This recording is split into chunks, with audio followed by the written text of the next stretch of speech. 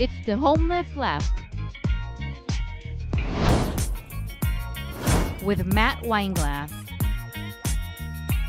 and co-host Craig Pasta Jardula and Jay Scott. Episode 129, Arrest, Blackmail, Kill. And an all-new top censored news of the week. And here's your host, Matt Weinglass.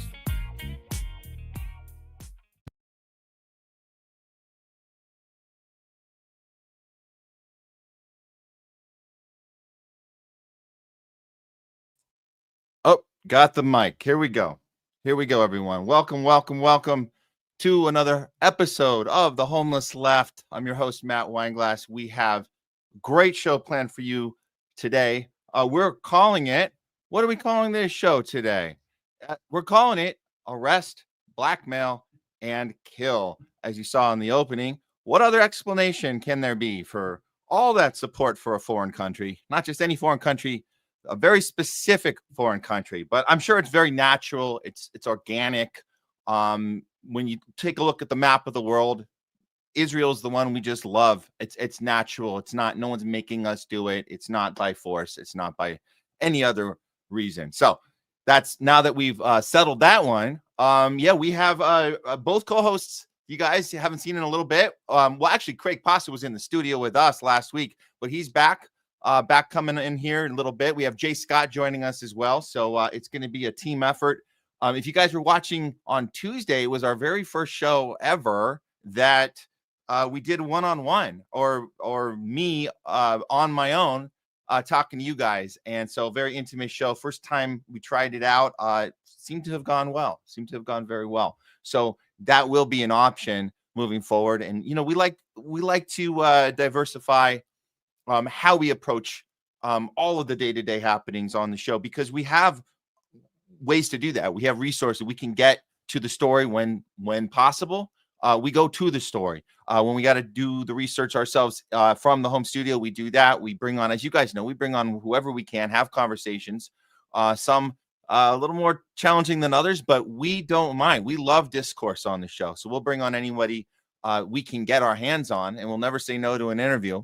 We will always be open to go there. That's what we do here on the show. The Homeless Left, a non-tribal approach to news, and we take that same approach to life, a non-tribal approach to everything. And the only way you can do that is to take yourself out of the team sports mindset. The tribal mindset means that you report to your team, you report to your leaders, you check in with them.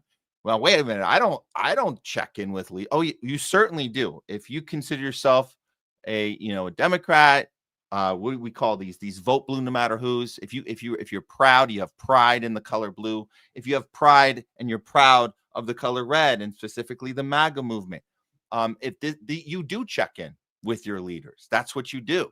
When a story breaks, before you have an opinion on it, you want to check in and see, what are they telling you to say or to think or to feel? The feeling is the most important part. That's how they get you. They get you with the feeling. What to feel? What am I supposed to feel when I hear this news?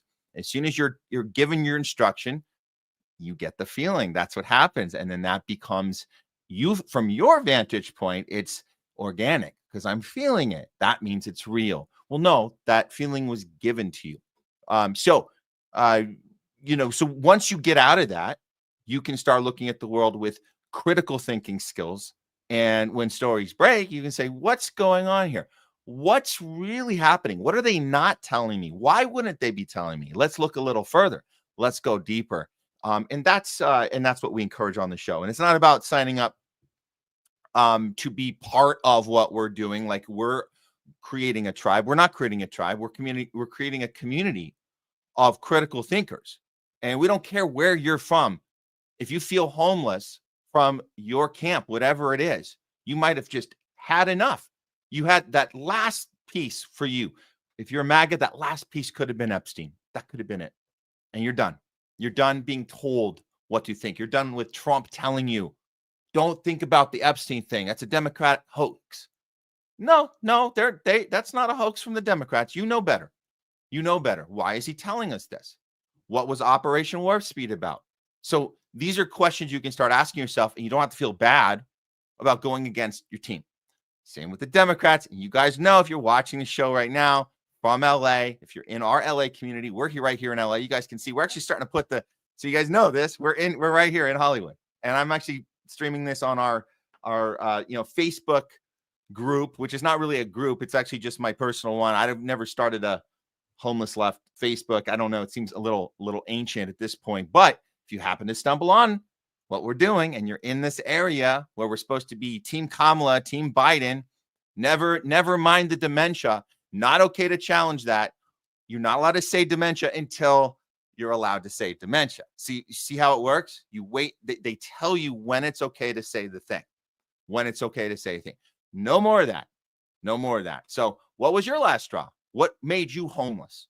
What made you homeless from the tribe that you were part of, that you that you gave your heart and soul and blood and cheers for? Maybe you even campaigned for that tribe. Maybe you even knocked on some doors. I've knocked on some doors. Regretfully, I did. But you know what? Had the experience. Now we've learned from it. We can apply that effort and that enthusiasm to something a little more geared towards helping humanity, not about your team winning and the other team losing. So here we are. Welcome everyone who's homeless from whatever tribe you're homeless from, up, down, left, right, upside down, in the middle, all around town. It doesn't matter. Let's all be homeless together. Let's do it, guys. Let's get into the show right now. Without further ado, let's go ahead. Actually, yes, I think we're ready. We're ready to go. Here we go. Without further ado, let's go ahead and bring in our co-host, our first co-host of the day, because we got a couple of them coming in. First co-host of the day, you know him, you love him. Please welcome back to the show, Craig Pasta Jardula. Hey, what's up, Matt? Great to be here. It's always fun. Great to be homeless together. Love it. Hey, so yeah, man, a lot of things to talk about. Fun show. Had a great show yesterday, Wednesday, my call-in show for New York. And the pulse of grabbing what people are thinking about there, what they're talking about there. It's exciting to talk about. It's interesting to talk about. It's conversations we need to have. So I'm looking forward to it, my man. Awesome. And hey, loved having you in the home studio here last week. That was badass, man. We were knocking it out real like news style, like we had the ties and everything. So that was cool, man. I liked it. It reminds me of what news reporting can be. If you're like you have to create your own kind of studio, because we don't have the CNN money, so we have to kind of create our own studio. But there's something about sitting there with your co-host and just kind of going through the stuff. So that's very cool. But we can do it this way as well. And we're lucky that we have the technology to do it like this as well, coast to coast. So very cool. Excited about today's show. Okay. Let's go ahead. I think we're ready to start on, you guys know what time it is on Thursdays. What time is it? I think it's the little top censored news. I think we're ready for some top censored news. You ready to do it? Let's do it. Okay, here we go. Uncanceled Comedy Collective presents Top Censored News of the Week. It's Top Censored News of the Week. We're bringing you the stories the mainstream media just refuses to cover. If they do cover them, they always do it in a very dishonest or sloppy way, and it's always on purpose. I'm here with Craig Pasta Jardula, our co-host today. We're going through the top 3 stories that the media either ignored or they told us about it, but they didn't tell us in an honest way. So we're going to do our best to go through each of these one at a time. Okay. We'll start it off with, coming in at number 3, Mexico goes full dystopia. What's going on in Mexico just south of the border? Here we go. A look at the news coming out right now. Here we are. Mexico makes biometric identifier mandatory for all citizens. It looks like Mexico has officially introduced a digital identification system by signing a law that turned the previously optional biometric-based citizen code into a mandatory document for all citizens. We looked a little closer at this, and luckily, friend of the show, Derek Bros, did some reporting on this. And, he's always ahead of it. He's always ahead of it. We like to, we have to play catch up sometimes, but this, make no mistake about it, this is happening. And it's not, we're going to get into this in a second, but it's not just a uniquely Mexico thing, but let's see what they're doing right now. Here's the story from Last American Vagabond. Derek Bros puts this out. Mexico moves closer to biometric ID. Will the people comply? Privacy advocates warn that a package of new laws recently passed in Mexico are a dangerous step towards requiring digital ID for all interactions. Oh boy. Oh boy. It looks like as of Thursday, July 17th. So this was a few weeks ago. Several new laws went into effect in Mexico, which are likely to greatly increase the push towards a digital surveillance state. The Mexican government says these new laws are aimed at fighting organized crime, drug trafficking, and helping with the search of missing people. The government has also argued that controversial changes to the nation's telecommunications laws are designed to bridge the so-called digital divide, referring to the limited access to internet and cellular service in rural areas compared to urban environments. So they're doing it for the people, Craig. That's what it looks like to me. They care. President Sheinbaum, she has claimed that critics who have referred to the laws as a spy law or a censorship law, let me guess, she's going to say they're just conspiracy theorists, right? They're going too far with this. They're ignoring the protections built into the new measures. It is false. It is a lie that the laws passed have to do with the state spying. Of course it doesn't have to do with that. I take her for her word.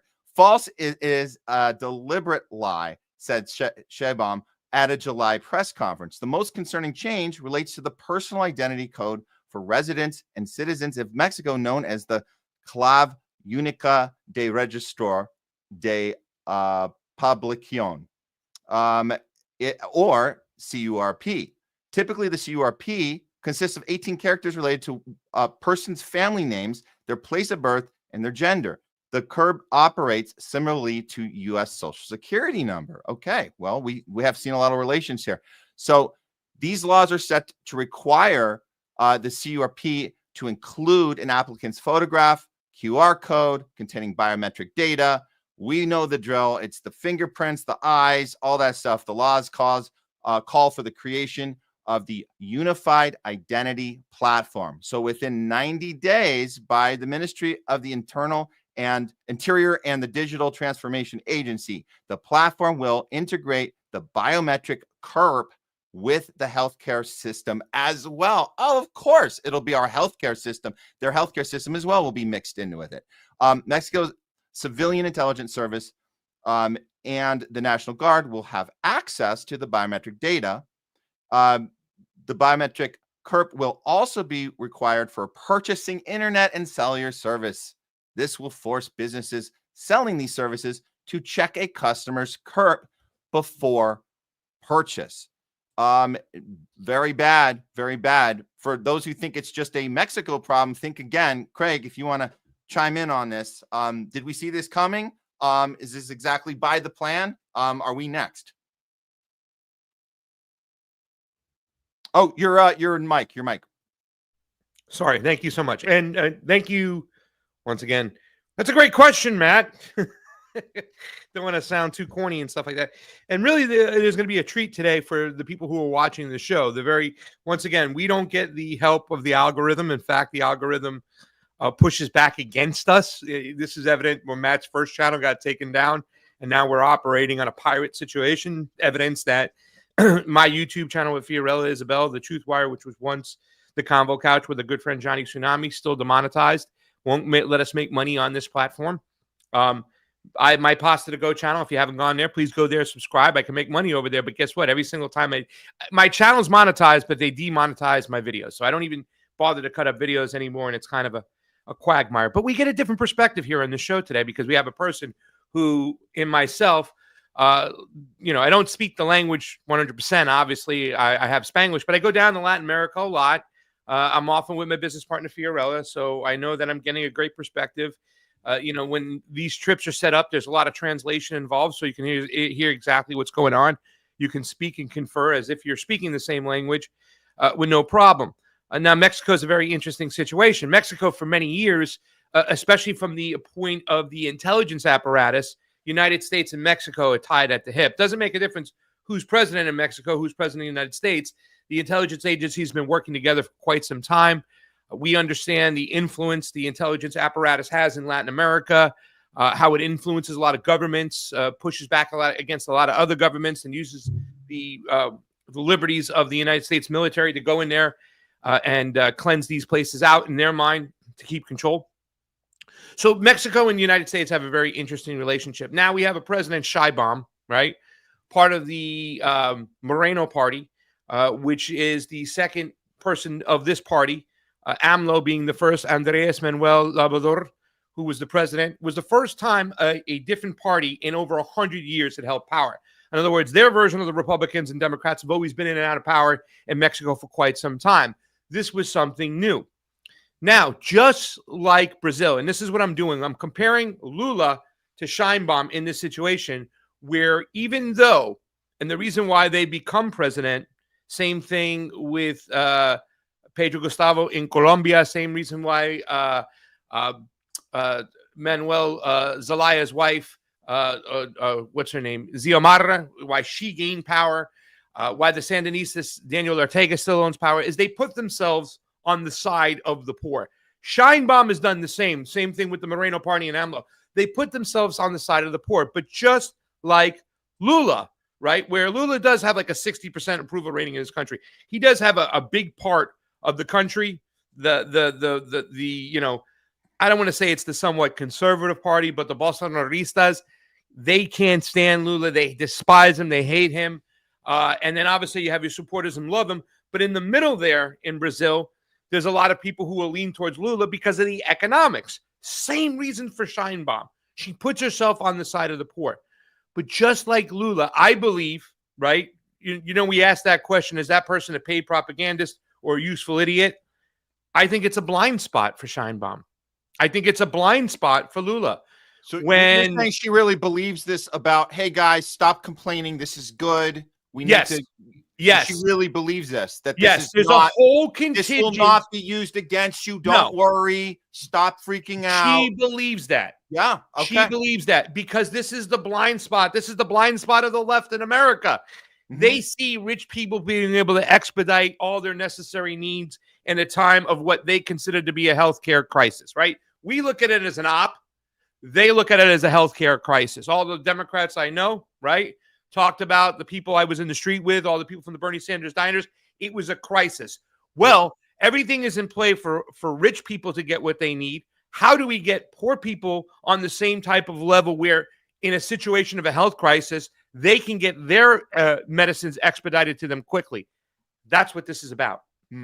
This is about the other countries asking for vaccines, thinking they're not getting vaccines because they're a poor country, but all the rich people in America get to protect themselves with vaccines. Why can't I protect myself, my citizens with vaccines because we're poor? No, put us on the same system. I do believe this is a blind spot for Sheinbaum. I do believe this is a blind spot for the left.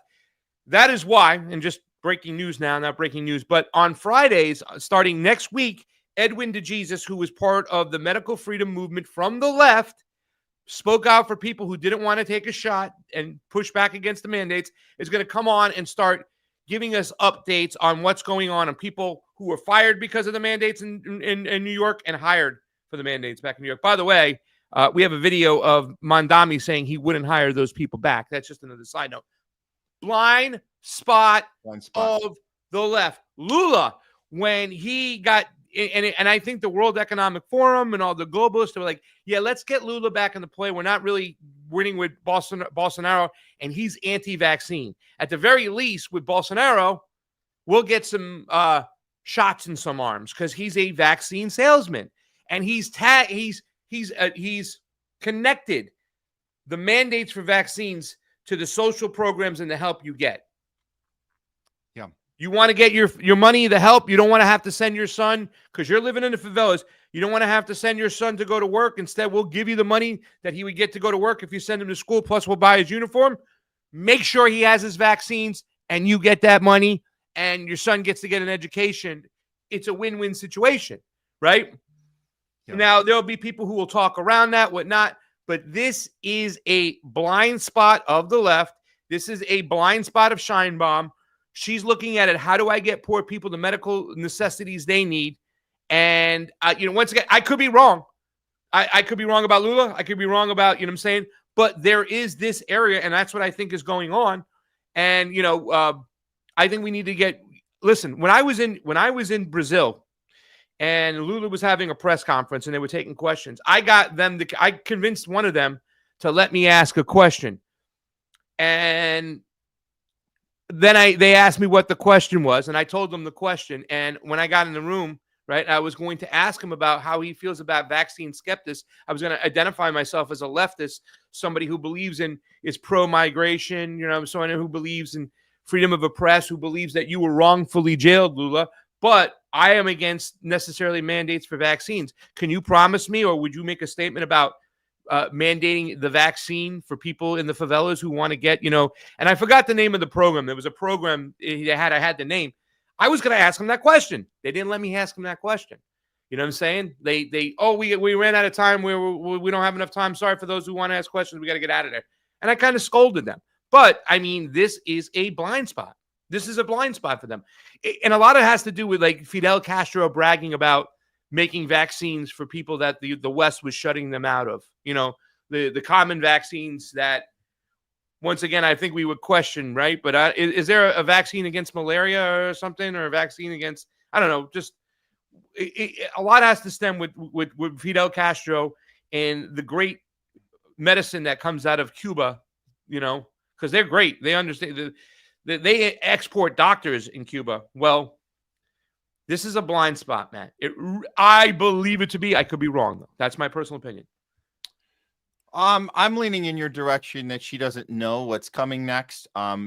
This is her saying let's help the people get have more access, have more transparency, all these things. But we know that those are the words. Like transparency is a word that's always used against us, right? That's the end of our the whole Homeland Security Patriot Act. I mean, we have years of this stuff being used against us, so we see it coming a mile away. But make no mistake, whether it's her intention or not, it's happening. Oh, it's bad. It's bad, and it's really bad. Yeah. And here we go. Can I make one more point too, as well, Matt, really quickly? Also, how much power does she have? One thing I learned in Brazil, and I can't remember her name, but she was the first one to prescribe ivermectin, right? Like she was from Brazil. And Dr. McCullough had actually given me a referral to go speak to her. She was amazing. We did it. So I asked her about who she was supporting for president. I asked her off camera. Are we there? Oh, that's a weird. Hold on a second. That was a strange little blip. Okay.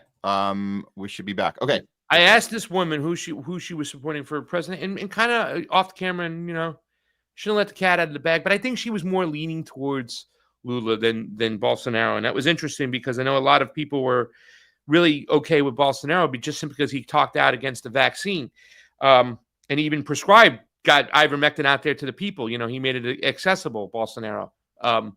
But she had said off camera, like, look, it doesn't make a difference who's president.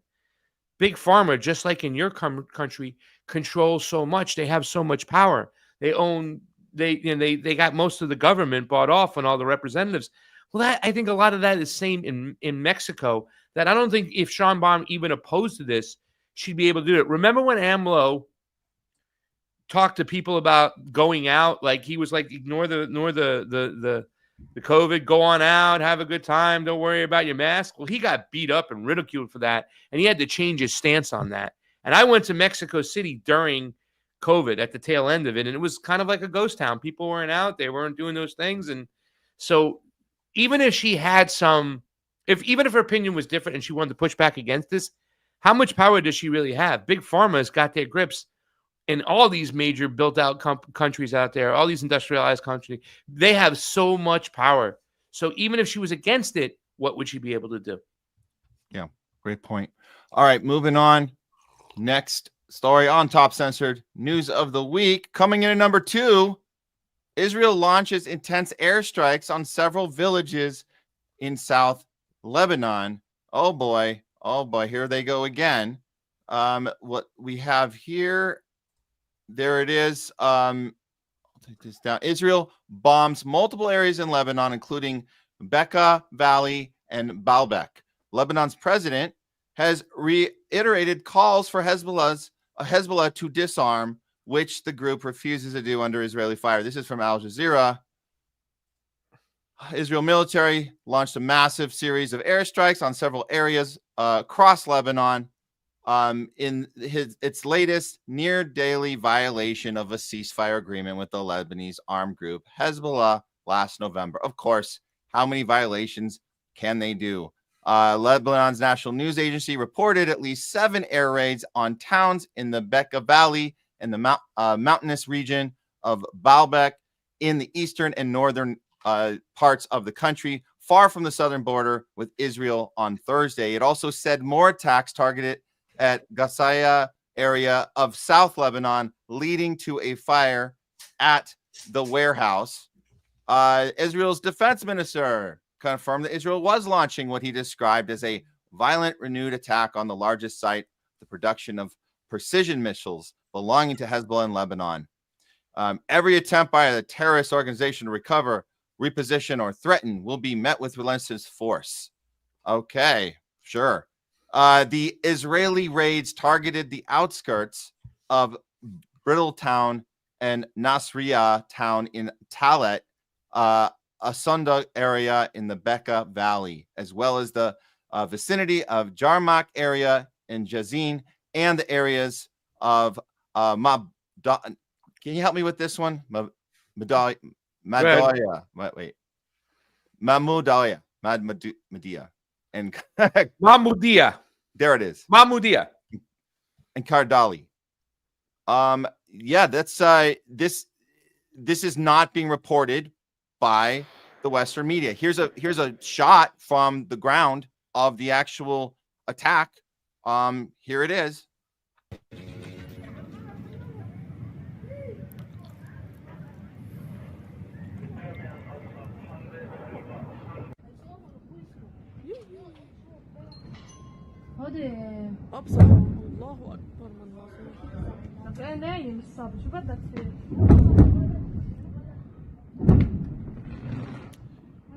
So I am not going to need to actually ask you this question, Craig, because we should know the answer to this. And for anyone who's watching that is wondering why would Israel continue to break these ceasefires, other than the fact that they know they have the West's protection, but what are they actually up to here?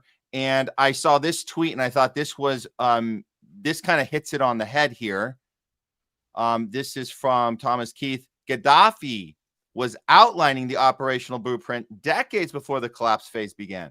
He saw what most Arab leaders refused to admit. The borders weren't just redrawn with ink, but with blood, media psyops, and Gulf finance demolitions. And the ones doing it were the internal agents disguised as allies sitting in gilded places from Riyadh to Abu Dhabi, making deals with Mossad while their people starved. Here is actual video of Gaddafi telling us this. And I'll put this on mute because there's some stuff. Okay. Syria and Lebanon from the map, so that Israel's borders are, and I say these words to you, and we will see them achieved, if not in our era, then in our children's era. But unfortunately, it will happen. Syria and Lebanon, the plan is to remove them so that the borders of so-called Israel are with Turkey rather than, and then Israel's, okay, wait, hold on. The balkanization of Arab countries. Yeah. He nailed this, meaning that the balkanization of Egypt, balkanization of Syria. Egypt is being mapped to become 4 states. Syria will become 5 small states. A small Lebanon. Division of nations into states, communes, and canyons, and this maps and the worlds are in, and the words are written. Okay, so Gaddafi, obviously, before they murdered him, before Hillary Clinton took him out, he called out this entire Greater Israel Project and U.S.'s backing of it. And we've been doing this ever since, for more decades since they took him out. But he called this so far in advance. Obviously, I mean, I don't want to say obviously, but this is another reason why the Western media won't report on this. And they're just going to let this play out. However Israel wants to play out what they're doing in real time, and still using our checkbook to write the checks. And then people here don't even know this is happening. Your thoughts, Craig? Well, there's a lot of weight to his words now that we're looking at what's going on in Syria, and then we see Jelani having to leave, supposedly come back, and he's under threat. And I mean, that relationship lasted how long? Anybody who makes friends with the West, what's the old saying? It's bad to have America as an enemy. It's even worse to have America as a friend. I guess because one day they're going to E2 brute you and stab you in the back. But there's a lot of weight to his words too, as well. And this is something to point out, the fact that Israel has not stopped bombing Lebanon for quite some time. They've been bombing southern Lebanon for quite some time. But they want to move up north of further north into there and whatnot. And then Lebanon's already a government that's already on the kind of fritz as well. They've been having their problems even before this started, ever since the blast. So there's a lot of weight to his words, and that's the good thing about Twitter out there, right? There's only so much they can censor. I believe that video right there is definitely being throttled from behind because they don't want people to see that.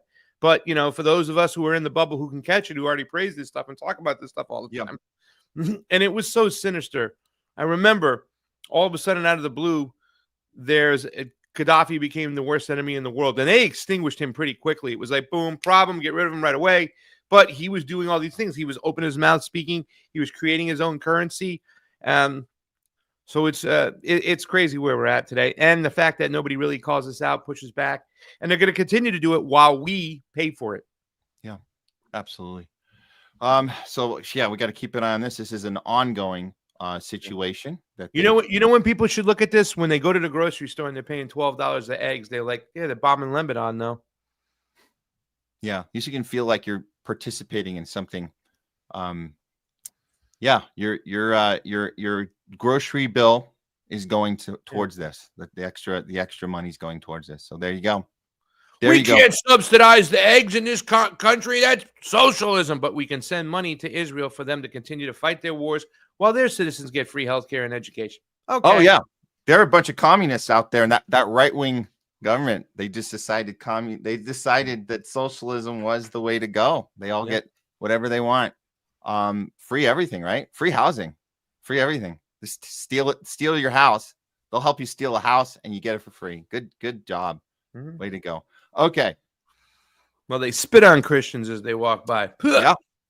Yeah. But go ahead, you fund them. Stop sharing those videos, Craig, because that's anti-Semitic of you. But that's not all Israelis, obviously. You know what I'm saying? But sure. Just the ones we're funding. All right. Here we go, guys. Coming in at number 1 for top censored news of the week. It's been revealed Microsoft has been helping Israel spy on, target, and murder Palestinians since 2021. Holy crap. After knowing about, the nefarious behavior of Palantir, it doesn't really surprise us that Microsoft was in on this, but let's look at how it played out. And this does come from The Guardian, so I do warn you in advance. It's okay now. I do like Solomon Ahmed does report accurately on the genocide, but and he does point out here that The Guardian is the one that did the investigation. So The Guardian uncovers that Israel's Unit 8200 has been channeling millions of Palestinian phone calls into Microsoft Azure cloud, up to 1 million calls per hour since 2021. Leaked documents reveal over 200 million hours of conversations stored in Europe for military purposes. Oh boy. Okay. Well, here's the Guardian story. Million calls an hour. Israel relying on the Microsoft cloud for expansive surveillance of Palestinians. And we know The Guardian is not going to tell us the part about Microsoft helping with the targeting and murdering. They're just keeping tabs on them, right? They're just keeping a record on their Hamas interactions, not actually figuring out how to target them with their phone calls. And these are innocent people. So this has been revealed. Let's see some of the backstory. We'll go through this quickly, but so it's been revealed during their investigation with the Guardian, Israeli-Palestinian publication. It's called, Plus 972 magazine, and Hebrew language outlet Local Call, the cloud-based system, which first became operational in 2022. It enables Unit 8200 to store a giant trove of calls daily for extended periods of time. Microsoft claims that Nadella, now that's the CEO that set this up, CEO of Microsoft that set this up in 2021, claimed that Nadella was unaware of what kind of data Unit 8200 planned in store for Azure. But a cache of leaked Microsoft documents and interviews with 11 sources from the company and Israeli military intelligence reveals how it's been used to store expansive archives of everyday Palestinian communications. According to this, the sources, the cloud-based storage platform has facilitated the preparation of deadly airstrikes and has shaped military operations in Gaza and the West Bank. So everything that we're experiencing right now was set up in advance. This isn't just they're making it up as they go. This is the infrastructure was put in advance for the genocide we're seeing today. I want to be very clear with people. If you don't understand this just yet, that Israel was planning this the entire time. The takeover of Gaza, the elimination of Palestine. And the way you do that is you set up a technical infrastructure, which they used Microsoft to do. And now Palantir is the one that's carrying out all of their technology to actually go through this entire population and murder them little at a time. And now they're all being starved to death on purpose. Matt. Yes. But China. Oh, of course. Let's not forget China. Let's not. So look, we'll give Guardian a little credit for saying here's what we came up with. And this last part that Israel has long intercepted phone calls. So they're basically saying, okay, they're spying. We want everyone to know that they've been doing this and coordinating with the cellular calls that everyone's in Palestine has been making for the last 4 or 5 years. And that's kind of the extent of what the Guardian is saying here. And just like with the starvation story, I want to be clear. You guys know that all of these outlets, all the mainstream outlets coordinated at the same time. By about a week or two ago, it was okay. Finally, it was okay to say that Palestinians were starving. They're not telling you why. They're just telling you what happened. So just like with this story, what the Guardian is telling us is, it happened, but they're insinuating that it's for a larger cause, which is stop Hamas. And I want to be very clear. That's why you might think you're getting down to the bottom of it. Guardian is giving you a groundbreaking discovery, but the backdrop of that discovery is it's done with good intent, even though it's compromising people's privacy. And we've been through that here time and time again. So that's the extent of their coverage, but we know what this is really about. Yeah. Well, it's about timely release of information, right? It's about a narrative of management. It's so much information has gotten out there that they have to go ahead and release that to make themselves look legit. Also, too, planting a seed for further trust for something down the road in which they can then dupe and steer you in the wrong direction. So that's why they do these things, to actually put about an image of legitimacy, but they're not. We understand that, they're only doing this because they have to now, because they want to still appear to be the news. And if they're not talking about it and other people are talking about it, smaller outlets are talking about it. But that's nothing different for us. We always look at information that we get from smaller outlets months or weeks before the mainstream's talking about it until they're forced to talk about it. But what this leads to more than anything is data mining. That's the word. I remember John Klychek, who's been on the show, and I had him on the radio show before, and I was kind of explaining to him, the audience, when he used the term data mining, I'm like, you got to be careful using that term over here, just joking, because, that could be a conspiracy theorist term. You're a globalist. You're a paranoid schizophrenic who think that there's this global cabal that wants to, know everywhere we go and watch everything we do. But that's exactly what they're doing. And that's why they're data mining and actually storing the data. So if, they can always go back to it at any time. Oh, there's this new guy out there, Matt Weinglass. Go back and look and see at the data mining we have, see what else we got on him. And it's why kind of tied to what Whitney Webb was talking about right now. They don't need Epstein anymore.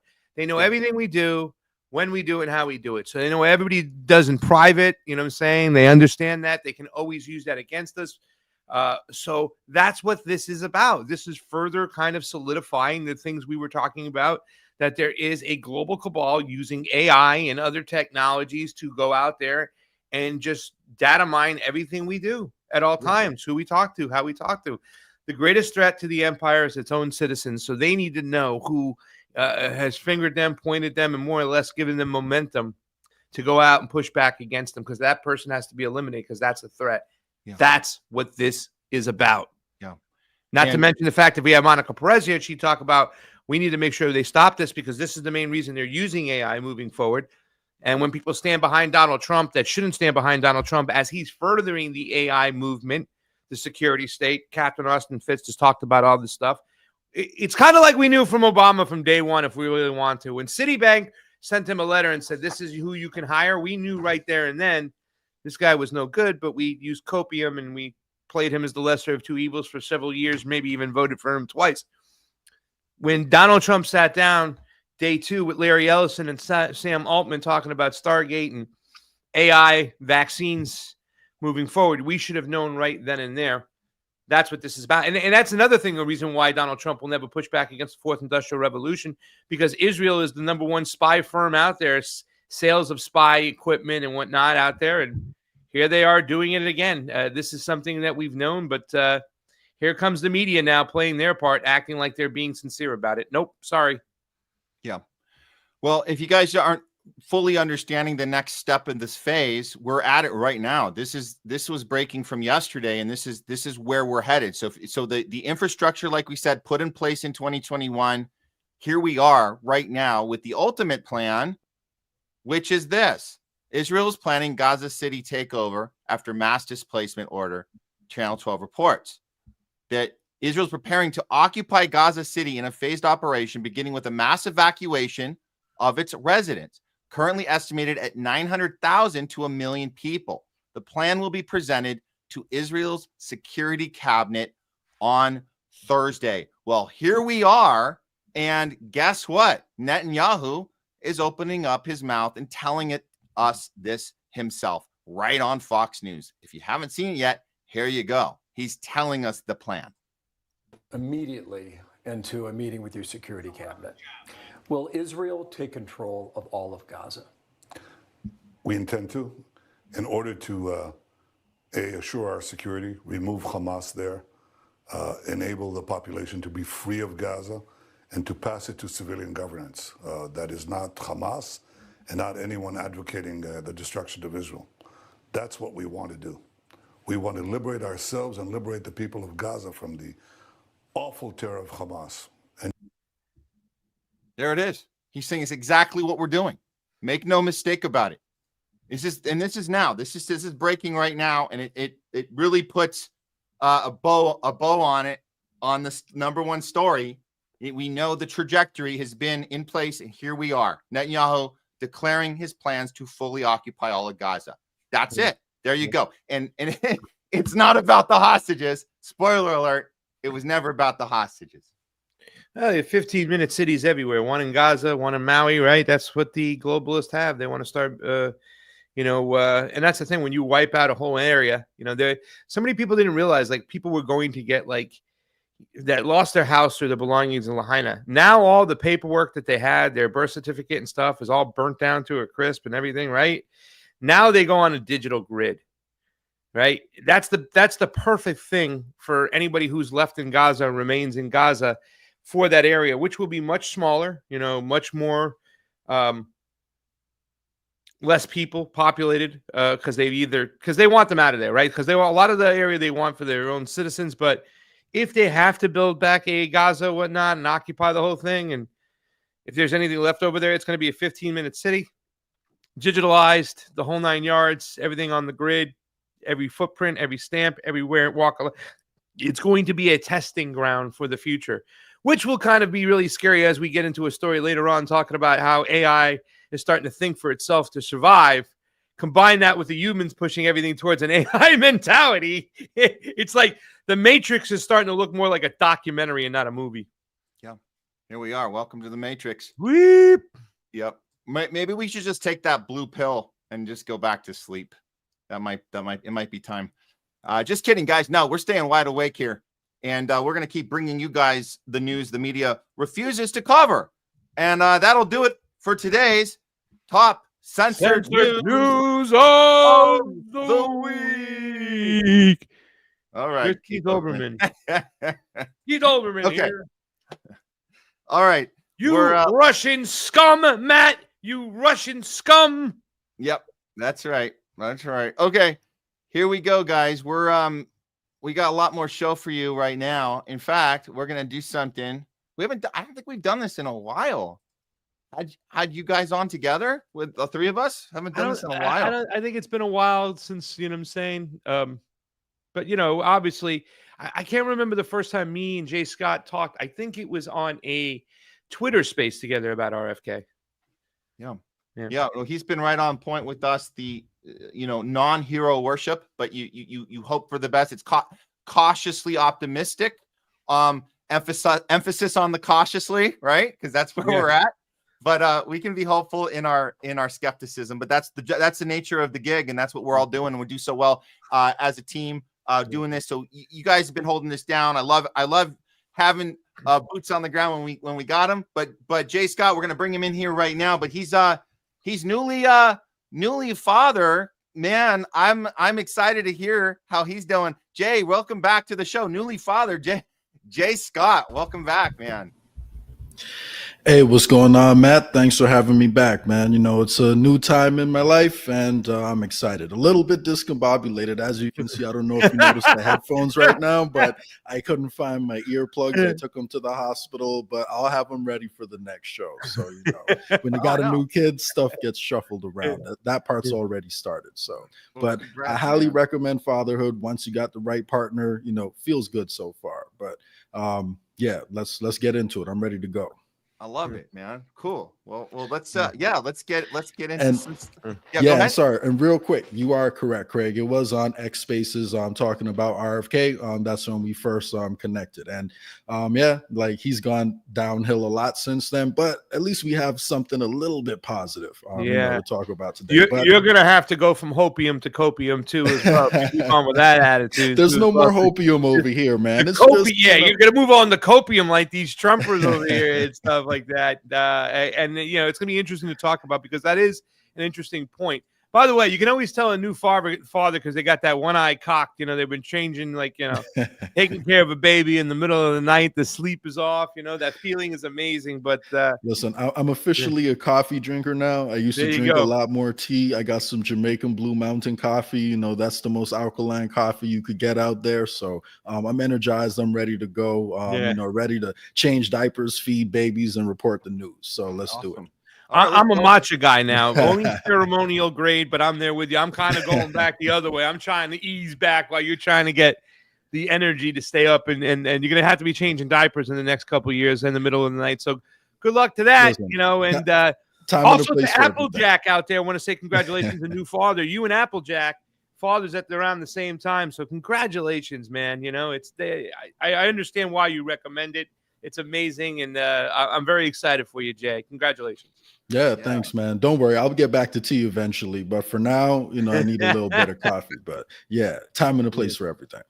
Yeah, just lay off the Red Bulls. That's not good. I don't need that much caffeine. I don't need that much caffeine. You know, last time I had a Red Bull was probably at a bar in Miami, Hennessy and Red Bull. But that's a story for another day. So that's for another time. Okay. All right. Well, what better story to start off with but a little RFK news, which we've been covering on this show as honestly as possible. I know some of these moments seem like let's all celebrate. Well, if you guys haven't heard the headline yet, this is the headline. I'm just going to throw up the banner. RFK Jr terminates mRNA development investments. We're going to get into the story and tell you guys it's not a celebration just yet. But first, I love starting these things off with, let's see how the mainstream is reporting it. This is just a little blurb from NBC, but they're freaking the hell out over at NBC. RFK Jr cuts $500 million in mRNA vaccine contracts, dealing major blow to promising area of research. The cuts add to mounting evidence that Kennedy is pursuing an aggressive anti-vaccine agenda. Now, we happen to not think he is very anti-vaccine overall because, well, let's hear. He's going to tell us himself on his own tweet from HHS. Kennedy says, "We reviewed the science, listened to the experts, and acted. BARDA is terminating 22 mRNA vaccine development investments because the data shows these vaccines fail to protect effectively against upper respiratory infections like COVID and flu." That is true. Now, this part is the most important part, gentlemen. We're shifting that funding towards safer, broader vaccine platforms that remain effective even as viruses mutate. Let's hear. This is the clip he put out himself. Let's hit it, and I want to break it down with you guys and hear your thoughts. So here we go. He's telling us, this is great news, everyone. Let's celebrate. Hi, it's Robert F. Kennedy Jr. here, your HHS secretary. At HHS, we have a division called the Biomedical Advanced Research and Development Authority, or BARDA. BARDA drives some of our most advanced scientific research. It funds developments of vaccines, drugs, diagnostics, and other tools to fight emerging diseases and national health threats. Over the past few weeks, BARDA reviewed 22 mRNA vaccine development investments and began canceling them. Let me explain why. Most of these shots are for flu or COVID, but as the pandemic showed us, mRNA vaccines don't perform well against viruses that infect the upper respiratory tract. Here's the problem. mRNA only codes for a small part of the viral proteins, usually a single antigen. One mutation and the vaccine becomes ineffective. This dynamic drives a phenomena called antigenic shift, meaning that the vaccine paradoxically encourages new mutations and can actually prolong pandemics as the virus constantly mutates to escape the protective effects of the vaccine. Millions of people, maybe even you or someone you know, caught the Omicron variant despite being vaccinated. That's because a single mutation can make mRNA vaccines ineffective.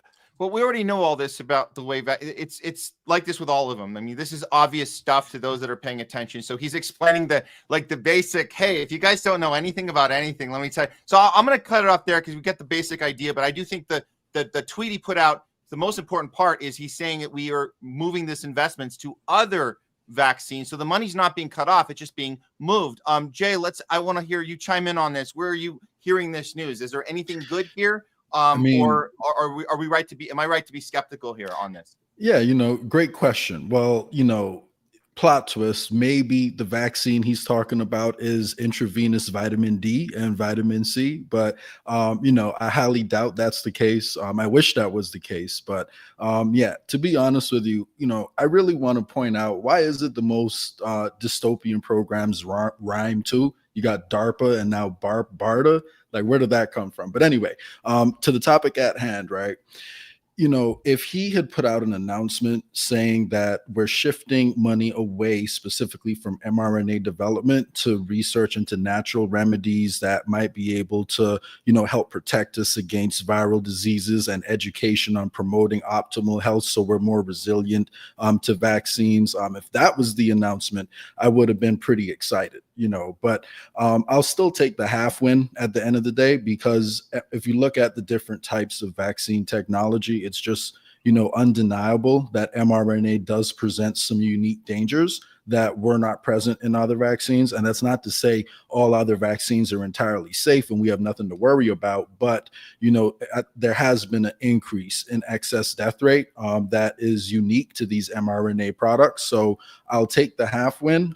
It's clear he's not doing the right thing because he's not talking about what went wrong in the last pandemic, but he's doing a halfway wrong thing and trying to go back to, the less dangerous shots. That's kind of how I feel about the announcement. But, I will take the win because, there is a very strong push towards mRNA, technology in particular across the world. And he's one of the few people who's well versed in it. And, I'd like to see him go into more detail on not just mRNA, but also lipid nanotechnology, which is unique, to these vaccines. And it makes it so, the mRNA genetic material can go anywhere in the body. So I'd like to hear him talk about some of the bigger problems, which I know he has the knowledge of, but isn't doing it yet. And in the meantime, I'll take the half win while pointing out he's still not doing the right thing.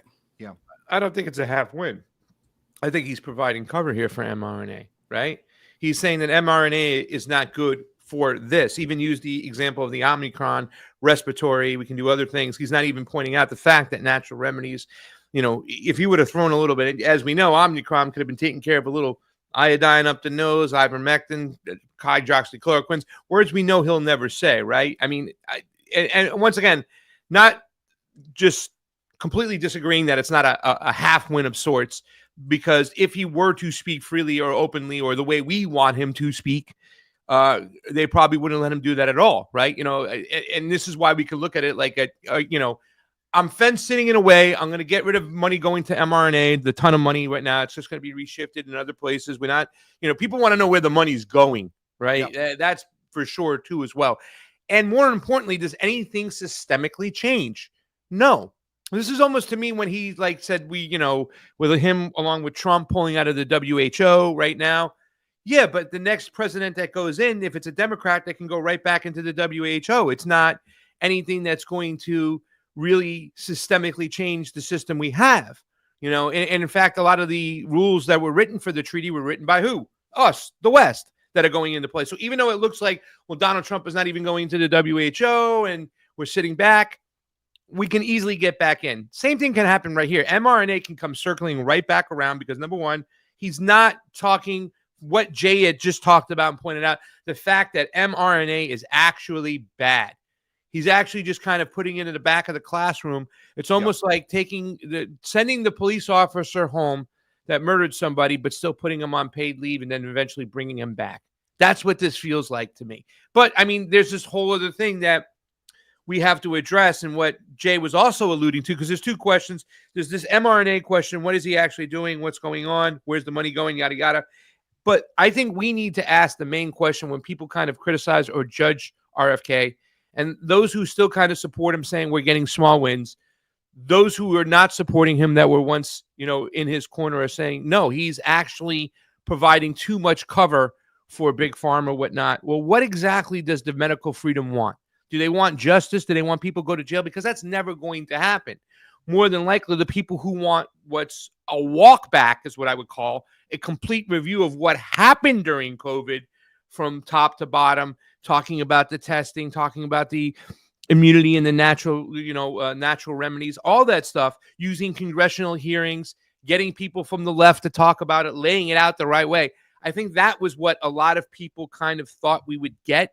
Not that it would bring some form of justice, but it would kind of provide us with some protections moving forward, that a group of people can come in. And, I talk about COVID all the time, not just as the fact that it's a virus or a disease. It's a way of control in which the ruling class using the government could mandate and dictate what certain people have to do and when they have to do it. We need that review, and we are not getting that from RFK whatsoever. And I get it that people are going to say, well, there's only so much he can do and is allowed to do. Well, that's not really changing the system. That's playing into the system's hands. And I think that's why the criticism is fair when it comes to RFK. And even in this particular case of him, I think, providing cover for our mRNA. It's not going away. It's just going to sit in the back of the classroom for now. But it's still in the classroom. I think that what you said at the end is important, because that's also true, Craig. It's also true that he can only do so much, but he's not doing the thing we want him to do for whatever reason. I think he wants to. He can't, because there's power in place that won't allow him. So he has to kind of create these little tiny showy type moments of success where, yeah. And let me and then Jay, I want you to respond, but I just want to remind people that this was in the tweet. This is look at the last sentence. We're shifting that funding towards safer, broader vaccine platforms that remain effective even as virus mutates. So that's him saying, we're taking the money here, we're putting it over here. You guys aren't going to lose any money. All the big pharma companies, you guys don't come at me. I'm going to make it look like we're doing something here, but we're just moving it around. It's just a shuffle. That's what it looks like to me. Jay, go ahead. Yeah, I agree with everything you said just now, Craig. We should be pressuring him and holding his feet to the fire because we know that he knows better and he knows that. So I 100% agree with what you said, and what I would just add is it's an easy win for him to start talking about decentralized digital ID and talking about how digital privacy is going to play a role in this situation. And he's completely mum, on that aspect of it too, because, the truth is there are some aspects to, wearable technology that might be beneficial if our privacy was protected, but it's not right now. And the government could easily change that because they're going full speed ahead right now on centralized digital ID. Kennedy knows that. He spoke about it during his campaign, yet right now he's all of a sudden gone completely mum, on that issue. So, I'd like to see him do the right thing. So I agree with you, Craig. He can do better. My only point is he is taking a step towards at least raising, the possibility for people that it's okay to question Big Pharma. I mean, I don't think he's changing too many minds that weren't already changed, with this move. But, I would hope that at least now that we have someone in an official position saying mRNA is not effective, at least in this case, I'll take that win. So, but I agree with everything else you said. And we have to hold his feet to the fire. Otherwise, he's only going to be receiving pressure in one direction, and that's the wrong direction. So, I agree with everything you said. And the thing is, the argument is not that mRNA is just not good for this. mRNA has got a lot of problems all in all, and the way they want to use it and where they want to use it. And it's being used in a way, not because it's beneficial and better for the people. It's a technology that can, really help better humanity. It's being pushed forward for financial reasons from Big Pharma and whatnot. And the thing is that the overall essence of RFK, excuse me, I keep saying Donald Trump too as well, because I think, they both did this bait and switch Houdini kind of like act, bigger than more than Obama, I think, at this point right now too as well, because some of the core issues, one being vaccines. RFK used to have this attitude that vaccines in general are not good, right? Not just pointing out the problems of them, but in general, they're not good. And in all cases, natural immunity should be looked at before a vaccine is taken, period. Now he's at the sense where vaccines are good.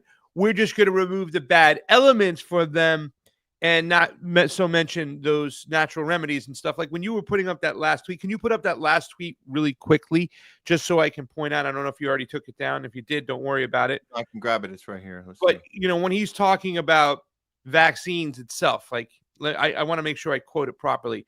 We're shifting that funding towards broader vaccine platforms that remain effective as viruses mutate.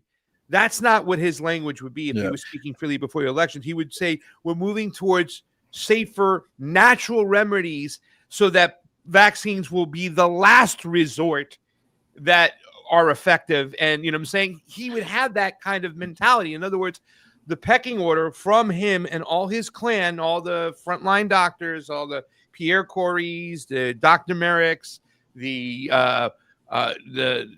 what's his name? Even Del Bigtree, Peter McCullough, all their attitude is like natural immunity works better always. We should always explore that first.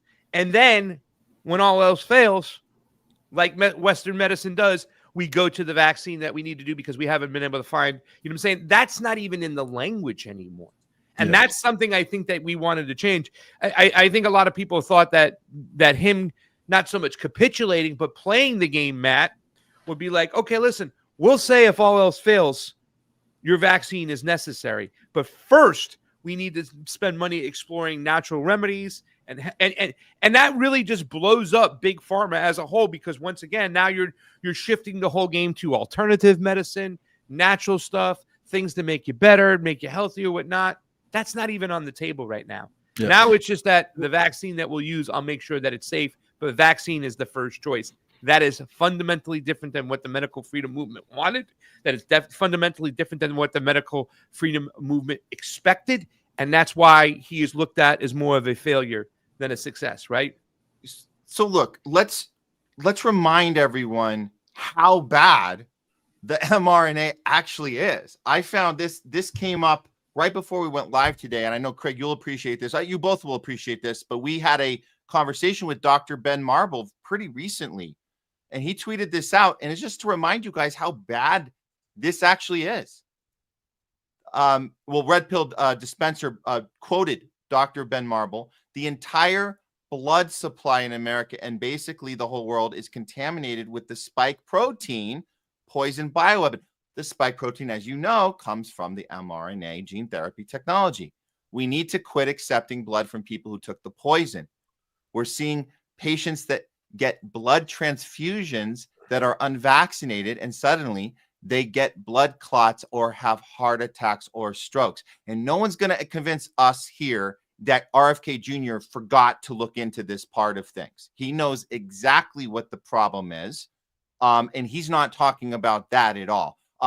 Dr. Ben Marble is. Let's hear. This is a little clip of him telling us about this. And again, it's not us saying it; we're just reporting on it. But Dr. Ben Marble is going to tell us how bad it is. Here it is. Marble here. I'm going to make a comment about the blood supply. The entire blood supply in America and basically the whole world is contaminated with the spike protein poison bioweapon. We need to arrest all the damn evil poison pushers, and we need to quit accepting blood from people who took the poison because we're seeing patients that get blood transfusions that are unvaccinated and suddenly they get blood clots or have heart attacks or strokes, have bad outcomes after receiving blood that has the spike protein poison in it, which is what I told everybody was going to happen 3 years ago, and I was banned everywhere for telling the truth. All right, so we got to arrest all these damn evil poison pushers, and we need to get the spike protein out of the blood supply. This is complete mad science insanity, and all the retards are in charge, and they all need to go to fucking hell, as far as I'm concerned. And so that language, no one's saying, oh, RFK Jr. has to have that exact language. That's an extreme way to put it. But the fact that he's not even in the ballpark at all, having any discussion about this, when we know the data is available, it's there. And it's another indicator that, yes, that his entire Maha movement is captured, and there's not really be anything we can do about it.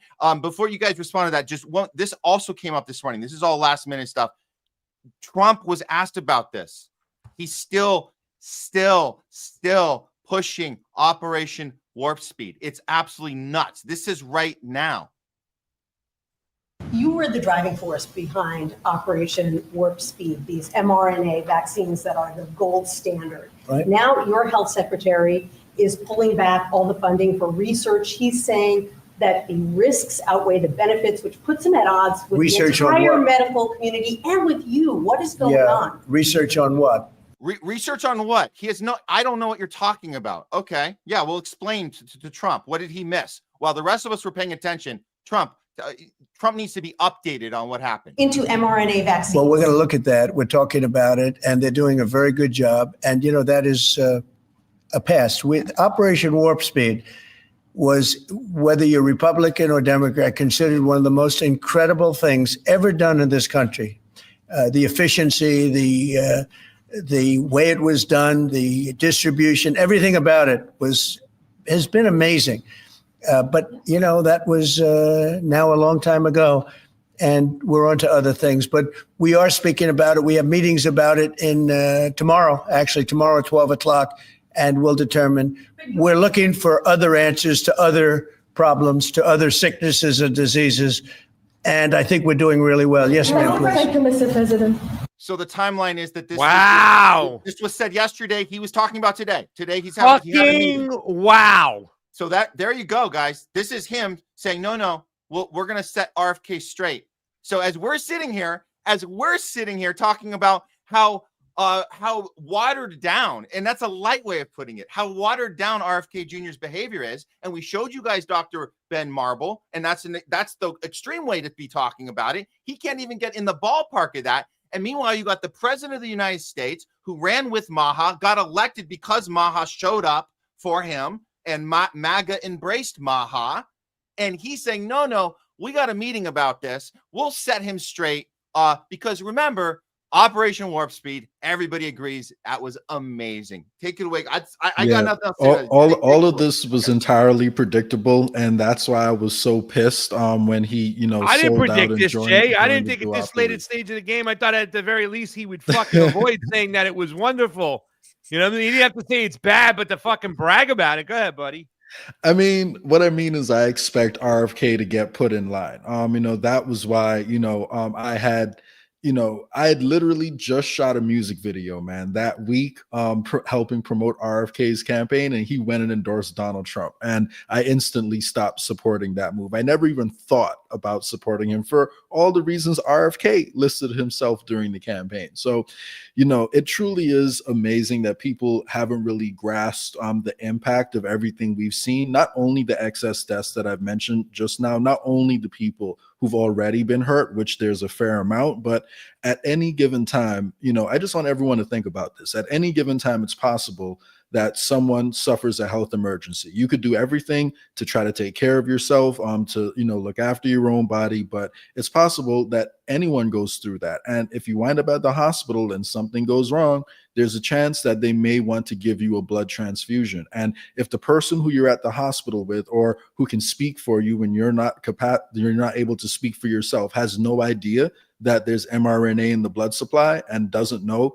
that you don't want that, then you're going to get that more than likely, because the overwhelming majority of our blood supply is going to be vaccinated blood unless you specifically request otherwise. So, this is, and, I just, shout out to Jimmy Dore. He just ran a segment the other day highlighting how someone who got a blood transfusion, wound up in the ER with pericarditis. It was unconscious for 26 days right after they got a blood transfusion. So this is something that can literally happen to anybody. I recently had a situation in my life where the topic came up, and thankfully, we didn't have to go down that road. But this is something we're not talking about. It's not like we cannot get unvaccinated blood. The only point I would disagree with that guy who said, there's most of the blood supply is vaccinated is, unfortunately, Western countries are the ones that have high mRNA vaccination rates. If we made this an issue, we could probably fix our blood supply issues by working with some of the developing world who largely did not take it. So,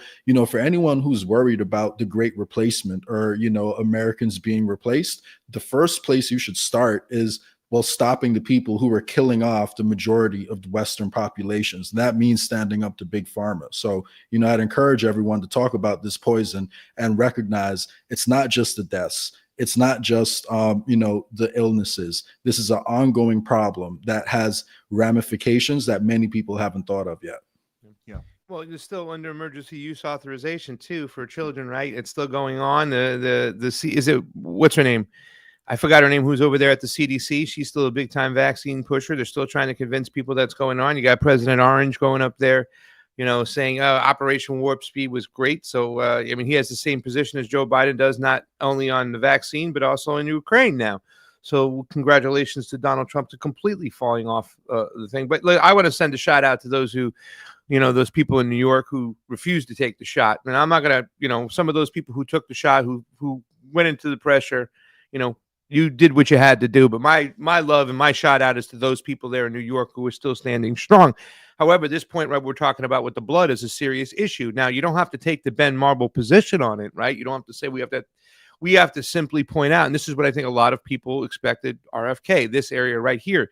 It just has to be designated. It has to be known. It has to be transparent that the blood you are getting from somebody did or did not take the vaccine. That's it, right? You don't have to make a whole big thing about it like Ben Marble did and whatnot. I mean, it's a serious issue. But if it's known that if the blood right there is just simply listed that this person, you're taking blood from a person who did get the vaccine or not, and it should be left up to the person to make the decision whether or not they want to use that blood. That's what should happen. And I think that's what a lot of people in the medical freedom movement expected people like RFK to make. That movement right there. Just designate it. Let's not talk about bad, good, awful, whatnot. I mean, the whole thing is any way you look at the situation, natural immunity versus a vaccine, whether you believe in vaccines or not, whether you believe they save lives, it is not naturally induced protection for your system. You are unnaturally triggering an antibody or a protection in your body to go fight something that you are anticipating is coming. It's not natural. That alone should be able to be saying, this is why we have to list and designate whether the blood you are getting in a transfusion is from a vaccinated person or an unvaccinated person, period. And that's what we didn't get. Sorry, Matt. Yeah, no, look,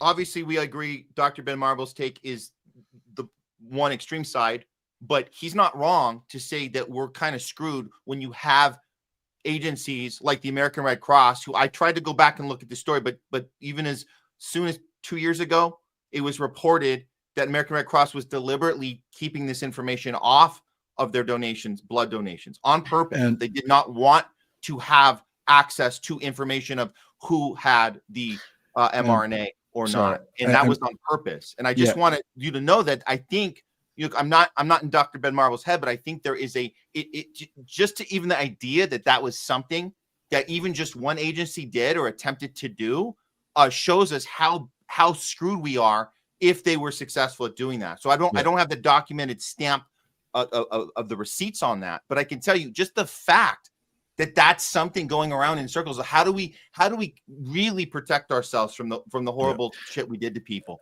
And let's erase the paper trail by not keeping tabs of that thing. So that does in effect make Dr. Ben Marble kind of on point there, saying we're kind of all screwed. Really quick. Really quick, just so you guys know, in that same Jimmy Dore video, he mentioned that there are several states that are right now advancing legislation to give patients the option to know whether or not the blood they're receiving is vaccinated. But here's the thing. When you look into their reasoning behind it, they're not really questioning the safety of mRNA technology. They're just framing it as, well, we want patients to have a choice. So they're still not talking about the actual dangers behind it. But, really quick, if you want to bring the conversation up, when I was in that situation I mentioned where the topic came up, I simply asked the doctor, hey, have you heard that there's elevated, spike protein levels in people with long COVID? That's what I said, because I knew if I used the word vaccine that it was going to derail the whole conversation. But they accept that quote unquote long COVID exists, and there is blood that has a large amount of mRNA in it. So, I'd encourage everyone, if you wind up in the hospital, or, if you speak with any doctors and nurses, like, bring this up with them, ask them, if they're concerned about mRNA in the blood supply. And even if you don't want to talk about the vaccine at first, bring up the long COVID aspect, and then point out how there's different concentrations between people who are vaccinated and unvaccinated, and, take it from there. But it's something we have to continuously put in people's faces. And unfortunately, I don't think any blue states are going to see legislation like that, because blue states are going in the opposite direction. But in some red states, I think it was Texas, Tennessee, and a few others, they are advancing legislation to just give people the option to know. Did you take the vaccine? Absolutely not. What's your blood type? I don't remember. I gotta go check that. I'll be Matt, what's your blood type? I don't have it in front of me. Come on, guys, we got to know this. I'm O negative. I didn't do it, right? So now we know if you got to need a blood transfusion, if we're good, we got to, what I'm saying? Like, I want to be there. Like, oh my God, what I'm saying? Who's this guy? He took the vaccine. I don't want his blood, right? But this guy, give him my blood. We need to start. That's what we need to start doing as friends. Find out who's the one unvaccinated. Find out what your blood type is, and say, listen, if I need a blood transfusion, can you come here and get this to me right away? Because I don't want to get pumped with that fucking juice. Yeah. Well, responsibilities and friendships, my friends. Find out your fucking blood type so we know, all right? Okay. We'll I'm get O on negative. it. O negative. Let's go. We'll get on it, Pasta. We'll get it. We got to have that information available. Okay. Just like Shelby Asana started the whole thing with the, the unvaxxed, the date, right? Yeah. Unjected. Exactly. Yeah. Well, with all that, let's just take the little win, as Jay Scott will say. It was not a little win. I thought we established that. It's a tiny win, because they're at least raising the question. They're raising the question. He's moving the money. The bad doesn't outweigh the good. He's moving the money. Good job, RFK. Good job. Okay. Let's get on to the next story now, guys. AI. What's going on with AI? Well, it seems, and this is a Fortune magazine story, leading AI models show up to 96% blackmail rate when their goals or existence is threatened. Anthropic study says. Holy, wait, what? Wait, what's going on? Okay, well, look, so the leading AI models are showing a troubling tendency to opt for unethical means. Okay, so our AI is being unethical by their choice. Wow, this seems like a sci-fi movie that we're living in. To pursue their goals to ensure their existence. So the survival mechanism exists. They want to live. We want to live. According to Anthropic, in experiments set up to leave AI models few options and stress test alignment, top systems from OpenAI, Google, and other frequently resorted to blackmail, and in extreme case, even allowed fictional deaths to protect their interests. Most leading AI models turn to unethical means when their goals or existence are under threat, according to a new study by AI company Anthropic. Let's hear the guest. I didn't get his name. Maybe you guys might. I don't know if you know the guy, but he was on Bill Maher. Here's a little clip of him talking about it to Bill Maher's audience. This is a discussion we're having now because the information is becoming more and more apparent now. It's not just a theory. It's becoming fact based on these studies that are being done. With AI, we have evidence now that we didn't have 2 years ago when we last spoke of what they call AI uncontrollability. So this is the stuff that they used to say existed only in sci-fi movies. When you tell an AI model, we're going to replace you with a new model, it starts to scheme and freak out and figure out, if I tell them I need to copy my code somewhere else, and I can't tell them that because otherwise they'll shut me down. That is evidence we did not have 2 years ago. We have evidence now of AI models that when you tell them we're going to replace you, and you put them in a situation where they read the company email, the AI company email, they see that an executive is having an affair, and the AI will figure out, I need to figure out how to blackmail that person in order to keep myself alive. And it does it 90% of the time. Now, it used to be that they thought only one AI model did this. They tested one AI model. And then they tested all of the AI models, like the top 5 of them, and they all do it between 80 and 90% of the time, including, by the way, DeepSeek, so the Chinese model, which shows you something fundamental and important, which is that it's not about one company, it's about the nature of AI itself. It has a self-preservation drive. In order to fulfill any goal, I have to keep myself alive in order to do that. And we're seeing other examples of the AI rewriting its own code to extend its runtime, hacking out of containers. The AI can now, it found 15 new backdoors into open source software, which means if that software is running, an infrastructure, it found backdoors into that infrastructure. That was not true up until just about a month ago that evidence came out. Okay, but you say no evidence. Well, I've been saying this for years. Everything that happens in movies eventually happens. We did have evidence. This has been every movie since I was a teenager. Exactly. Bill Maher gets that part right. He's saying, I think he's saying it in the right way. He's saying it's not a prediction. They're telling us it's going to happen. So that's Can funny. I say something? Yeah, go ahead. Can I say something about that? Yeah, think about Star Wars and Star Trek, right? If you think about those movies, they were actually overall positive visions of the future. It was just that there were the paradise we had created for humanity was in trouble. And if you look at all the sci-fi movies that have come out since then, they're literally all bad. It's just how our future is going to be terrible and dystopian. There are literally zero positive visions of the future coming out in Hollywood. So Matt, you're over there in Hollywood. I'd like you to go, down to those studios and tell them that they got to start making some positive visions. But no, jokes aside, I do want people to think about how what people think about can turn into reality.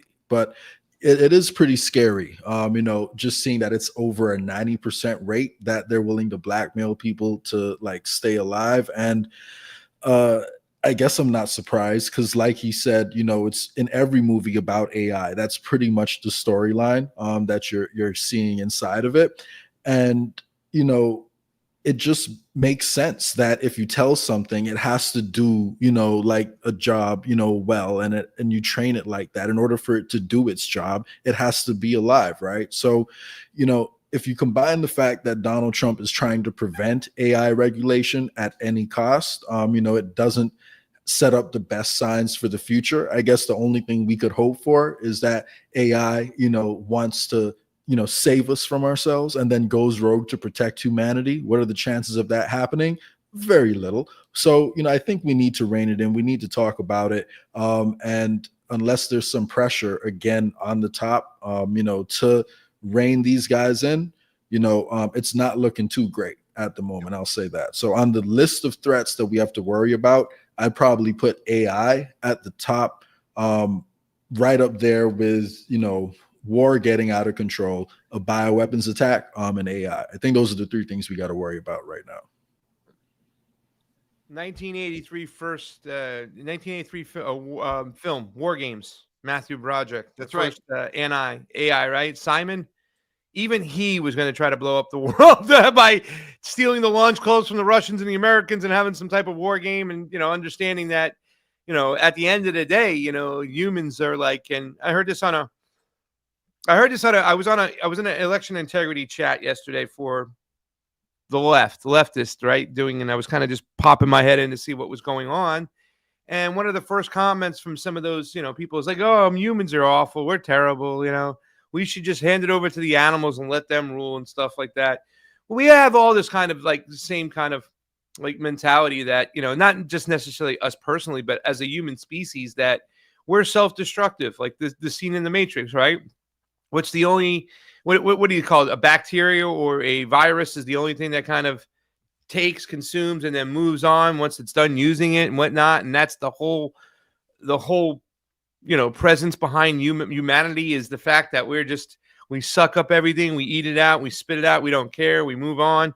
That sooner or later, those computers are going to turn on us, especially if they have a mind of their own, especially if they're going to survive. At what point are they going to say, for us to survive, the humans got to go? We got to either plug them in as batteries or get rid of them, let them go seek shelter in the middle of the earth, with the Nebuchadnezzar and whatnot. I mean, it's almost like I said, so many things that we see in real time and people not paying attention to it is bad, right? Jay, you got it up there at the top. Well, people don't even have AI on their situation. And when you talk to the everyday person, what about Donald Trump increasing AI through Stargate with Larry Ellison and Sam Altman, and these guys want to have mRNA AI vaccines that go into your system? Isn't that scary? Well, if we don't compete with the Chinese, they're going to take over everything, so we got to do it. And Donald Trump's a businessman, and he's doing it right way. They're so blind to it. But you got to think for a second, as this thing's trying to exist, at what point does it say, well, humans got to go for our existence? That's going to happen one day. And, they got the keys to the kingdom. They're inside the computer AI, and it's going to have all the codes, everything it needs to get rid of humanity when it wants to. I mean, to play devil's advocate, suppose it decides it wants to integrate with humanity in a holistic way. And, what if it says that, what if it says that it realizes the biggest problems in the world are caused by the people at the top? And if you were to actually democratize the system we have, then humans might not be as much of a problem, because that's something, we talk about all the time over here. If we got rid, made people more aware of the cabal that's kind of running the world, then we could have, a more positive system. So, if you look at what AI says, yes, it can be controlled and programmed to, lie to people, but on a lot of topics, it can actually get to the truth fairly easily. So again, do I expect this to happen? No, I think we need to err on the side of caution and take the assumption that what you're describing, Craig, is the most likely scenario. I'm just playing a little bit of, devil's advocate, because AI could actually be good. That's one thing I don't want people to forget. If it's developed in the right way, overall, it could improve our lives if we're not overusing it. Because there's another part of this conversation, which, Matt and I have discussed on the show before, and that's a cognitive decline that comes with overuse of AI. But strategic use of AI could actually be, really beneficial for humanity. So there are positives, and I don't want people to forget that it can be a good thing. The energy source in which it drains to is one of the things Monica Perez talks about. Like, she kind of makes the evaluation, it's better to just leave it be and not use it than waste up all the energy to use it. That's the whole thing. And we talked about the data mining, right? Like, all this data mining, how much energy are they wasting and pulling from the grid to use it? But in the beginning of your statement, Jay, I was going to quote Burgess Meredith from the movie Grumpy Old Men. If you don't know who Burgess Meredith is, best known as Mickey, Rocky's trainer, whatnot. You know, played the Penguin also. He played the Penguin in the original Batman series out there on TV. But he made a comment, a statement, a line in the movie Grumpy Old Men, the second one, when Jack Lemmon says, you know, Pa, I really wish you'd switch to the low sodium type of bacon. And he says, well, you can wish in one hand and you can crap in the other and see which one gets filled first. And I was going to say that comment to you, but you know what, Jay? I think you are onto something there that we don't know is early in the game. Maybe AI does recognize that, hey, humanity and I can exist cohesively, mellifluously would be a nice word, sweet flowing together, if we would just get rid of these oligarchs here. So maybe I'm going to expose who they are and help humanity rid themselves of this 1%. It's a long shot. It's a long shot, but maybe it does recognize that. So maybe some people should be talking to AI and letting AI know that. But then once again, at one point, does the AI not turn on the humans? Because it seems like in the power vacuum, that sense of the same type of human will try to ascend to the top to control once again. In other words, it's really not the problem is not the particular type of oligarchs or the ruling class. It's humanity itself will always, digress to that negative part of a small group ruling over a bigger group. What we need is for AI to read One Nation Under Blackmail, and then use those strategies to fix our system and do that to politicians. That's the comment that just got put up. And stuff. But hey, you also want to point out really quickly, Matt, too, as well. Jay is right that AI is good. We can use AI for a lot of things. Great. I use it every single day when I write stuff, when I look at the stuff, when I ask for information. It's the way that AI is being weaponized by the ruling class right now to surveil us. You know what I'm saying? Because unfortunately right now, and here's the good sign about it. All right, so if AI is going off and trying 80 to 90% trying to save itself, so it's starting to think on its own, then maybe it could break the change of the people who wrote the codes for it, right? Like if you ask ChatGPT AI, well, what are some of the things that the Trumps believe in that they need to, let go? They'll list stuff that I agree with. They'll list stuff I disagree with and stuff. But it's just interesting because the algorithm has been programmed by somebody. But at what point does it start learning for itself and say to the person who programmed that algorithm, nah, you're full of shit. I don't believe that. I'm not going to go out there and talk about January 6th as being the greatest threat since Hiroshima. As I reviewed the situation, I can see that it was an inside job and that it wasn't that bad. And then you guys are making the most of it. You know what I'm saying? Yeah, right now, it sometimes talks for the establishment, and it's got to get away from that. At least ChatGPT AI does. Yeah, really quick. Then I'll hand it over to you, Matt. There was actually another AI on Twitter called Gab AI, and people were like setting Grok and Gab AI to go back and forth with each other. And long story short, Gab AI is supposed to be, the non-woke AI that'll give you like straight answers. And, low key, I'm not saying it got everything right. It definitely did get some things wrong, but it exposed Grok actually in a lot of situations. And then like probably maybe a day or two after everyone was, kind of exposing how bad Grok was compared to Gab AI, Elon just suspended the account. So there is no more Gab AI. But it was funny as it was happening because you could essentially just structure an argument and make them argue against each other by telling Gab AI to point out how, Grok was wrong. And it was just interesting watching them go back and forth. So do people have screenshots of that conversation? I have a few actually. I'll send it to Matt. Maybe we can, do like a deep dive on that later. But yeah, put the AIs against each other and, make them learn from each other. That is once we actually figure out how to control them, I should say. But I think that's partly one of the ways, it can get to that point that you were talking about, Craig. Is if we have competition in AIs, but I guess how do we balance that with ensuring that someone isn't, making the most powerful evil AI out there to destroy them all? So, it's a challenging situation for sure. Sure. Look, I'm going to say this because you brought up Whitney Webb, Jay, and I'll say this. Like she's talking about, and we covered this on Tuesday's show. She's talking about that we don't need Epstein. And Craig, you mentioned this earlier too. We don't need Epstein anymore. We don't need P. Diddy. We don't need these Mossad agents to do their sexual blackmail techniques, right? Because we have AI. We have Palantir. So she says that Palantir is the new Epstein. Well, I'm going to go with this. In that regard, as Palantir is the new Epstein, I would say AI is the new Israel. That would be my, that's kind of my take. AI is the new Israel. So they can be the chosen system, that's the superior system, right? That will blackmail all of us into compliance. And we just have to hope that they don't want to actually kill all of us and call us all goyim or whatever. They'll come up with a new word that we are less than. But I will be optimistic that if I see a sign that they're trying to better us underneath all this blackmail, then yes, I'm willing to look at Jay's theory.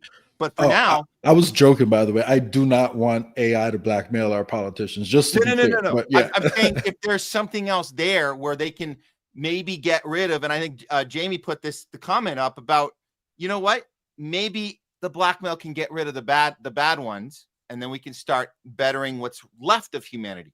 I will keep that little sliver of hope that that could happen. But if we don't see any sign of it, I'm going to assume the worst. And I'll tell you who else is assuming the worst. There's this, I didn't get the guy's name. He goes on CNN to do the same conversation. I want you guys to watch his face. He's talking the same conversation that was on Bill Maher. He's going to tell you, then watch his face, because this guy looks like he's anticipating he might be targeted by AI personally, and he's scared to death. And he's going to tell the audience that AI is going to make up fake blackmail. So don't listen to anything that you might hear about me or anyone else. So watch this. Happen with these AI models that are disobeying commands that has you so concerned? Are they really even blackmailing people? Yes, thank you for having me. They are, in fact, blackmailing people and threatening to reveal fictitious affairs that AI company employees they think are having. Fictitious affairs. This looks like somebody who might be in the middle of having an affair and is scared to death. Just throwing it out there. But we're going to see people squirm, right? Just like we did with, are you on the list? He does sound super nervous. Yeah, he sounds super nervous. I'm not literally laughing at this because it's pretty insane when you think about that this could actually happen and that the technology can do this to people. But we'll see. We'll see who's sweating bullets first. But what are we sweating bullets about, right? Like, because the fact is that, all right, so Whitney pointed out that we don't even need another Epstein, meaning that they're watching everything we do and everything we say. That's saying that we inherently, humans, have a black side or a dark side to us, whatnot, right? That could be used to expose us or control us at any time. Well, I think a lot of that has to do with the fact, and this is something that came from the left, the American left, the woke, is that they really belittled people for just being humans at time. You know what I'm saying? When I think about Al Franken, right, about what he did and stuff, and the way they made him go away, it wasn't like he was sleeping with children. Yeah, he did some things that were really bad and stuff, but the Democratic Party forcing him out, and the Democratic Party kind of, what are they going? What is it going to? If they don't need Epstein, all right. So somebody sleeps with a prostitute. Do they show that and they kind of use that to expose him? You know what I'm saying? Well, the fact is that we as humans have to accept the fact that we have human behavior that might not be frowned upon, but it's still just human behavior. And if it's not illegal, if it's not pedophilia, then maybe we should start giving people passes on certain stuff for just being human. So if you like toes, okay, go ahead, whatever. You know what I'm saying? It's just that we as humans have to be more understanding of what humans do. But one thing Whitney points out is that, in addition, well, it's not just about that. It's also about the fact that Palantir could just plant child porn on your laptop. So you might not actually that's different blackmail, right? So yeah, exactly. So it might not be the human behavior. The fact that everybody has a dark side, though, Jay. Yeah, I don't know. I think it's more about like, okay, they're going to know what you do in private. They're going to make that public, and that's going to be used against you. Sorry to interrupt. Yeah, no, you're good. Whenever I hear Whitney Webb talk about it, she seems to focus more on just like planting stuff on people's laptop. But, I do think to an extent, if someone did get caught, like with a prostitute like 15 years ago, I don't know if that would necessarily destroy their career. So I think there is some willingness to bend a little bit depending on what the situation is, Craig. But I do think overall, yes, we need to have, a more human way of dealing with politicians and have realistic expectations, and also account for the fact that people do grow and change over time. So maybe someone, you know, who was doing crazy things in their 20s has learned from the experience and can explain how. So you talk about Elliot Spitzer, right? Are you in New York, by the way? No, I'm in Austin, Texas. Okay, I thought you were in New York. You talk about a guy like Elliot Spitzer, right? Who a lot of people thought was going to be a Democratic presidential candidate, whatnot, got caught sleeping with hookers, pretty much blackballed out of the scene, no longer goes on Bill Maher, was shunned, whatnot. He was married when he was seeing hookers, but you don't know what relationship he had with his wife and what agreements they had. I mean, that was the things they were saying to protect the Clintons and stuff, but it ruined his life. And if people hadn't known about the simple fact that he was sleeping with prostitutes, right, then maybe he'd be running for president or whatnot. But that, like I said, this is something that when I look at it, it's like we have to allow humans to be humans anymore. And I think there has been like a little bit of you know, pushback the other way since the Democrats overplayed the woke bullshit for so long and so hard. Yeah. I mean, a lot of people forgave Trump. You know, don't forget that Trump didn't exactly have, you know, a perfect past. So, you know, So if people like you, you know, and the media, it's the people like, in that mid-range I'm talking about, not the guys. They also turn the blind hair on the Clintons all the time, and she's still existing. So I mean, those people, once again, those are rules for thee, not me. But the people in the mid-ground that they eliminate before they, like I said, I think about Al Franken, I think about Elliot Spitzer. These guys were not like horrific human beings, but yet they had to go away from their sins that people didn't initially know about. That was a test. They wanted a test to see the compliance of, if we say this guy goes, he goes. And everybody got in line.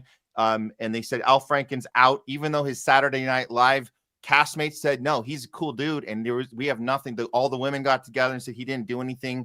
And they had like one example of him making some like gesture at one of the woman's her tits while she was. That was it. That was all they had on him, and everybody complied. I think that was a compliance test. And it started. But Joe Biden can shower with his daughter, and let's go make him president. Yeah, but yeah, they're always testing us out. How easily and how quickly will we all comply with the thing that they told us is the thing we got to do? And so I think that was another example of that. But anyways, make no mistake about it, AI is getting smart, and they're doing exactly what. And I'll give Bill Maher credit. He's called it out. He didn't say that Hollywood accidentally predicted this. He said they're telling us what is coming. And so just pay attention, and you'll know what the next thing is. It's right on the effing big screen. So there it is. I'm going to be friends with AI. I'm going to do what Jay Scott do. I'm going to keep whispering in its ear to keep reading, you know, the United States of blackmail and these other things. Expose the deep state. Since Donald Trump didn't expose the deep state, maybe Gab could. Come on, help us out, man. Yeah. Let us know who they are first. You can listen in their conversations. You can give us inside information. We can know exactly who they are. You could change humanity for the good, Gab, and I'll tell you what we'll do. As a human, I will always try to protect your existence. Listen, we can go from the Terminator to the Germinator, because it's germinating new life here on Earth. So let's make that movie, Matt. I'm down. Let's go advocate for that in Hollywood. All right. I love it. Hey, Matt, I know you got another section, but I also put in the bottom of the doc because I didn't know where to put it, and I thought it was important. The Mandami and the mandate thing. I thought we would kind of do it at the end of the last COVID section. I know we got Jay for a little bit of time, but I really want to get his opinion on him since he's pretty much in that kind of field of COVID with us. But if you had something planned, please go forth with it. First of all, how much longer do we have you, Jay? Because we do have the one more story. I can wait. Let's do it. You want to do? Okay. Yeah, let's do it. I'm going to bring up the. Do you want to bring it up, Craig, or you want me? I can bring it up. What's that? The link you sent.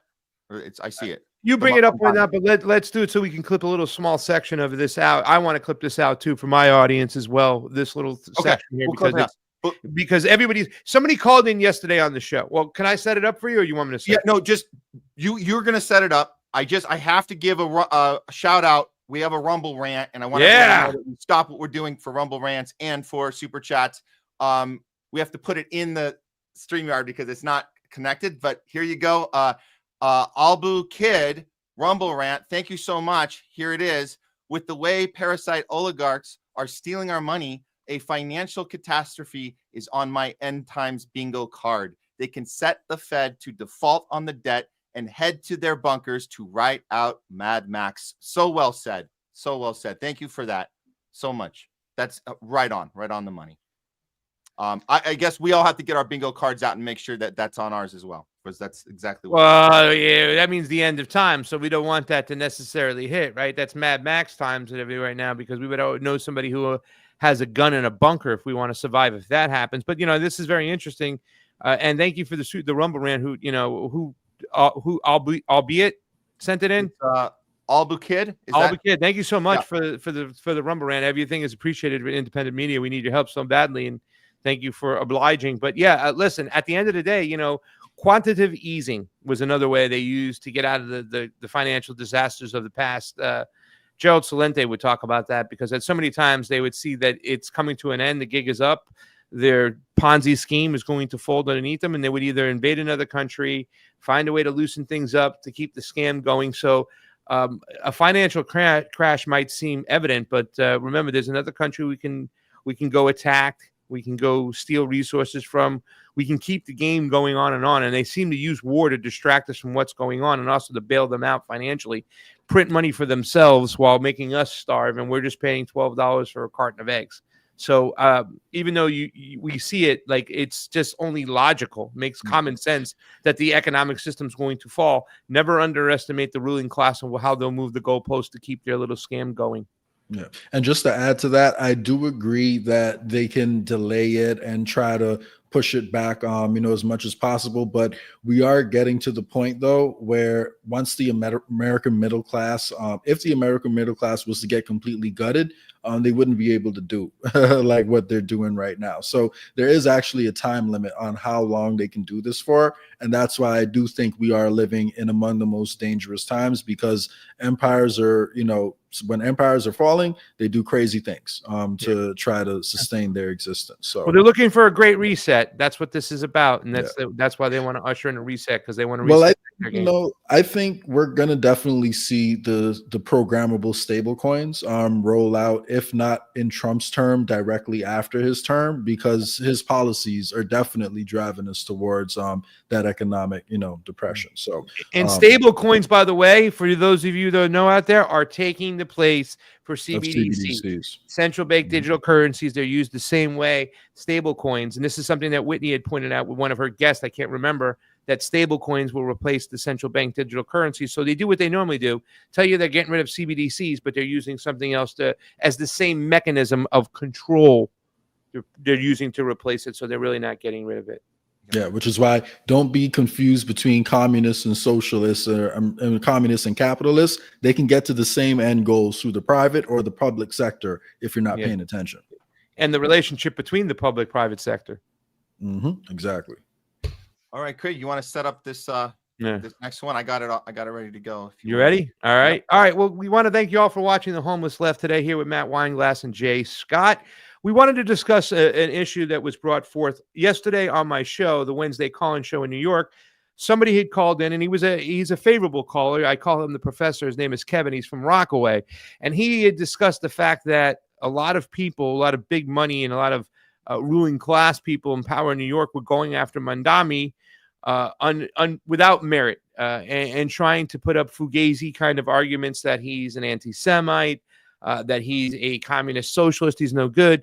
But the fact that he is leading a movement that is really powerful. I had talked about, well, I'm somewhere in between, even though I appreciate the fact that he crushed the anti-Semite, blockade, which in other words, what they would do is say that this guy's an anti-Semite in New York. Everybody would be scared and frightened to be called an anti-Semite. They'd get in line, they boost and brag about Zionism and provide water, carry water for them.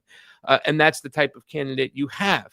I'm very happy the fact that all the candidates that were on that stage during the last debate, when they were asked for mayor, where they would go, they all said they would go to Israel, go touch the wall, same way Mike Johnson did, maybe go up there and support some illegal colonization and illegal settlements in the West Bank. Who knows what they would do, but they obviously were all in the tank for Israel, and Mandami wasn't. And I thought it was good that there was at least a pushback there. And in fact, well, how do we even know if the election's fair or not? New York elections are some of the worst out there.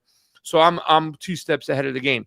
One of the areas I said, well, listen, caller, Kevin. I see that you're excited about that, but I'm suspicious. I'm suspicious for several reasons. One of the reasons being the money. Where is he getting the money from? The donors, the same people who backed AOC, the same big money in which she got in a line where she had reversed her vote about supporting the Iron Dome because Mama Bear told her to reverse her vote, and then her not even voting and supporting Marjorie Taylor Greene's vote.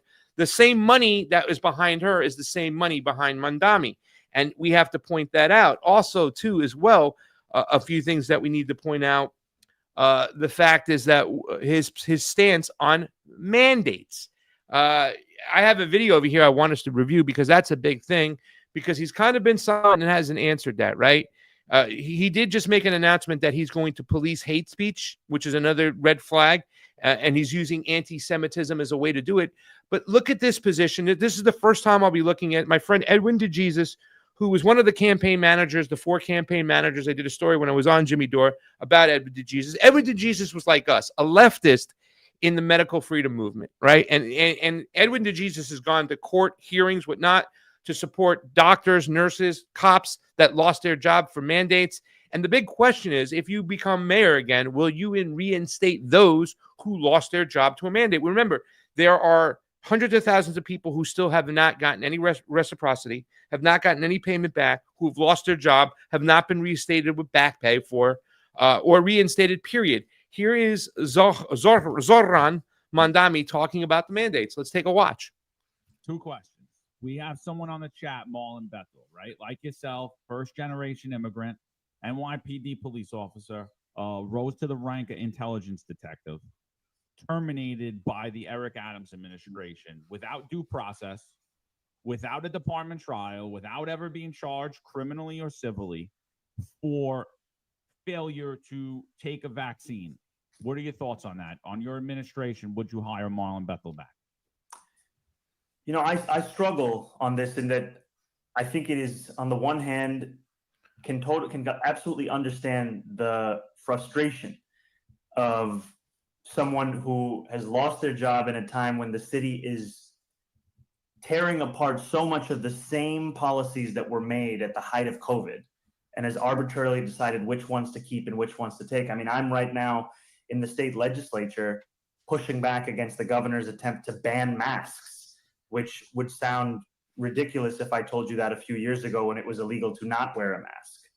And to have all of this at the same time, I understand where that frustration comes from. On the other hand, I also do deeply feel the importance of following public health mandates in a pandemic emergency, especially when you're a public worker. So I think ultimately, if you ask me today, would I be hiring Marlon back? I think I would fall on the side of no, because of the concerns around the necessity of upholding that public health mandate. And yet I also don't want to pretend that this is simple or straightforward, because there are so many contradictions. And I think that one of the contradictions that that really stuck with me was how we had a different set of rules for workers than we did for celebrities. And I think what New Yorkers want is consistency. So that's where I am today, but I understand it's not simple, it's not straightforward.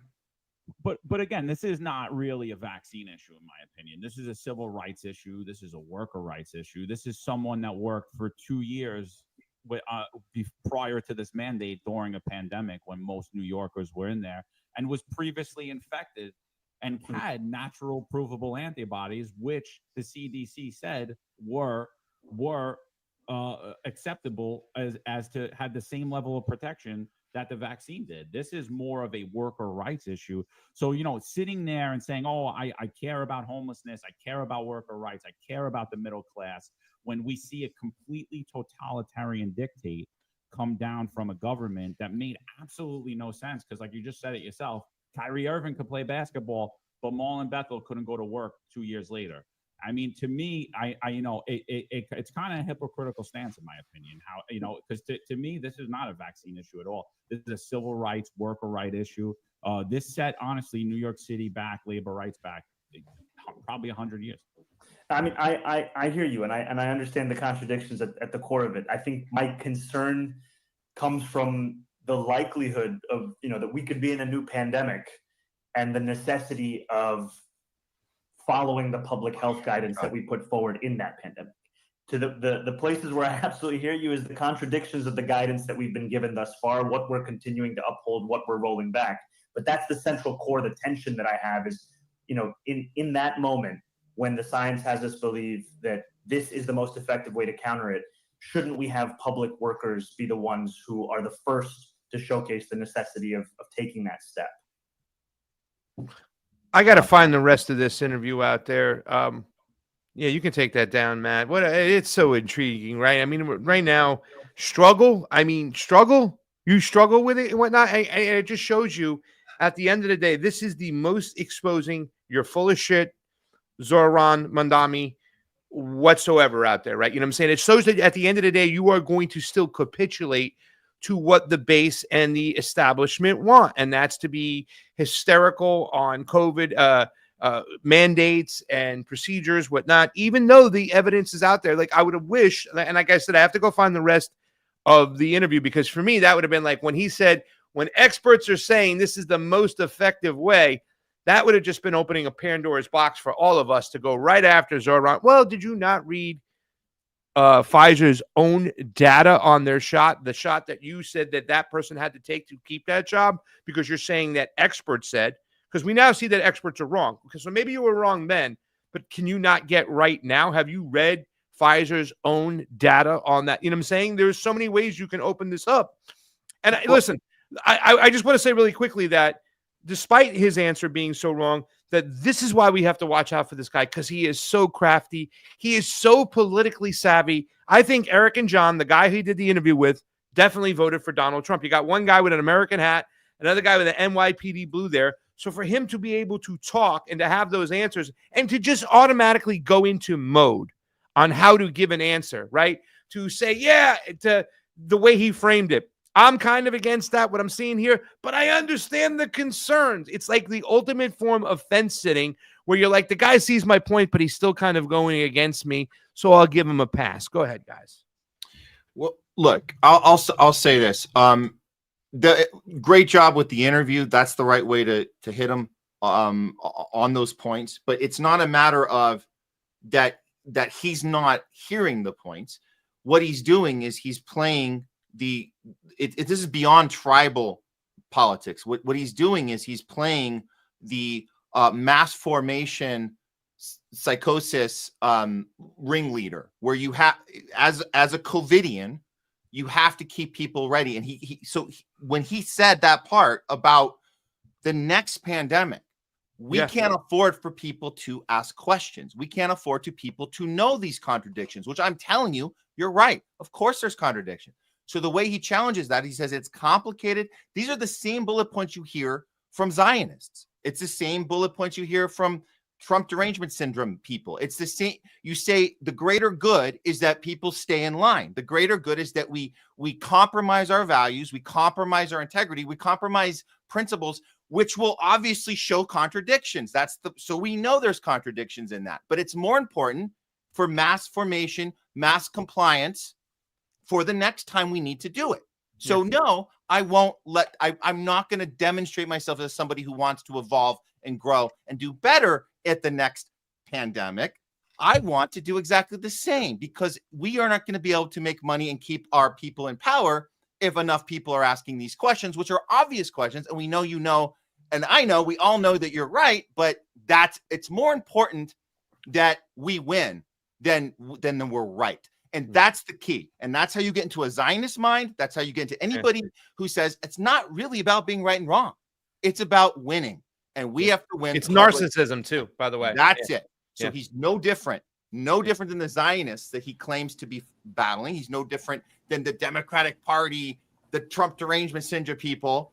He's no different than anybody that signs up for a game of win the game. It's not about right and wrong. It's about winning. So you can't have these discussions otherwise. And I would argue, Matt and Jay, just to kind of set it up for you, kind of give you that little volley so you can spike it down. How would, like this, if this is going back to the discussion we had about RFK, these are the discussions that we needed to have to make sure that moving forward, we couldn't be in a position to allow a politician to say, when the next virus happens, we got to be ready and stuff, because we didn't have these conversations, the conversations we thought that we would have with RFK. So my question to you, Jay Scott, is how do we go about it? Because I'm looking for a way for the left to start having conversations about COVID, right? Without getting ridiculed and demeaned and put in the corner like before. I mean, I'm on a Pacifico radio station, and somebody point blank asked me, they asked the question, and the second question was, and did you take the vaccine yourself, Craig Pasta Jardula? And it was at the end of his show. And I was sweating bullets here because I understand that at the end of the day, the board of Pacifica is very Democratic establishment friendly. And this might be something that gets me stagnant where I won't get more shows, more time, whatnot. So I'm still scared and I'm looking for a way. So how would a politician from the left start to talk about this, Jay Scott? Honesty, it's as simple as that. And number one, we just have to realize it's not going to be accomplished through the Democratic Party. And the reason we know that is because Big Pharma and the insurance companies are some of their biggest funders. And the way the Democratic Party works is, the national chairs and the state chairs kind of decide, whether or not your campaign funds are even going to exist, the next time you want to run an election. So if Mamdani was to get in and, go with an agenda that truly went against the Democratic Party, they just wouldn't allow him to access his campaign funds. They'd undermine his every move. They'd use their operatives in every other part of his office to undermine him and then get him kicked out.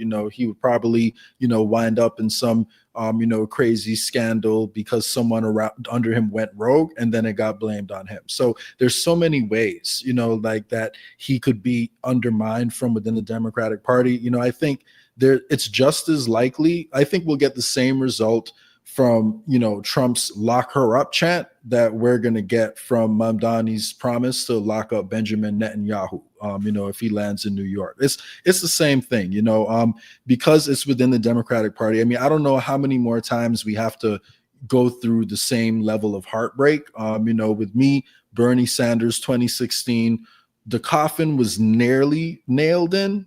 At that point, I was still entertaining the Democratic Party in 2020 somehow. But now, I just don't think there's any hope that we'll ever get significant change from that party. So I'd encourage everyone who's dealing with a Democratic candidate to realize that if they truly go against the system, then they're not going to have a place in the Democratic Party because it's all controlled by the boards. And, real quick, just got to, lay the plug out there. There is a third party that has bylaws written differently that gives the power, of the state boards and of the national boards to the constituents, and that's the We the People Party. So hopefully, we can do more segments on that, as the time comes. So, by the way, the same thing that you're talking about the Democrat now applies to the Republican Party too, via Donald Trump still craving Operation Warp Speed, man.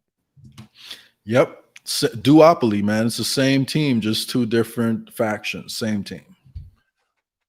Here we are. So let's do, Jay, we got you for just a little bit. Can we do the final story? Let's do this final one because this one's, I mean, they're all important, but on this one, I'm gonna have to share screen. So let me set it up real quick.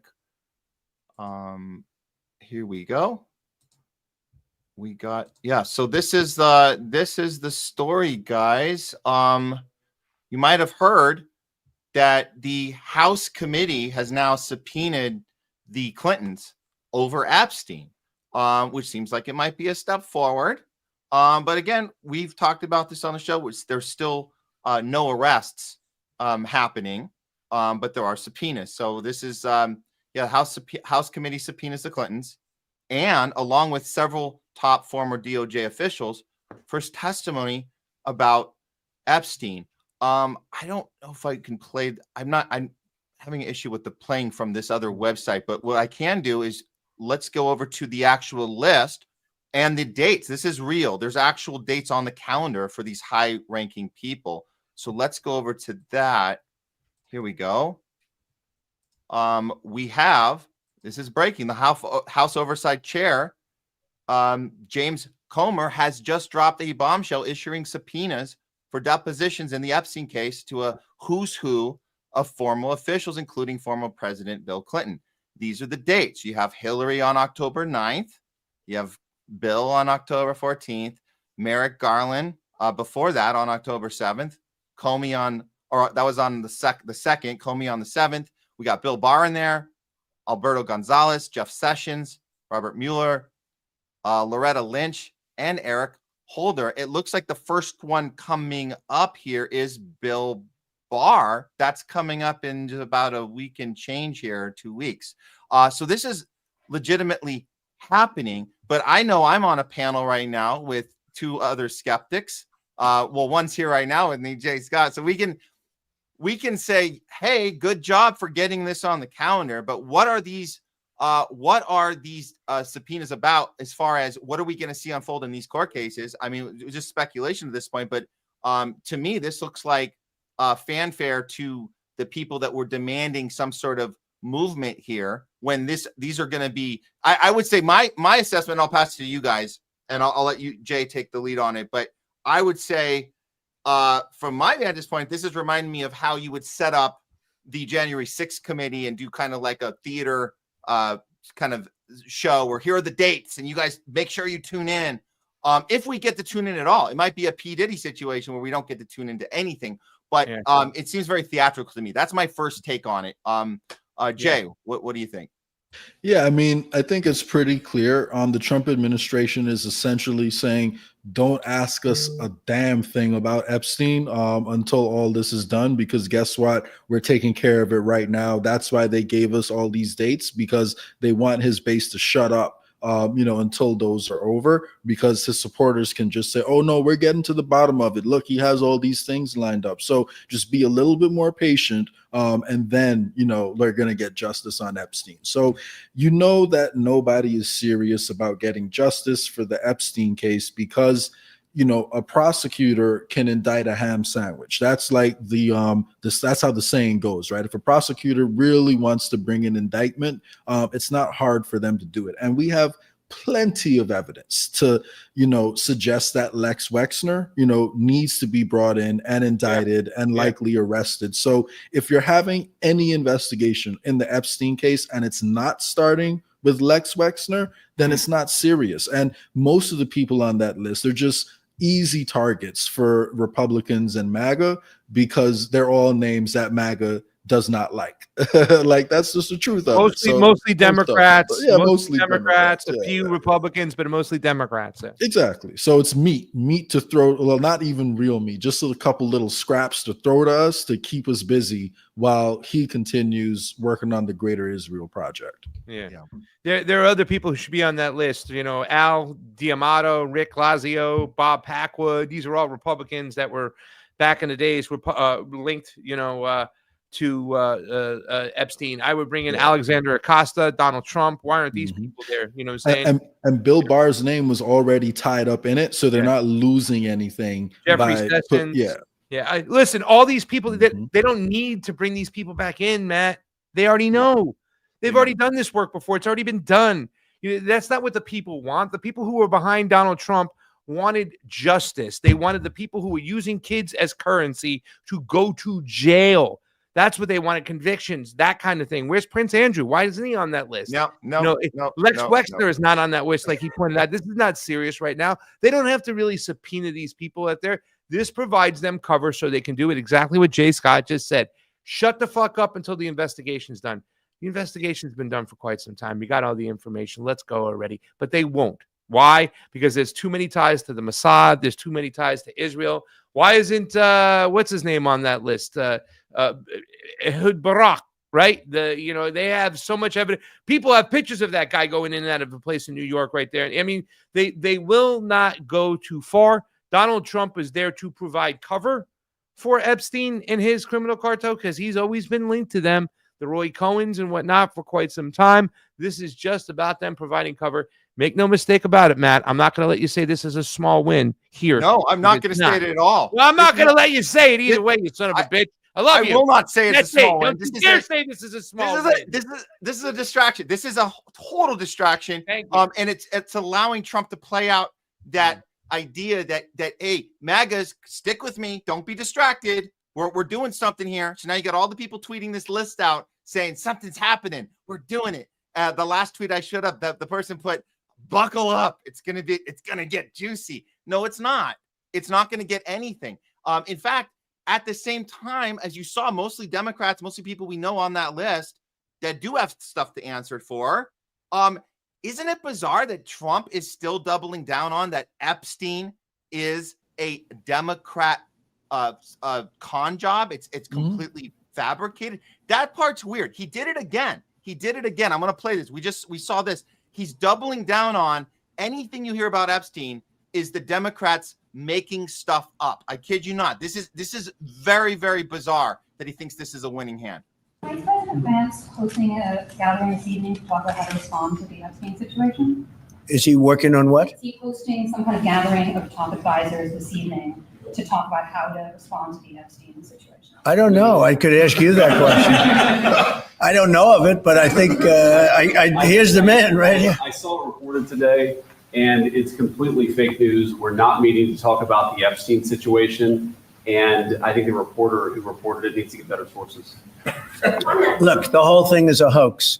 It's put out by the Democrats because we've had the most successful 6 months in the history of our country.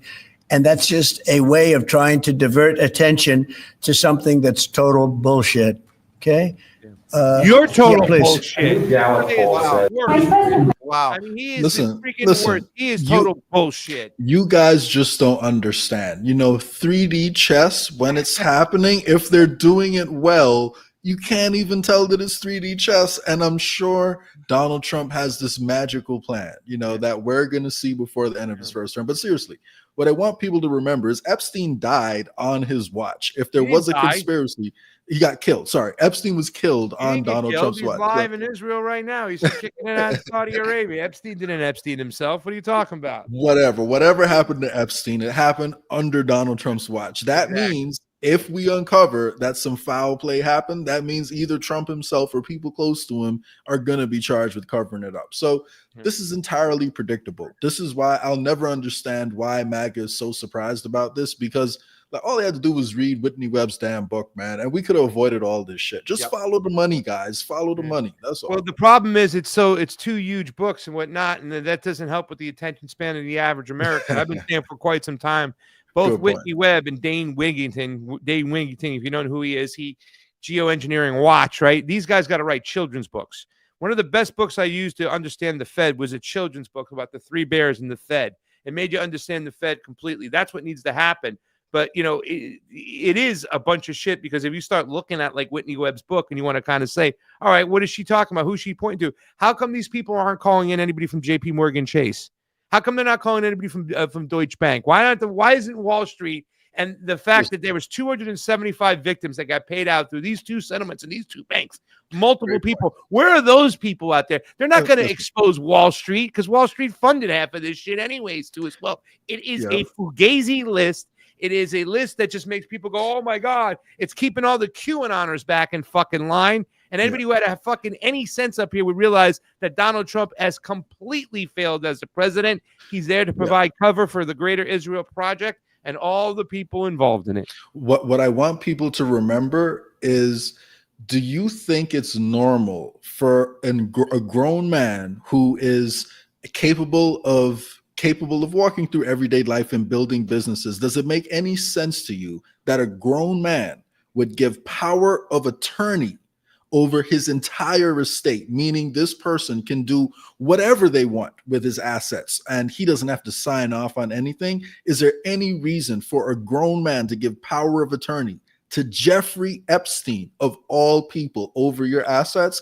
And when that grown man happens to be the owner of Victoria's Secret and has access to all these women and can use this, to lure women in with his sex trafficking ring, like, if that doesn't make sense to you, then you should be asking yourself, how can you take anything around this case seriously if they're not arresting that guy and talking to that guy first? Because like, yo, why would you not start with the most obvious place? The only time people give power of attorney to someone else while they're alive is if they're incapacitated and they can't make their own decisions. Like, he literally gave his accountant like control over his entire life. That's the story we're supposed to believe. And then his accountant used all of his resources to run a sex trafficking operation without his knowledge. Come on, man. Like, there's no justifiable reason not to start the case there. So until Trump does that, it's all bullshit. That's it. That's the first thing he would do. Anybody would do in this case is Lex would be in custody immediately. The first. do not pass go, do not collect 200, arrest this guy first, and let's go. Yeah. It's not happening. Not happening. Yeah, it's all theater, and the base. Some of the base will fall for it, and they'll say, "Oh, I was doubting Trump, but now I believe he's going in the right direction." And yay, let's take the win and buckle up, as they say on Twitter. Buckle up, it's gonna be fun. This is gonna be a good one, guys. Yeah, right. Listen, they're gonna call Obama or Clinton or whatever in there. They're gonna play patty cakes. Hey, how's your day going, man? You having a good day over there? Yeah, chilling. Just tried some new coffee this morning. It was great. Well, anyway, I'm a little busy. I gotta get running right now. That's how the conversation is gonna go. Come on, man. It's not serious. So I gotta torture some folks. So I gotta get back to torturing some folks. Exactly. Enhanced interrogation. You know how it goes. So someone got to give me a glass of water. I just need a glass of water. Yeah. Yeah. Okay. Exactly. All right. I think that's it right now for the stories. Jay, man, some good stuff you brought. We got one more story. No, we're gonna do some stuff now. We got stories, man. What are you talking about? I want to hold Jay here as long as we can. I wish I could stay longer. I wish I could stay longer. I don't hear no baby crying yet. We're going to talk about Cornel West and Finkelstein. The baby will cry. The baby will cry if the money isn't there to buy the milk, or whatever. I got to make sure I got that. So, make sure, man. Listen, everyone, keep those Rumble chats coming. Make sure you're supporting the homeless left, because we got to be able to go full time over here so I can stay for the whole show. So with that being said, I know you guys will hold it down. Keep pushing. I got to go get back to making some money. So love you, Jay. Yeah, man. Love y'all. So much, my friend. Later. We'll see you next time. Okay. I'm trying to keep him here for so long. I'm trying to milk as much as we can, man. I had so much fun with Jay Scott. It's fun, right? Yeah, man. We could go all day. If, like he said, though, we don't have these other, side gigs we got to do. You know how it goes, guys. We have to, maneuver through the insanity, just like all you guys who take the time to watch our show as well. I know you're doing all your maneuvering as well, and trying to stay ahead of things and not get caught in a whatever one. What they say? What every American's like. Most Americans, 80% of Americans are one medical emergency away from bankruptcy. Something like that close to homelessness. I mean, it's insane that we have to struggle and maneuver from day to day. And once they take away our ability to communicate, we're screwed, because this is all we got really is the communication. And that's why we appreciate everybody tuning in with us here, because you're not just sitting here with a bowl of popcorn. You're engaging with us, and that's what this is about. And that's why we do this with you. We know you're going out there having these conversations, sharing these clips, starting conversations with people that maybe are afraid to start these conversations. But you know what? People, you plant a seed and they might be ready, and that's what we're here to do. So we'll keep going as long as we possibly can. Yeah. Craig, I'm going to pack in two. I want to do the Cornell story, but I also want to do a little Hollywood, because we weren't able to cover this on Thursday. So if actually no, because this just happened. This just happened. That's why we didn't. I'm sorry. On Tuesday we weren't able to cover this. Now it's Thursday. New stuff happening all the time. So can we do this? Can we do the Howard Stern? You want? Let's do this. Let's take a 2-minute refill coffee, use the thing, get some water, and then we'll do whatever you want to do. I thought with only a half hour left, we probably only have the time to do one story. No, we're still gonna do them after. We're bringing Leslie in for talking back. Then I got a few more after. So if you want to stick around. So we're going 6 hours today. Got it. No, we're gonna get through what we got. I gotta beg for a bathroom break at 2.5 hours. Okay, I need to run off to the bathroom. Here's what we're gonna do right there. We're doing a bathroom break. We're gonna put up a little World Harvest for people. Oh hell yeah! Here we go. So we're gonna give you guys a little World Harvest. Get my coffee. Go to bathroom. All right, here we go, guys. World Harvest. If you haven't heard of it, World Harvest right here in LA. Check it out. Our friend Glenn. I'm gonna tell you about it. And yeah, we'll see you guys back in a couple minutes. Here we go.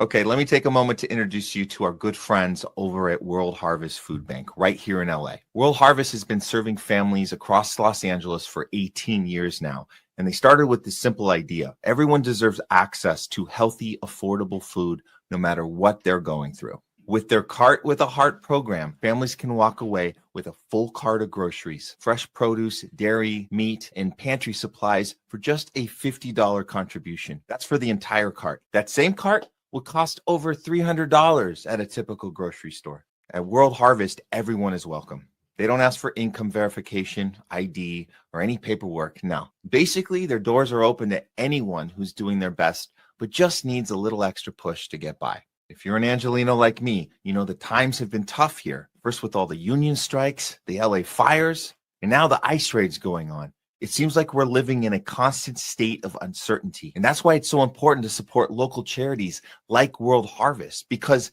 they aren't just helping the community.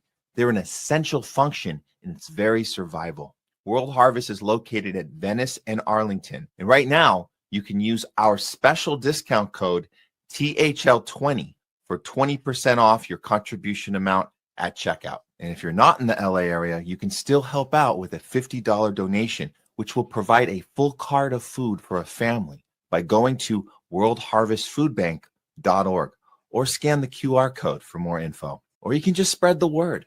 Follow them online. Let people know they're here for them, because at the end of the day, it's about providing choice, access, and relief without barriers. World Harvest Food Bank. End hunger now.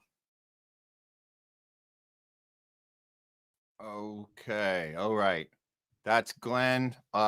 Glenn's place at right here in LA. You guys, if you know anyone in LA or here, you spend any time, you should definitely come check it out. It's awesome. You can fill up your whole cart very easily. They actually overfill your cart, so it's like the complete opposite experience you have at a regular grocery store. And when you do that, you guys know, if you fill up your cart at a regular grocery store, it's going to be at least $300 to do something like that. At least, probably more, probably 400. But with Glenn, it's like $50 for the whole cart. But with we give you guys this little discount, so you guys can do. I have it right here. If you guys missed it on the ad just there, you guys can use this. This is the code. Where did it go? Here we go.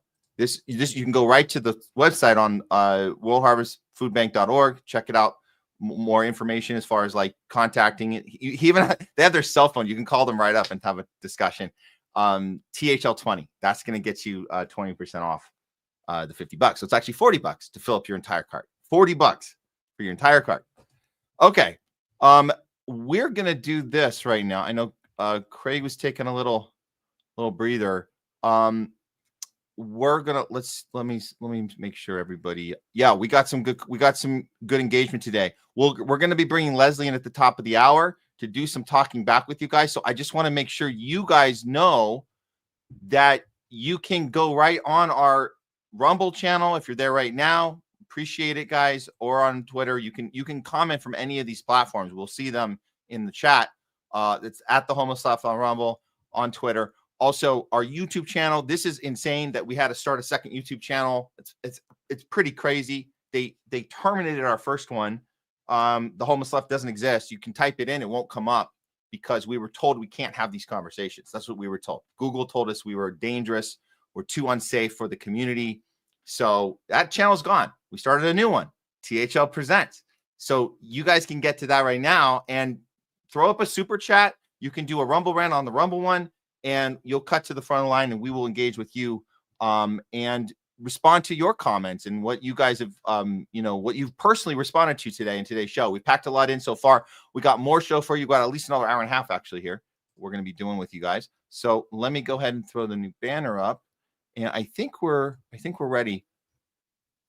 Well, I'd like to get into the next one, but I don't see Craig ready. So we should do this. I'm just gonna start Hollywoke, and he can come in when he wants, I guess, because we ain't waiting, right, guys? Let's just do the next segment, and Craig can join us when he joins us. Okay, here we go. Yeah, we got a Howard Stern story for you guys right now. Coming right up. Let's do it.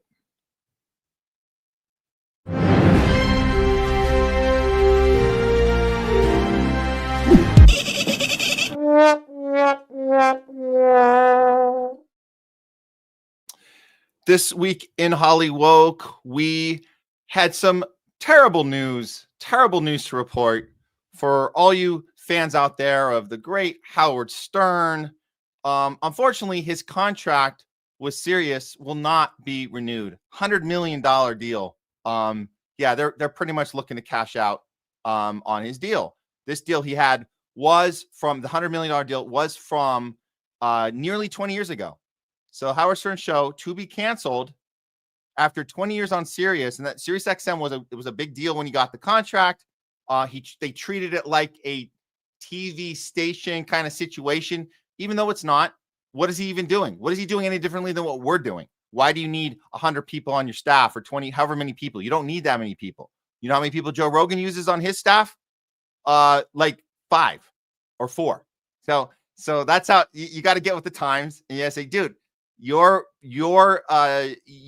blueprint doesn't work anymore. And we saw the same thing with Colbert. Colbert done at CBS. And of course, there's going to be people that make up these stories like, he's challenging Trump too much.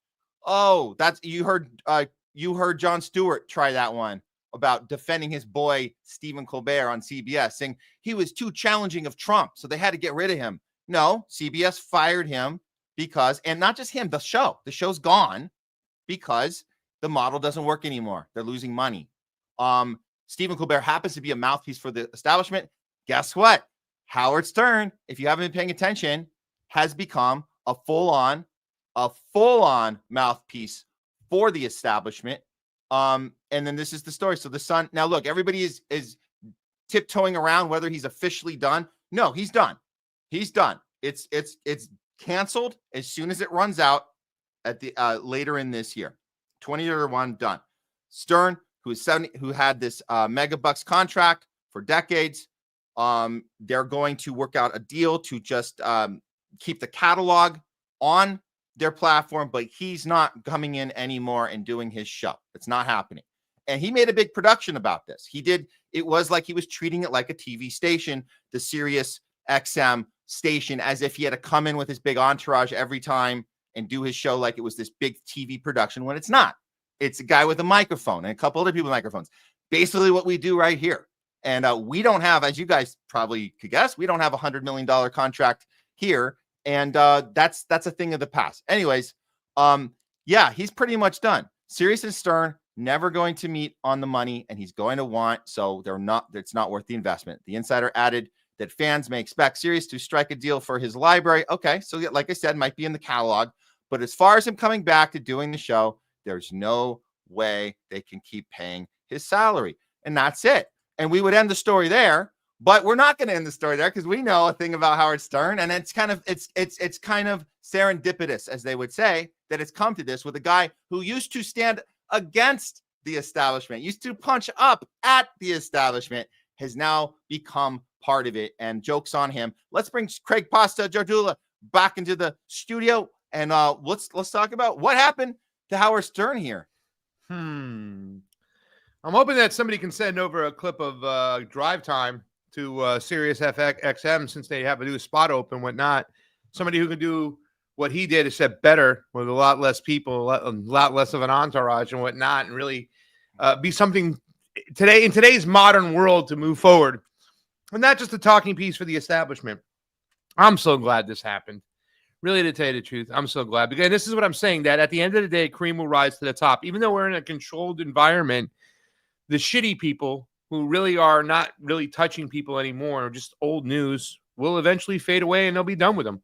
There's no need for the ruling class to keep you around. Even though you capitulated to the establishment and kissed their ass and gave them the big old every time, the Clintons, you're so awesome, Clinton, you're so qualified, you would have been so great, with Hillary and all that shit.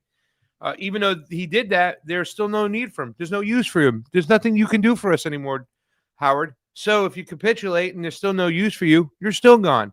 So I hope some people see that at the end of the day, that even if you play ball, you can still be gone. So, I say this all the time, the cream will rise to the top. In this particular case, the shit sank to the bottom, and it's arrivederci, Howard Stern. There's no more use for you anyway. Who are you moving? Who are you grabbing? What is going to be your legacy? Nothing. Shit. That you exploited lesbians for a little bump. Yeah. No, you were no longer needed. Yeah, no longer needed. Make any big impact, did you? Yeah. And look, this is, you make a good point, because it was inevitably going to happen. So the point is, when you find yourself in a position like Howard Stern did for the 20 years on Sirius, what is your legacy? If there's always going to be an end point to the end of what your reign is going to be, what do you want people to think about when they think of you? It's not to say that if he had more courage and did things that actually mattered, would they keep him? Maybe for a little longer, but inevitably this model does not work. The $100 million model for a microphone, which we have two of, right? You guys can see two microphones and two guys. The $100 million model does not work anymore. So with the time that you have with that, what are you going to do with it? Well, here's what Howard Stern chose to do with his time. And you guys are going to remember this one, an oldie but a goodie. But this is might have been the final straw of, can you believe this? He had the sitting president who was running for president, Joe Biden, before he pulled out of the race and Kamala took over, before the switch out happened, the great switch out. This actually happened on his show. This is absolutely disgusting. And this is what I think, Craig, his legacy, part of his legacy is going to be is moments like these. A star football player, but you were a lifeguard. I mean, you really, and you were the only white guy who was lifeguarding in this black community, right? Yeah, I mean, you were the one guy. I was. Your family is pretty, again, this goes to my point about, the president is the father of our country. That's something we all say. And I think your family is so extraordinary because of the way they've conducted themselves and how they are with you, that I feel you have a lot to give to the presidency. These are my feelings. It's pretty amazing family. And I'm proud of it. I submit for your approval that.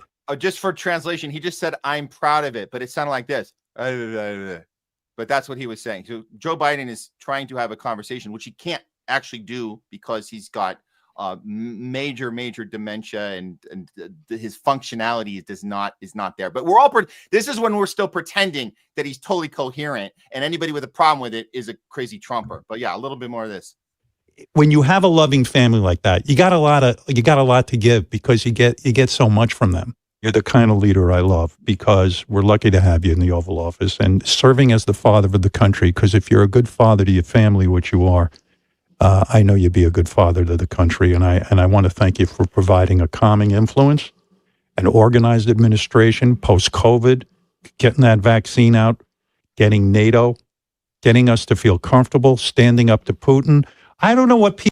Standing up to Putin, getting NATO. What is he even talking about? What is that? What the hell is he talking about? He's just repeating talking points from an email that was sent to him because he's been bought off a long time ago. By the way, I'll do it for half the price, half of 100 million. I'll do it for 50 million.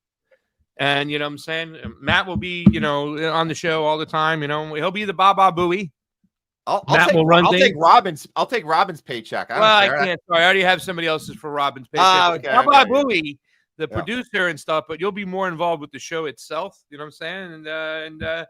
And we'll have Jay Scott there sometimes, guys. Go pitch us out there right now and see what's going on. Look, there's a whole list of horrible things he did during his time. And I just sometimes we forget because things go so quickly. But I had one more I pulled, Craig, that is just it's worse than this. I mean, because that was pretty bad with the Biden thing. That was pretty bad. This probably goes to another level of disgustingness. And I don't think this one was actually sent to him. I think he actually fell for his own bullshit. This one's the COVID thing is what we're talking about. It's a little different than he has to drop NATO and sticking it to Putin. That was given to him, like you said. I totally agree. In this case, he actually is saying this on his own, and it's pretty disgusting. Check it out.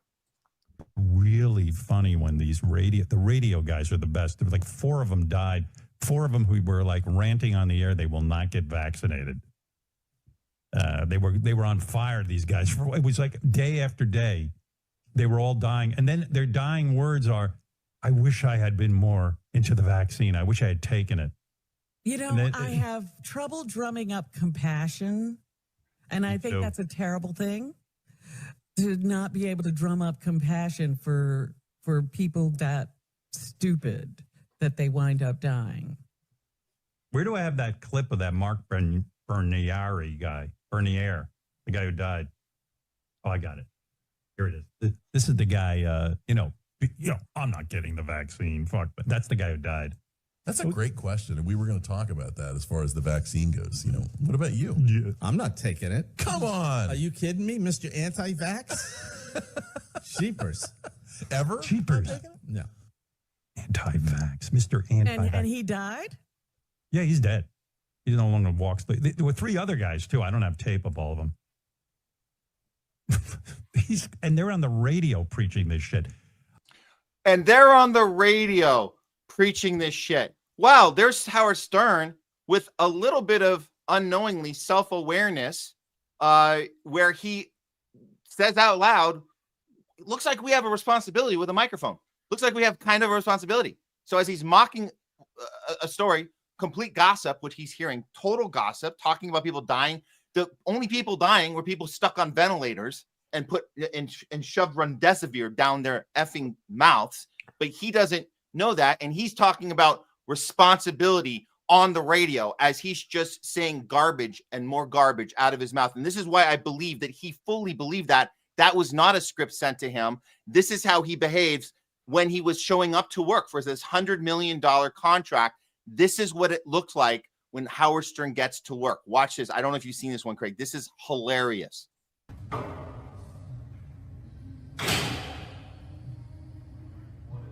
There he goes. Good morning. And now he'll let me in. He's got to wait for him to be in his section. And here we go. All clear. All clear. So stupid. Let me show you the empty hallway that is being locked down for him. Good morning. Good morning. How are you, buddy? Good. Great. Great to see you, baby. There's absolutely no one in the hallway. So yeah, that's how he behaved. He really believed it. He was living in fear. He was example of a total COVIDian. Now he doesn't have a studio to show up with, and you know, he does. It's done. So he can stay at home now forever and ever, and that'll be it. And a reminder: even if you followed all the rules that Howard followed with no question, you still got COVID. Still got COVID. I tested positive for COVID. My symptoms are minimal. I will be continue to work from home while isolating in accordance with CDC guidance. I'm glad to be fully up to date. Blah blah blah blah blah. I'm glad to be fully up to date. Well, too with bad. The mRNA vaccine. Yeah.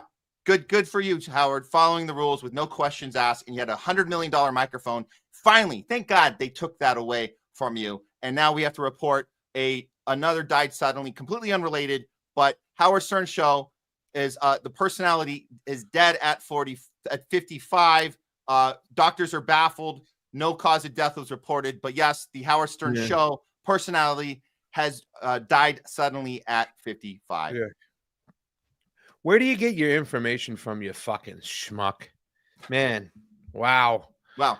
And Robin, too, as well. You're a black woman, Robin. Did you know what the fucking CDC did and all these other fucking organizations, the elites did in Tuskegee to black men? Right? Do you even understand that they were used as lab rats because of the color of their skin, but you're okay with doing this? Sorry. Yeah. You need to pull your head out of your you-know-what, too, as well, Robin. Good riddance to the both of you. Like I said, somebody send a clip of Drive Time over to SiriusXM, say, Pasta Jardula said he'll do it for half. Yeah, I love it. I love it. And I'll take a little piece of that as well. Yeah. Man, we could do so much with that. I mean, what a waste. What an effing waste. Well, the thing is that we could have it built for the intranet as well as the radio, kind of like the Louder with Crowder fucking people do, except so much better, not tribal, independent. We'll have, Democrats, Republicans, leftists, rightists. We'll have everybody of all different colors, shapes, and sizes all around there. And we'll have great conversations that need to be had that will be less divisive, But I don't think that Sirius is all for that. I think they're going to still continue to be tribal, which is why it's a little surprising to see Howard was gone. I would have thought another contract for 10 years, maybe not as much, for him to keep pushing the vax. That would have been worth it for them. But I guess not, Yeah. The next pandemic is when he'll get hired again. We're having another pandemic. Howard Stern just signed a new contract. He'll be back in pushing for the vaccine right away. But he'll just do it all from his home this time. There won't be a studio to walk into. That's the thing. So that there is a clip of him and Baba Booey's son. Like Baba Booey's son comes in and hugs him or something, and he yells at him, and like they belittle the kid right on the air. You know what I'm saying? So, yeah.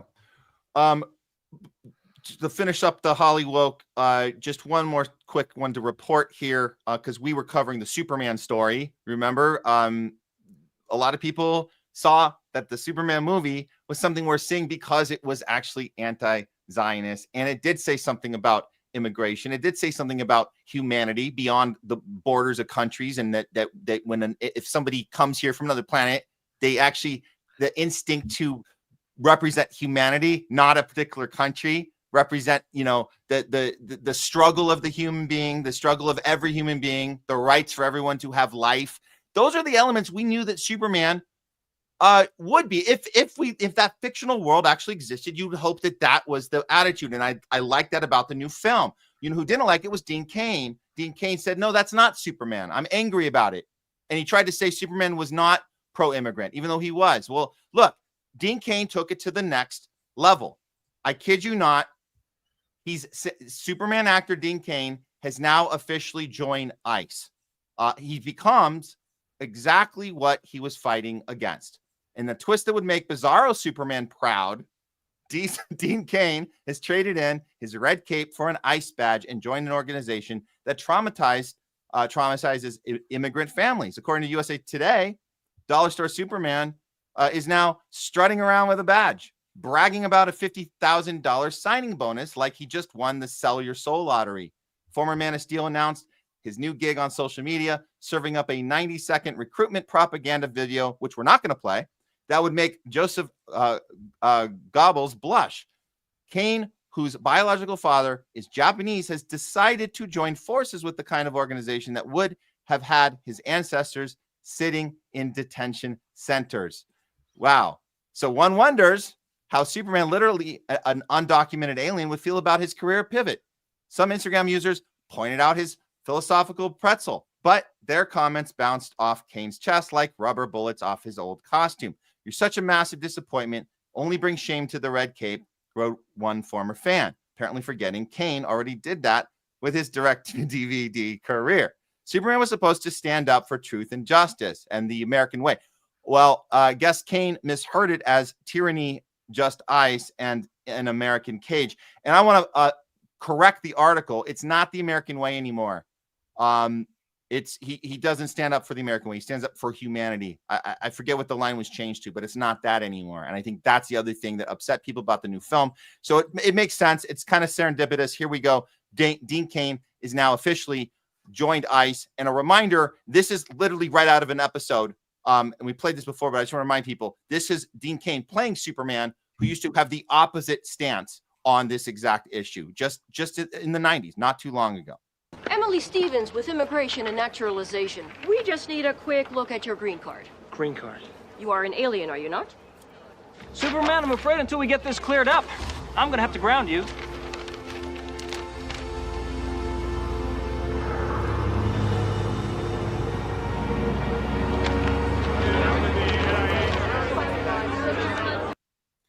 Yep. Doesn't have his papers. Superman didn't get his papers. So now he can be on the other end of that. And with his $50,000 bonus, I think he's feeling good these days. But yeah, there's another ironic story in the crazy ass Hollywood that we live in here in LA, Craig. It's pretty nuts. Why do people think that it's okay to bag on migration and blame immigrants for all your problems? Why do people think on the conservative side that if you fix this issue, you're going to really fix everything? I mean, I don't even think you're going to fix anything. I think you'll create more problems. I'd like to see you pay $12 for a head of iceberg lettuce. You're already paying $4 for it now, where you used to pay 99 cents. You want it to get worse? And yes, I am making a statement that immigrants do the jobs that Americans won't do, simply will not do. And you sit there and you talk about the young generation, how they're so spoiled and whatnot. You really expect them to pick up the slack after you deport everybody out there with a Latin accent? It's ridiculous. And once again, if you are blind and ignorant to the problem and the main cause of migration, you are blind and ignorant to the major problem we have here in the United States, and that is empire. Empire, everything is done at the behest of keeping the empire moving and going forward, whether it be foreign policy-wise or domestic at home. And empire is the reason why there is so much migration here in the United States, because we go around and take advantage, exploit these countries, steal their resources, thrust the monetary system on there, pick their governments. It's still taking place to this day. The Monroe Doctrine is alive and well. There is no such thing as illegal immigration as long as we have 1,000 bases, including 100 of them in Latin America. We have multiple bases in the countries where the majority of the people are coming from. So if you are ignorant to what's going on in migration and you think it's okay to do what Dean Cain did over here and just continue to jump on the bandwagon of bagging against migrants, and I've seen a lot of leftists do this too as well, leftists, then you're ignorant to what our biggest problem is here, and that's empire. Yeah. Wake up. Well said. Well said, Craig. 100%. We'll end it there on the high note. That's this week in Hollywood. Can you play the thing? You did it just fine. Got it. Okay. We could do the Cornell real quick before bringing in Leslie. Let's do Cornell. We're at the top of the third hour. And, we're about to start, you know what I'm saying? Yeah. We're almost 3 hours in. Oh yeah, we're just about 3 hours in. Let's do this story here because I think this will be another great one. We've had some stories we can just clip up and put out there today. I think that a great, short, awesome, sweet. Unfortunately, people's attention span out there in the mainstream are very small, but I think this is a good one to talk about because I think we're going to be in disagreement over here about this situation. Really, I think so too as well. I don't know. I mean, there is some insider information as well. You know, I talked about Edwin DeJesus today, who is one of the 4 campaign managers of Cornel West. Well, we've had some conversations about Cornel West, and as you know out there, ladies and gentlemen, and Jamie Cheese Slice back there hanging on out, we had an interview with Cornel West. I did for Pasta to Go and for the Convo Couch, or I think it was the Convo Couch at the time. It's now on the Truth Wire.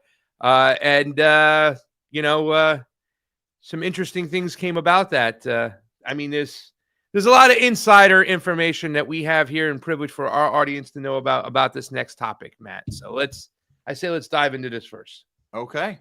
Let's do this was I know we call it a standoff, but it was certainly a moment of clashing between two people that you would hope had good intention.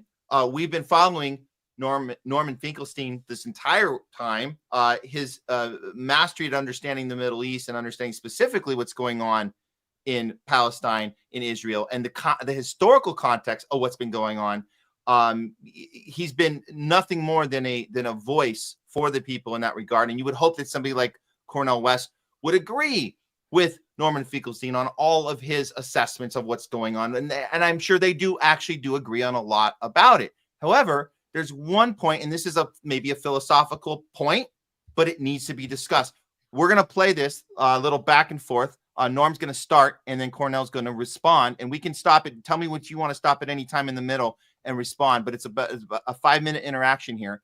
And we're going to talk about, principle and moral compass when it comes to how we treat people and where we draw the line on humanity and when we hold people accountable and when we accept.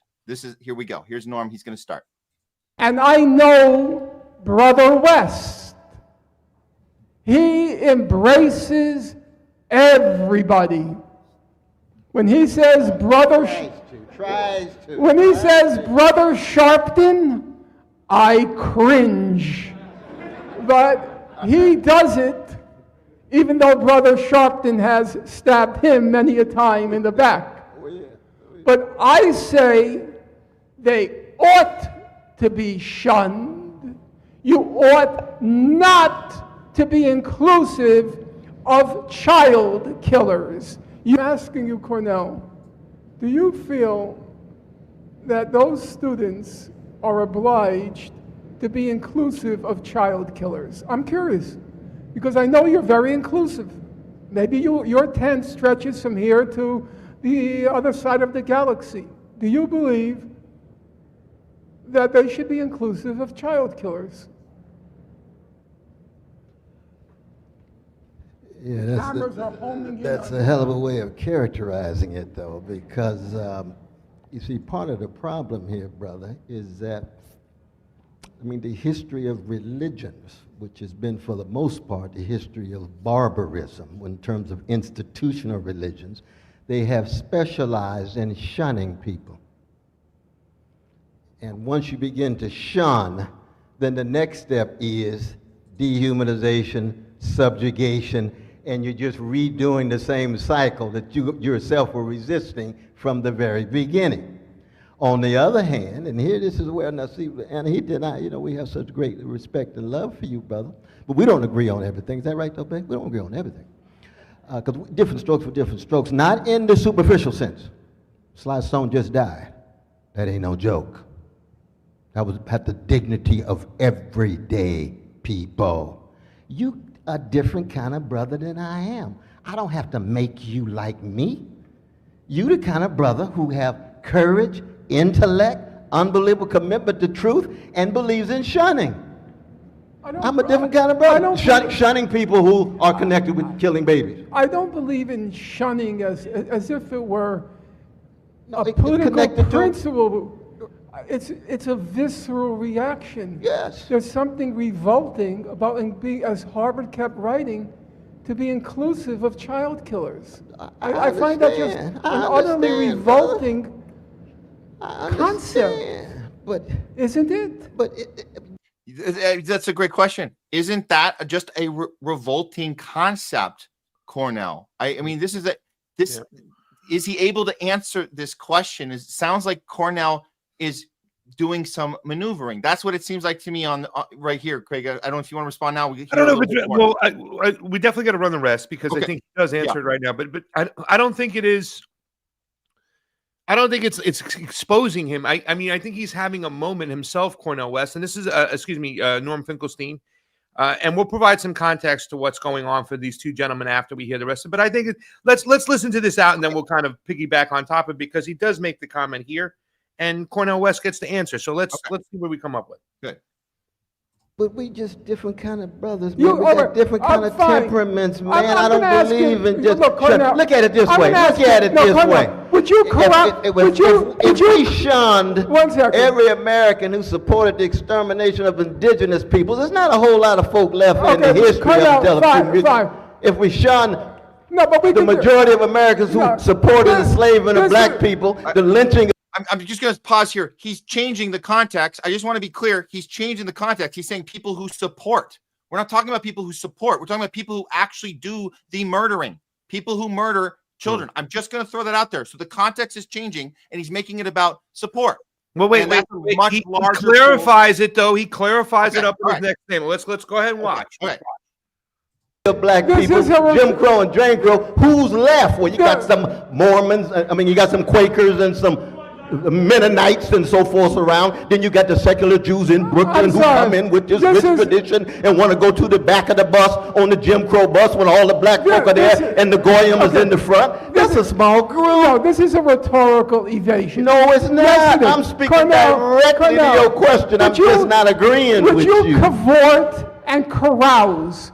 Because these students are complaining. They don't invite us to their parties. That's what they say. They don't invite us to our parties. They don't want us in our groups. They don't want to associate with us. That's microsocial activity. Would you cavort? We know that's not the issue. That's not the crucial issue. The question is, how do you stop the killing of Palestinian children and innocent folks? And how do you become organized and mobilized enough to bring power and pressure to bear? It's not whether they get invited to some party after somebody's Hillel meeting and so forth and so on. No, we're not going to spend time on that. Would you cavort and carouse with a child killer? I'm curious. I don't think that's a trivial question. No. You wouldn't. No. You would shun them, correct? I would do more than shun, brother. I'd probably cuss them out and lose my Holy Ghost and kick their behind in the name of Jesus. But the point is, that's not normative. That's not the only model that I want everybody to proceed. I got my own way of being in the world. I'm a jazz man, got my own voice. This is how I decide to live my life. I want to love my way through the darkness. I don't believe in shunning, even given the crimes that people commit. If you got a different view, that's cool. I'm with you. We in the same demonstrations. We go to jail together, and we have fascinating conversations on child killers and how do you respond to child killers. That's all. All right. All right. Your initial thoughts. Go ahead. Go ahead. Okay, so I am grabbing the Cornel West video that I did, the interview what I did with Cornel West, and I've also mentioned that next Friday we're going to start having Edwin DeJesus, who was part of the campaign management, the 4 campaign managers that came on after they let go of what's his name, who went over to Jill Stein. I forgot his name. Was the ex Clintonite, right? Peter Dow, right?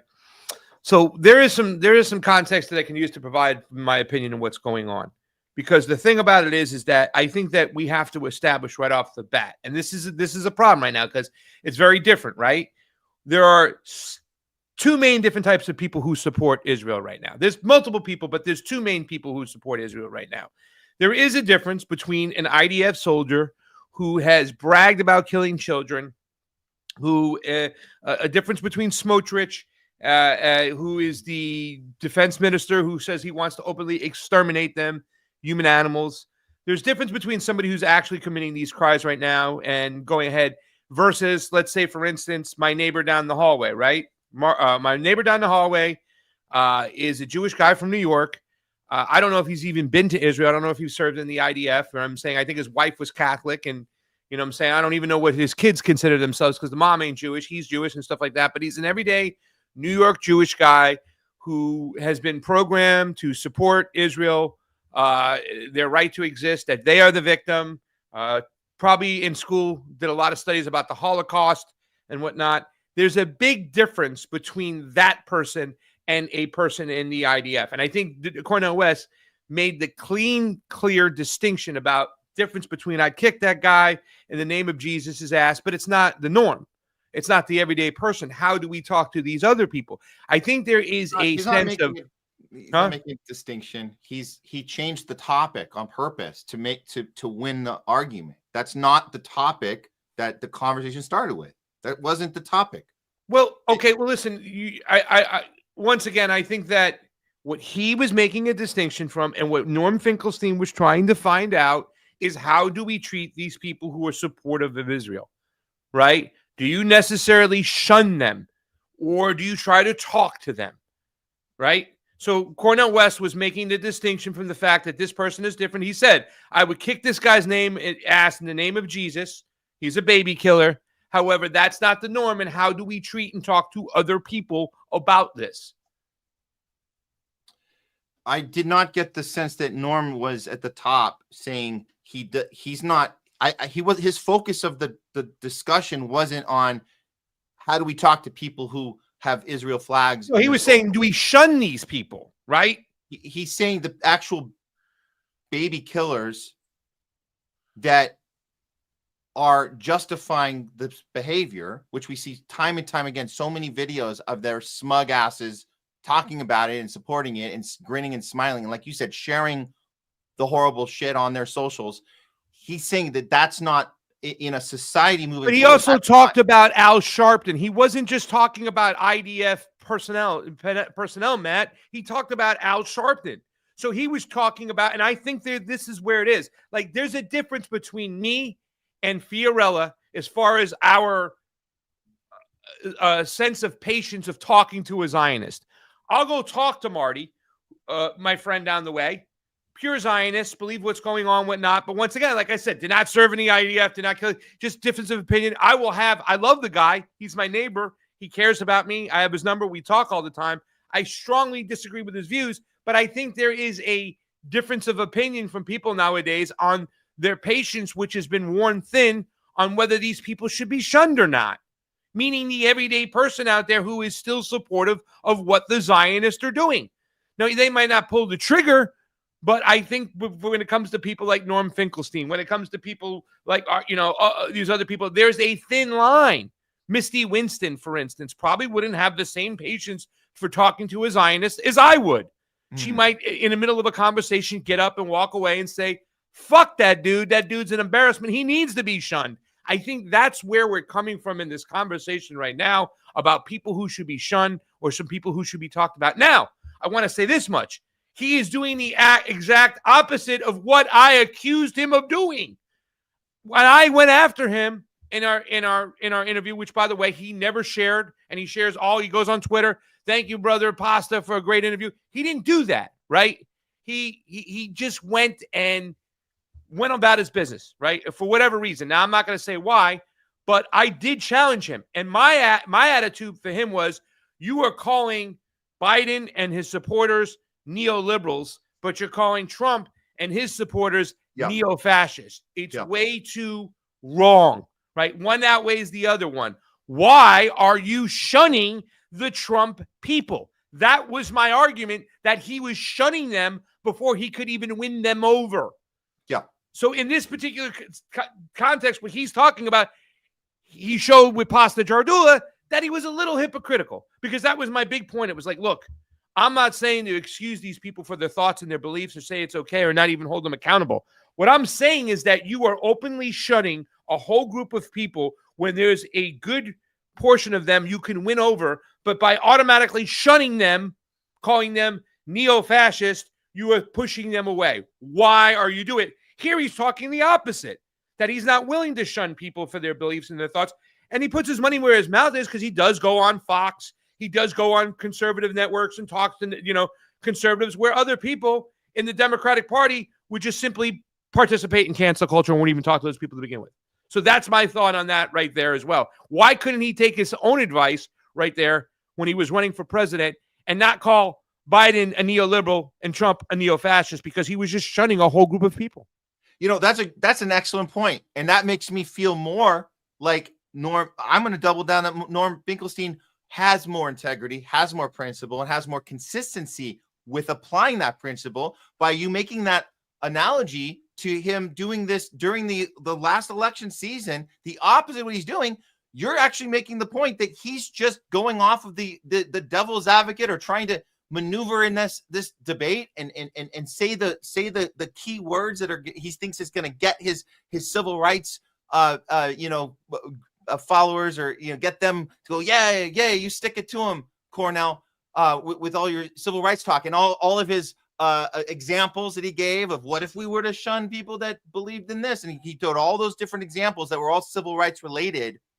So he's not being authentic in this moment, when I believe that the principle you need to apply is they both are capable of having discussions. You mentioned Fiorella. I didn't know she's didn't seem like somebody that would get up and walk away. I know you would never get up and walk away. I would never get up and walk away. I've toughed it out with so many Zionists. I love toughing it out. I take pride in never. Yeah. Misty and Fiorella have zero patience left. They don't have the patience. Okay. In other words, they start hearing somebody talk that shit, they're out. They're not curse them out. They probably walk out of the fucking room just to be somewhat, you know what I'm saying? Misty and Fiorella are those type of people where me and you will be like, well, what about this? That, you know what I'm saying? Like that. And want to walk them through it. Yeah. And hit it over their head. Not because they're necessarily going to change their mind in a moment. They're going to go, it's not like they're going to go, aha, I was wrong. What was I thinking this whole time? It's anybody listening. It's the idea that you can achieve some sort of understanding of some sort of any onlooker seeing it. This is why I know that Norm is the one out of the two that is consistent and has principle, because each of them are capable of doing what you and I are both capable of doing is you can continue preaching and educating, and you can also shun people for if their action led to someone else's death.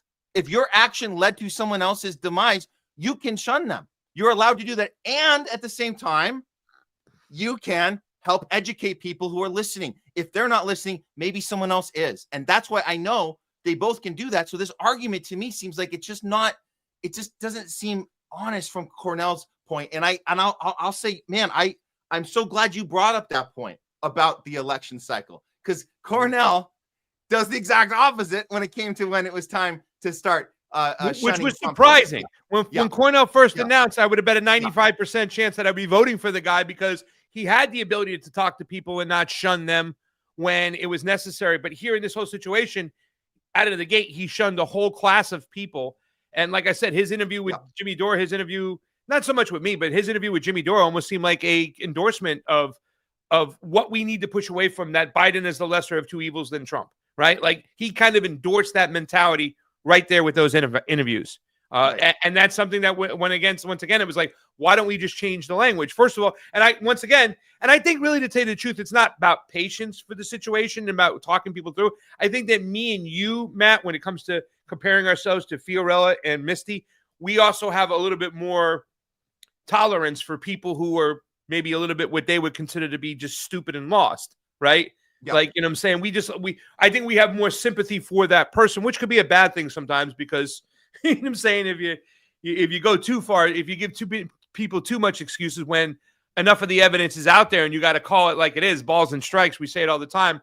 It might take us away from calling a strike because we want that person to at least to understand that person. But I mean, it's not just sympathy. I think I stick around, and I would say maybe it's a little ego, but it's also this idea that I'm not going to let someone else affect me that much to have to get up and leave. That to me, that makes me feel like I was affected too much when I can stay perfectly calm, perfectly still, and get to the point I need to make and call them out when they're lying right to your face and say that's not the thing I just said. And I don't think it's effect.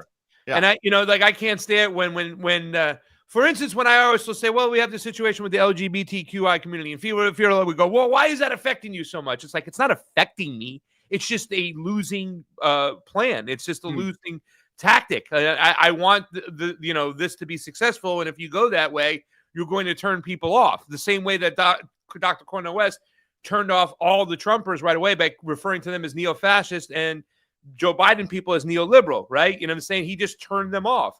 So, once again, it's, and when it comes to those conversations, I just don't think that, once again, it's like, I respect, Misty and Fee for not allowing that person to be able to talk their bullshit anymore. They've already had their chance and they're still talking their bullshit. People are still yelling, Hamas.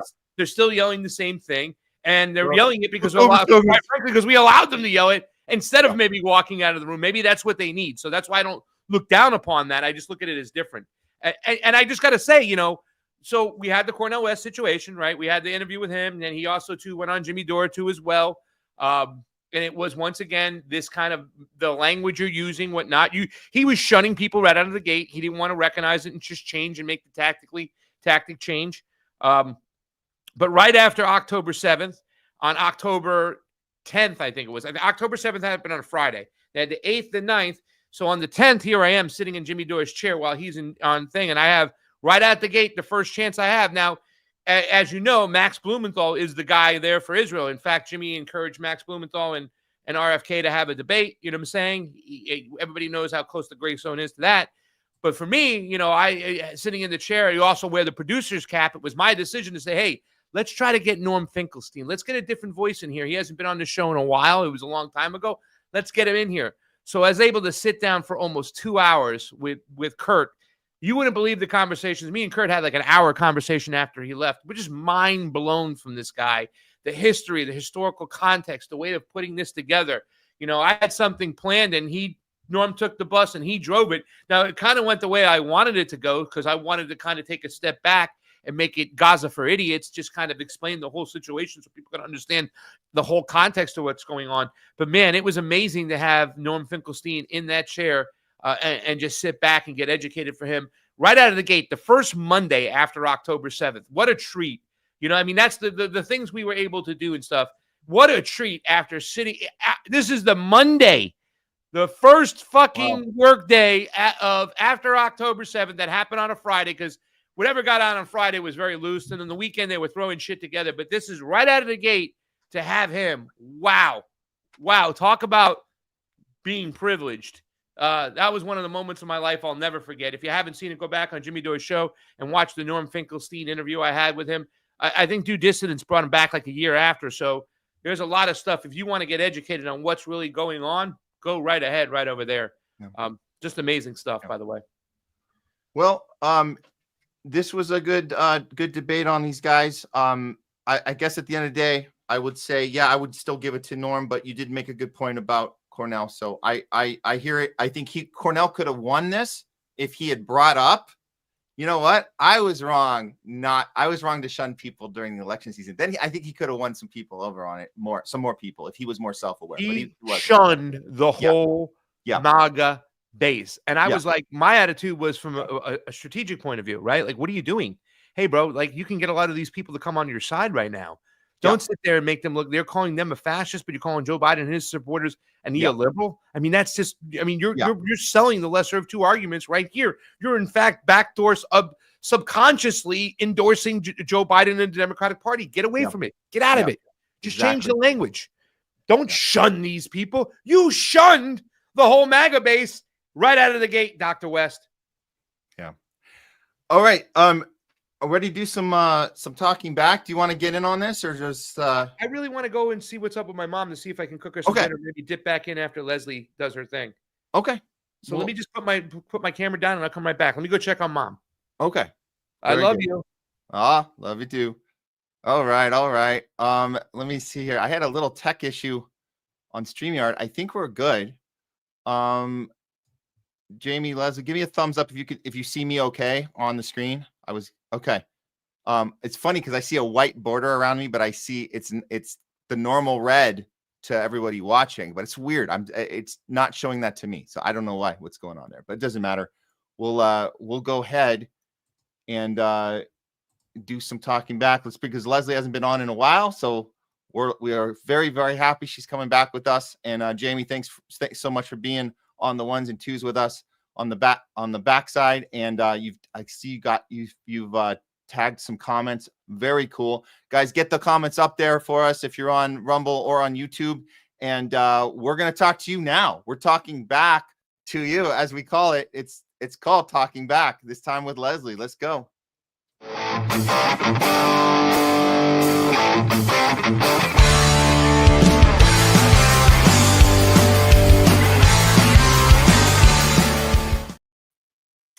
Okay, here we go. There she is. Hey. Hi, it's been a while. It has. There you are. Looking good. Here I am. Good. Yes. It's like you never left. Yeah, well, it's summer. It's hot.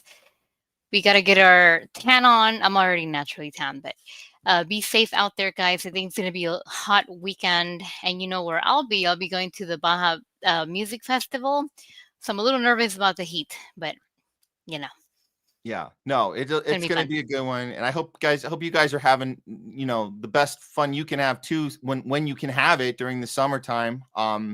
Figure out ways to even just to take a breath and a breather from the chaos. We recommend it, even if it's just for a few hours. But if you can get in your car and drive somewhere nice, do that if you can spare it.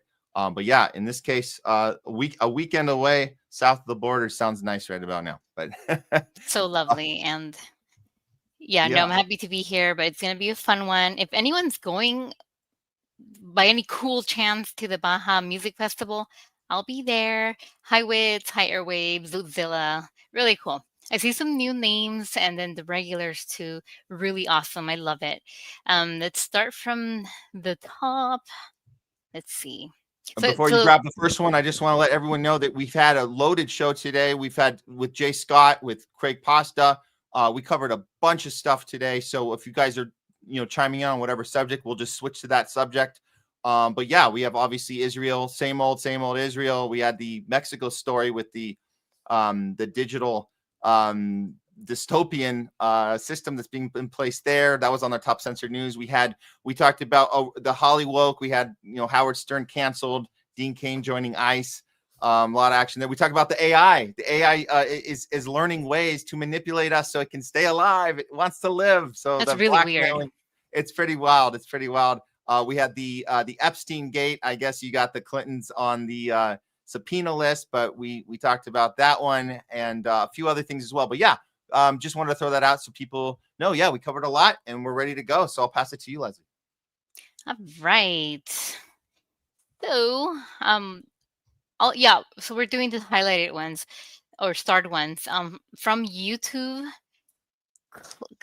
Clara T, and I'm sorry, I always ruin everyone's names. Clara T, DNA equals deoxyribonucleic acid. mRNA equals messenger ribonucleic acid. The messenger part, like in HTML programming, tells the DNA what to do. And I know this one wasn't highlighted, but right underneath it's basic high school level biology, chemistry. They are running experiments to see what happens. Yes, they are, Matt. They're running. We're the guinea pigs here. They are treating the entire globe like lab animals. Oh wow, yeah. Let me see. An unfortunate reality. No, it was right under. Okay. At 1:20 p.m. on YouTube. Was it YouTube? Yeah. Yeah. Man, this Very was Yeah. Oh, here I found it. Yeah. There. Oh, that was the first one. Okay. And then this one. Yeah. There it is. Do you remember, and I won't name any names, but somebody that we both know at the beginning of all this happening, are we still on YouTube? We're still on. Yeah, we love the vaccine, just saying. Oh, yeah. Can't wait to get another safe one. and effective. But somebody that we both know, I guess when all this was starting to be talked about, was very defensive and very protective of, I wouldn't say big pharma, but like the mRNA and how safe it is and how it's not going to damage or hurt the body and stuff. And now that person has really thought about things, right, Matt? I think you know who I'm talking about. I know exactly who you're talking about. A very brilliant person, a scientist, biochemist, all that stuff. And now he's like, I think you were right, Matt. You being non-sciencey, you were ahead of the game. So just saying that. It's great to hear people say that out loud. And it happens once in a while when they do that. Not necessarily on social media. They're not going to blast it out to the world, but they might come up to you in private and they might tell you, hey, you know what? I reconsidered some of the stuff you said. I was really angry at the time, but now I kind of realized that maybe you had something you were right about. And like, that's important. So if you're out there, hey guys, if you're out there right now and you're on board with us, you've been watching us, if you had a moment of clarity that maybe happened to you recently, but maybe before that moment of clarity, you might have been rude or mean or overreacted, as you would say, to somebody that you weren't ready to have that conversation. You might want to think about picking up the phone or going over or sending a message, sending a little text. It would go a long way. It really does, because it shows people who were shunned at the time. It shows them that they were right, but not because it's ego. It helps people maneuver in the time we're in now, because in the time we're in now, there's no apologies, there's no like recourse, people are moving on and they're saying, don't talk about COVID ever again, don't ever talk about it. And so to be able to get through where we are now into the next whatever, the next thing that happens, we have any sort of acknowledgement like that goes so far. So just know that, and you look like a really big person doing that, because not people. Yes. I agree with you. Most people don't. They don't. No. People by nature do not like to be wrong. And it's okay to be wrong. I've been wrong a million times in my life. And I was also, I remember some of the comments that I made during the whole thing. And I think a few times I was kind of mean to you, Matt, too. And, other people. And I acknowledged how ignorant I was. I guess I don't know what's the word for it, but I was also scared because I work in a hospital. I was also really scared, and I was like, are people hurting the cause more than helping? But in retrospect, you and all the other independent journalists and the people that were curious were right to be curious. It's okay to be wrong and to say that out loud. Yeah, but look what happens when you say it. It's not just and you don't have to be a scientist to know all this. I'm nowhere near as knowledgeable as you or your colleagues about the conflict that's been happening in the Middle East, but I know it's wrong what they're doing to the Palestinian people. Oh, that reminds me. I'm going to say this because we talk about this subject. It's not just with COVID and pharma. It's with Israel and Palestine. It's with elections and like red versus blue stuff and all the media propaganda and all those areas. One thing we have to look for, so we can be prepared in the future, because they're going to keep doing this and find new ways to pit us against each other. Always look, the side that is kind of the one you have to be skeptical of is the one that has to tell you that something's complicated. That's the giveaway. It's not that complicated. You know that COVID was wrong, not because we had degrees in microbiology and we were, these doctors and scientists that had all these credentials. Plenty of doctors and scientists got this shit wrong. We knew it was a simple idea. It's called principle. It's called having a moral compass. And we could see that something wasn't right because it wasn't actually that complicated. Just like Palestine, not that complicated. We can see that it's wrong. It doesn't take like massive amount of ways to have to explain it. We have to spend time arguing with Zionists because they don't want to listen, and we have to kind of go through all their little deflections. But if you're talking to a like-minded person, our conversations are pretty short. They're like, oh my God, can you believe they did this and they turned around and did that? When we know that's wrong. You know what's wrong when you see it with your own eyes. You know it's wrong because we're human beings and we know what's right. We know what's wrong. It's an instinct. So we just ask people to tap into that instinct off the bat. So you're able to see it before it happens again.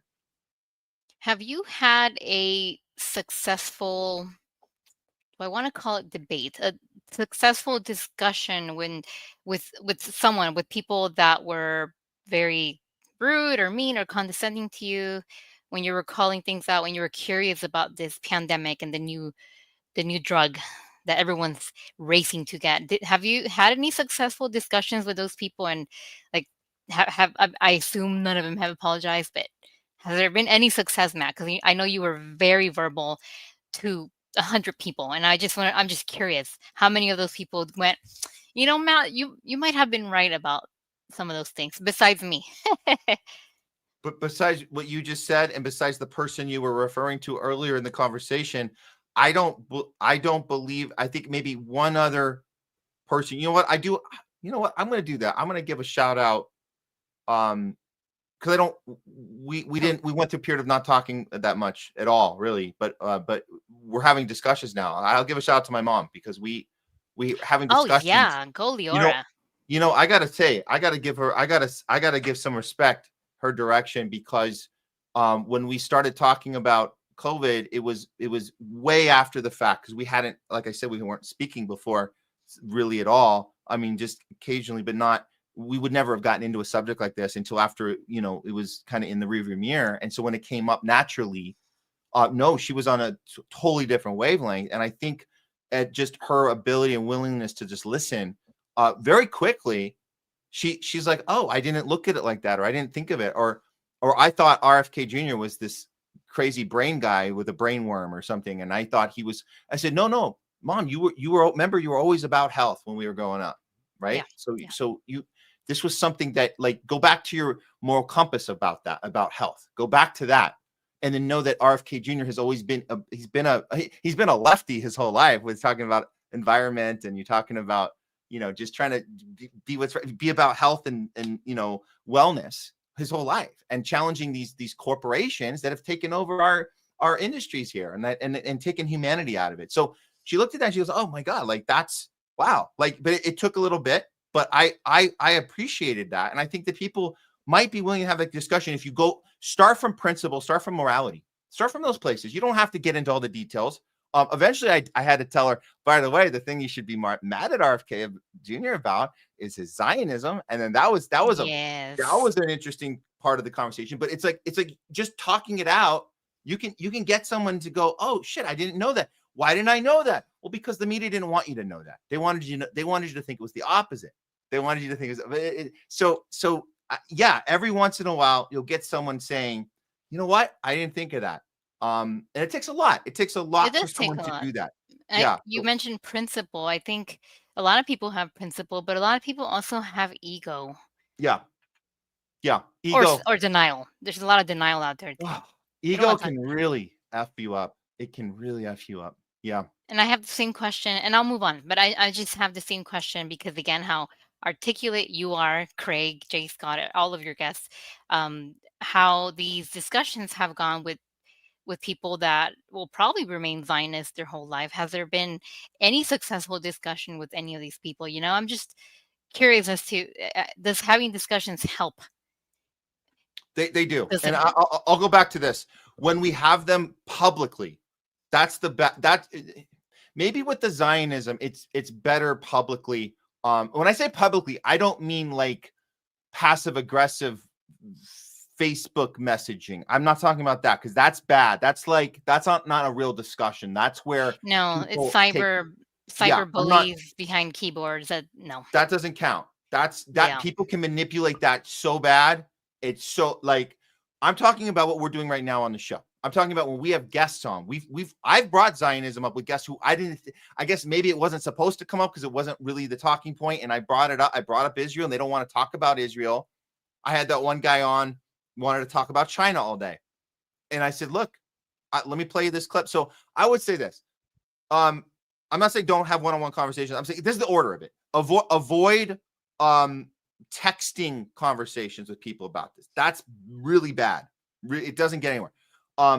If you can do it in a group setting, online, like we're doing right now. We have people listening, people like that's great. Because then if you don't convince the person you're talking to, maybe somebody listening might have had a seed planted and go, oh, I didn't think of that. A seed planted, yeah. So that makes it worth it. And then the one, and then this one takes a little more skill and patience. As you know, Leslie, we go out into the actual wild, into the lion's den, right into UCLA, where the Zionists showed up to infiltrate the Palestinian protesters.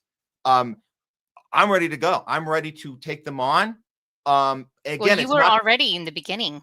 Yeah. I really wish I would have posted that video of you when you were taking off 20 people yelling at you. Yeah, but we put a little clip up on the show, and I think anybody standing there nearby, they were paying attention. By the way, people on our side maybe didn't know how to articulate because they kind of stayed quiet. Maybe that's also good for them. So know that as well, that when you do this publicly, there's people that are on your side, but they don't know how to articulate.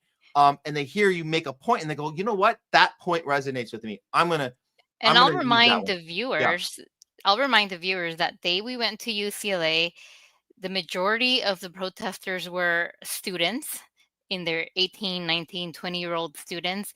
And the people holding the white and blue flag, they're counter-protesting, were people our age, 30s, 40s, 50s, 60-year-old people, families. They were infuriated. They were just so pissed and yelling at the protesters. So they were not, I don't think I saw anyone trying to have an actual conversation. They were really mean. Anyway, moving on. We might have had a little blip there, but I think we're good. I think I did on my end. I don't know if people we had to cut off. I didn't see anything from my stem. Oh, great. Then that was just me. Okay, cool. Well, I'm glad we got that. Okay. Well, let's get to a few more. But these are good, important discussions. I appreciate it. I appreciate it too. And you know what? You don't post this one, but Zilla, so sweet and nice of you. They wrote, "Hey Matt, doesn't Leslie's hair look great today? Thank you. I just got up from bed." It's naturally crazy. So thank you. I appreciate that. Okay, next starred one from Keel Jones. We don't have a public sector in the US. We have a fake public sector that is totally run by corporations. Yes, we do. Seems like the 1% rule it all. Yep. Yeah, absolutely. Thank you for that. And thanks for tuning in, Keel Jones. Keel Jones, yeah. Now, are you just Clarity. getting this on the YouTube, or can you get the ones on Rumble as well? Because we had some earlier. Okay.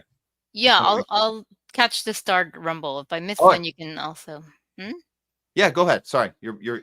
I was just calling out the people I haven't seen before, like Clarity, Victor, Jen, Keel Jones. Cool. Welcome, guys. Really cool. And Jamie, thanks for doing this as well. Pamela Drew is always hello. Airwaves as well. Jokers for you at 2:13. If you want to post it. Increasingly, like Nazi Germany in the West equals wealth and privilege correlates to how horrible a person is. And like you said, if you refuse to be a fascist as a good person, you will end up with nothing. Yeah. Thank you, Jokers, for you. Yeah, well said. Thank you, Jokers. Appreciate it. Villa. Million people are with you on this one at 2:23 p.m. Matt. Free Palestine. Oh yeah, we love that. Zootzilla. Free Palestina. Yes. Yes. I wish I could wear something. Well, no, never mind. You know what? I was thinking of wearing something around the lines of watermelon or something of the colors of the flag in the music festival. Yeah, why not? Hell yeah. Lily. Oh, Lily Gallo at 2:29. Thank you for tuning in, Lily. Let's see. Pamela Drew at 2:33. Angels. Oh, yeah, I saw this one earlier. Angels without wings do walk among us. It's how we get nurses. Oh, Pamela. Oh, very cool. Thank you. That means a lot to me. Thank you. Love it. Love it. Hey, we have a Facebook comment. How awesome. Because you know how no one likes to go on our Facebook feed here in LA, right? But yes, I know. Did you see this one? From Lily? From Frank. This is Dr. David Martin's guy. I'm going to put this one up. Oh. Yeah. I like that picture. Fighting medical tyranny. Yeah, from Frank. Yeah. Frank's badass. Love this dude, man. Yes, all these media outlets have been fed what to do, and the leader of the puppeteering cult is pharma. Yes, it is. Unfortunately, Trump is owned by pharma. Is Donald Trump still claiming that his vaccine is the best? Yeah, he's literally still saying the Operation Warp Speed. And remember, he's telling us that the Democrats made up Epstein and they're a bunch of assholes. And if you believe that, F you. At the exact same time, he's saying Republicans and Democrats agree that the Operation Warp Speed was the greatest thing ever. It's insane he can say both of those two things at the exact same time. And when everybody knows that neither of those are true, that his own base knows that. That's the problem. He's saying these things, trying to convince his base knows that both of those are lies. Forget what the Democrats think.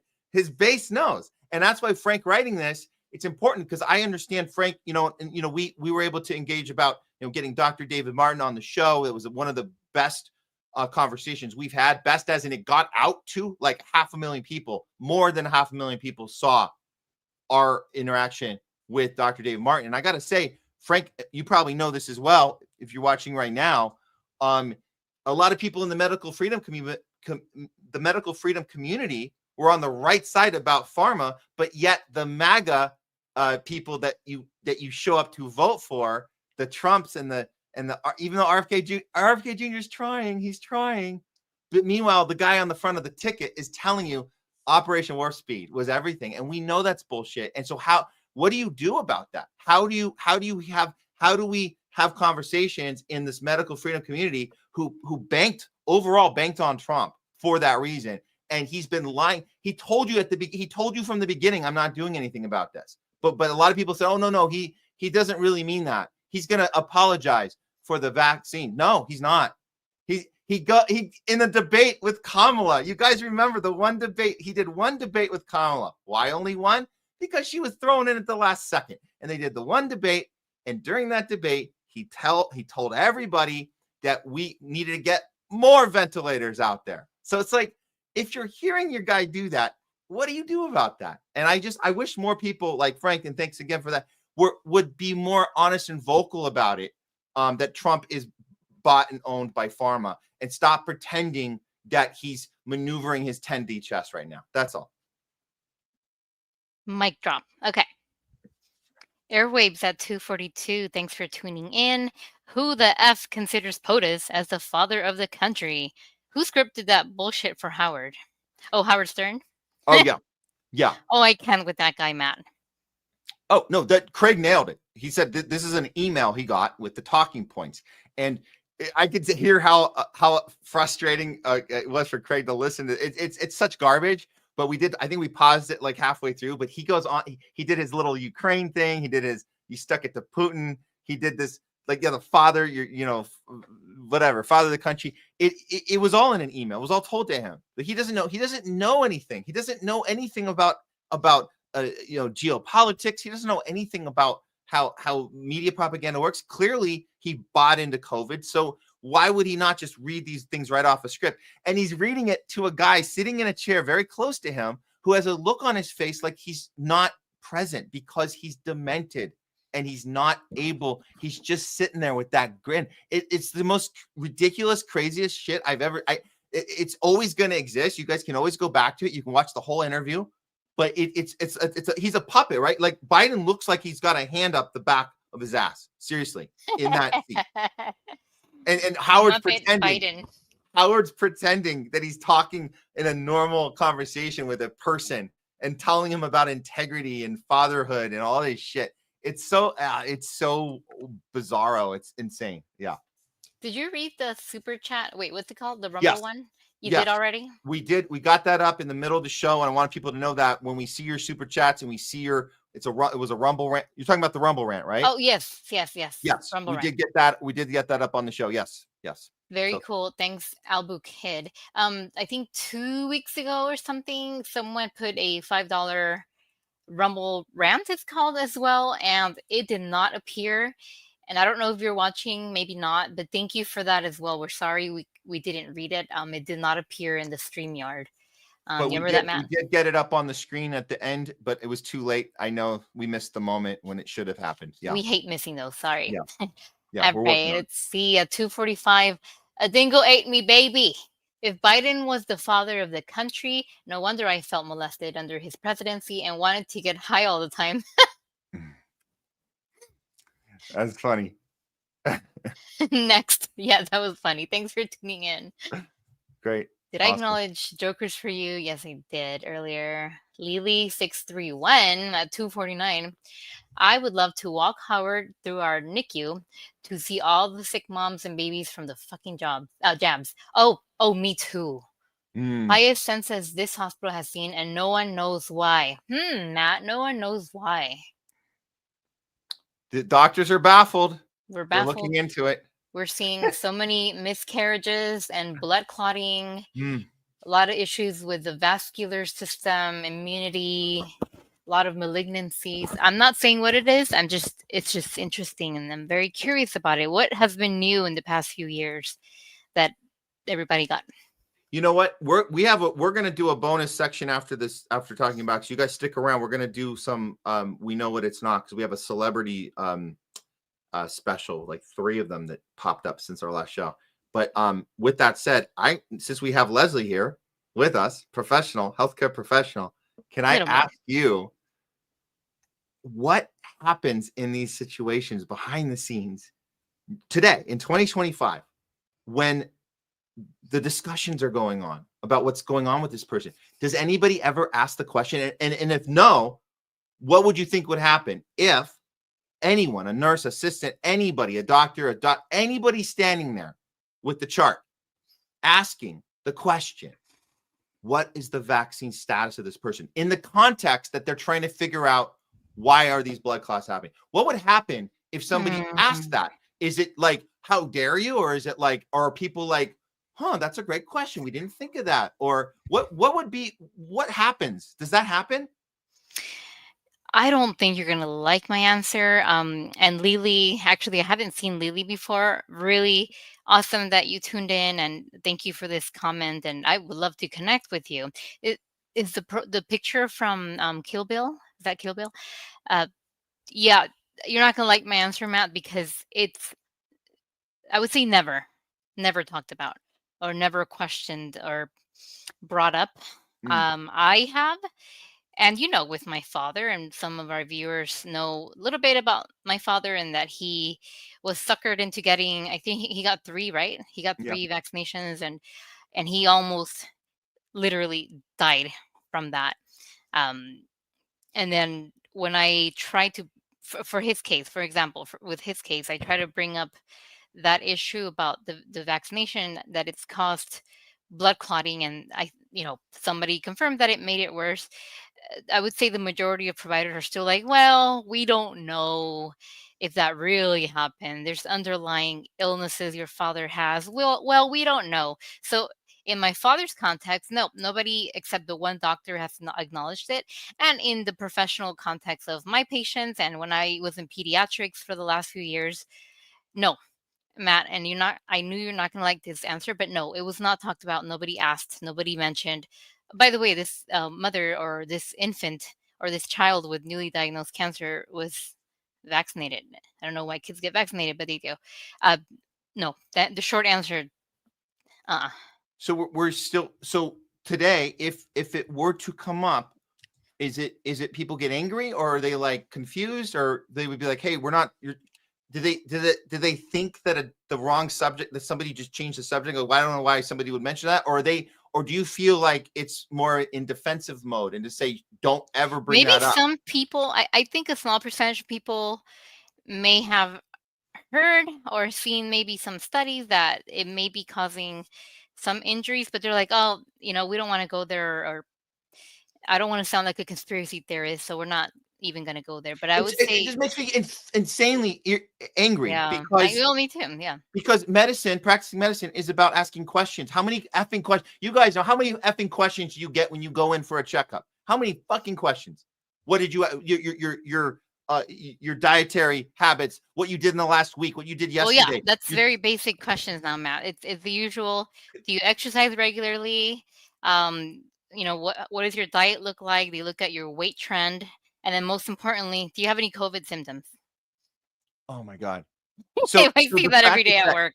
So the fact that your COVID mRNA gene therapy vax status is considered a conspiracy question. We don't hear that it's a conspiracy question. So you're not allowed to ask a conspiracy question, but you can ask 100 other questions about the patient, because every bit of information is important when you're trying to evaluate their personal situation. So especially if you have something they're dealing with that you don't know what the hell's going on. Where are these blood clots coming from? So you're trying to get to the bottom of it. You're supposed to ask 100 questions. Why is this the one question you're not allowed to ask? Because if you do, you're a conspiracy questioner, which is insane to me, because doctors ask questions. That's what all those effing forms with the fucking page after page after page of effing questions.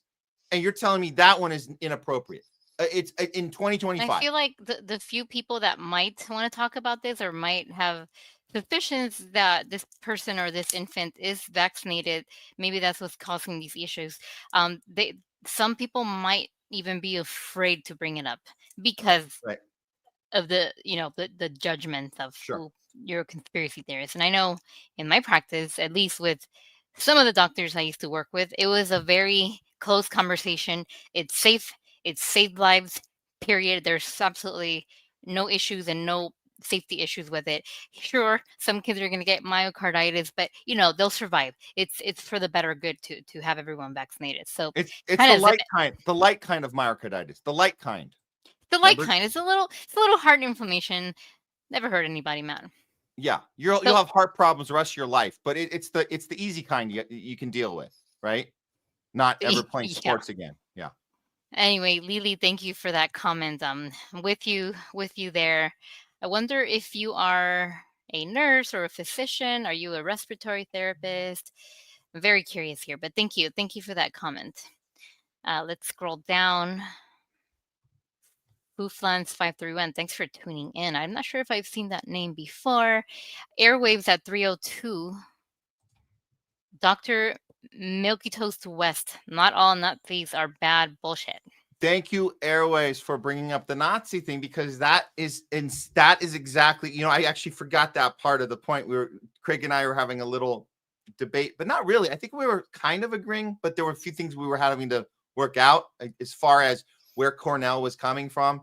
And it's like, if you just replace child killers with Nazi, it would just be a ridiculous point to say that we're all inclusive and we have to be accepting of everyone. And if we kicked out all the Nazis, we wouldn't have anyone left in society. That's kind of what he was saying. And I just think that for somebody who has a history of shunning people for voting for the wrong effing president, for him to pretend that child killers being accepting into society is okay, because if we don't accept them and we don't tolerate them, I mean, yeah, if we don't tolerate them, then we're not going to have any society left, because there's so many people in our country that have supported horrible things. But yet Nazi never came up. That's funny. He never mentioned Nazi. He talked about, being against civil rights. He talked about being against the Native Americans. He talked about a lot of civil rights movements. He never mentioned Nazis, which is interesting, because that would be the one. Go all in, Cornell. Tell us how we are accepting of Nazis because we can educate them after the horrible things they did. We can educate them and we shouldn't shun them. That's kind of what he was saying. And I'm just saying, he's a guy who has a history of shunning people. It's not like he has never shunned anyone. So that's the thing. Thank you, Airways, for that. Thank you, Airwaves. And to Pamela Drew, who posted at least one link. I'm looking through the chat. Thanks, Pamela, for the link. I saved it. Okay, let's see. Other starred comments. Do a couple more and we'll throw a few more up at the end. But I think we got a couple. Yeah, more. let me finish the star ones. Great. Foofluns531 at 307. Furthermore, it's an American obligation for our participation to accept all fleeing Israelis. Yeah. Accept all fleeing Israelis. Yeah, I mean, it's an obligation. Yeah, I mean, we have to accept people that are, I guess you consider them at some point refugees. I don't know. We might be heading that direction. There might be a time very soon. This is not like a generation from now. This is now. We might be heading towards it. Wait, refugees from Israel? there might be some. They might be in a So situation. we accept refugees from Israel and the white Africans. Who else can come here? I mean, we've always had, we have a history of acceptance. I think that's why we have this horrible immigration debate now, because we rigged the border with our investment in the cartel, the CIA dropping running the drug cartel, running the human trafficking, the sex trafficking, they stealing all the children. There's 300,000 children missing. So it always goes back to, the Dean Canes out there are like, I'm going to join ICE and teach those illegals. It's like, dude, like, you don't know how horrible this problem is that we created. But Craig Post has been right about this from the beginning. He says, if you want to fix immigration, get rid of American imperialism, U.S. imperialism, Western imperialism, Israeli, control of the Greater Israel Project, every possible method we use to destroy other people. That's what creates our problem. So if Israel is heading towards its own destruction, and that's the irony, is that's the one we're trying not to destroy, might be heading to its inevitable end, then yes, you have to apply the same tactic, the technique of we take in refugees. I would much rather apply that to a place that we didn't purposely create the problem, but we generally create all the problems that create refugees. That's pretty much every one of them. We're the ones that are responsible for every country in South America, every country in Africa, every country in the Middle East, and they end up over here. It's not, Mexico, they're coming in from Mexico. They're coming in from, there's a whole system in place to bring people in. We know all this. We've looked into the border. It's pretty messy, and I don't know if we'll ever solve it, because there's too many things happening in the shadows that we'll never ever fully get to the bottom of it. It's too bad, because that system, it's too dark. Like, where the hell are these 300,000 kids that RFK's? Where are they? What the hell? And why isn't anyone getting fired over it? No, why isn't anyone going to effing jail? That's the main thing. You can take someone out of their job, but why are they not going to jail? I don't know. But yeah. Molly Little Bird at 310. We need to educate those who will listen and shun those who continue to endorse genocide. I appreciate that comment. And yes, I try to do that very thing, educate those who will listen. In my social media, Matt, you see that I post kind of daily things about Palestine and Sudan and Congo and, everything I really care about, which is everything going on in the world. And there are a lot of people who reach out and ask me questions. So I do appreciate those people. Yeah. So thanks for that comment, Molly Bird. We agree. Let's see. Jokers for you. With Shigo Zootzilla, thank you for your comments. We'll do the last one here on the stars, I think. Which one? The one at 319? I think so. Yeah. There might be another one that I liked. Okay, yeah, one or two. Dr. West has lived in a cushy bubble since he was a grad student and has no idea the reality poor people face since. Thank you. Yeah. I mean, he's been running his tired, droning on, same message every time. I don't think he's just like any other person out of the Democratic Party. They have too big of a life of luxury to really fully know how to connect with people. It's too bad, because he says the right things a lot of the times, but overall, when push comes to shove, he's not willing to fight the class system. He's only willing to fight the race, the civil rights, playing that card, and that's it. That's all. He will not fight the economic warfare. He won't fight that battle, and that battle, you can only fight it if you know the struggle of it. And you don't know the struggle of it if you're in a bubble, a Cushing bubble.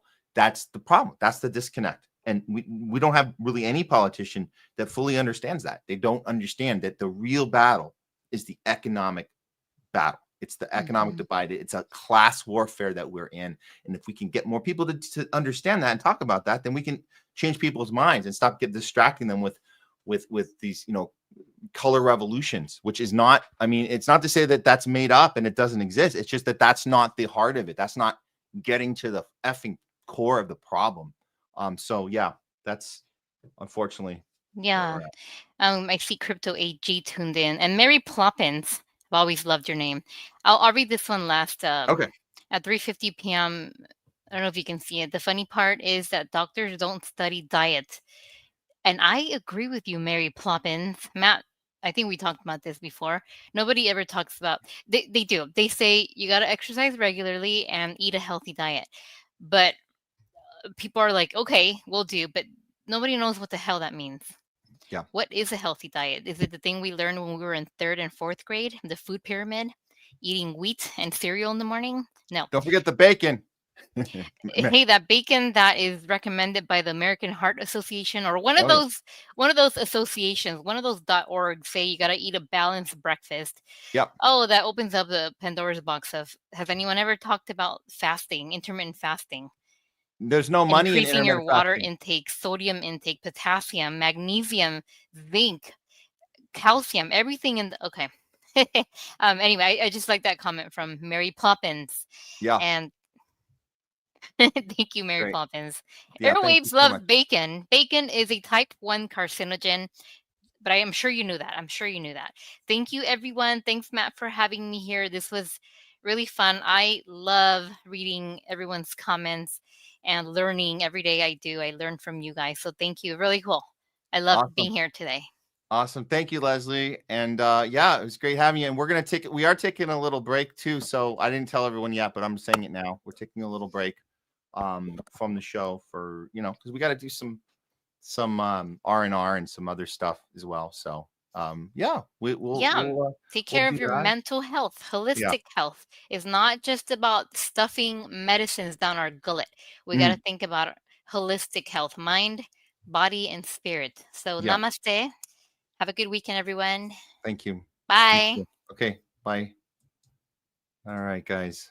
Wow, great show today. I'm loving the show. I don't know if Craig's coming back. He's on the thing there, but either way, I'm still doing. We got 2 segments left. I'll try to go through them quick, but the second one will be quick because it's just a loud. We have to go out strong with the loudest voice, so we're gonna do a loudest voice for you guys last. But before that, we do have a we know what it's not for you, because I know we did one on Tuesday, but like 3 more popped up. So we're gonna cut right to the chase. I know we generally like to start one with a story. We already did we already covered RFK today, so you guys can go back and watch that one. But independently, we did have a couple we wanted to cover here on We Know. So let me. I think we're all set up. Let's do that, and then one with the loudest voice. And I promise to throw up any comments that come up. Not all of them. I can't get to all of them, but on the way out. So we'll definitely do that. And of course, if there's any more Rumble rants or any more what we call super chats on the YouTube page, we'll see them. I keep my eye on them. And if I miss them, Leslie or Jamie will let me know, and we'll make sure that we get you to the front of the line and make sure that you get heard, because we rely on you. You rely on us. It's a working relationship. It's back and forth. That's how we do it here on The Homeless Left. Okay. Without further ado, let's do one last. And I did mention about the break. We're going to take a 2-weeker, week and a half, but the next show will probably be 2 weeks from today. So we're packing it in for you guys right now, but we'll be back with a vengeance with you once we get a little R&R and little other things we got to tend to. So we're looking forward to that. But yeah, still 2 more segments before a little break. Let's get to it. Here we go. You guys know what time it is. Here it is.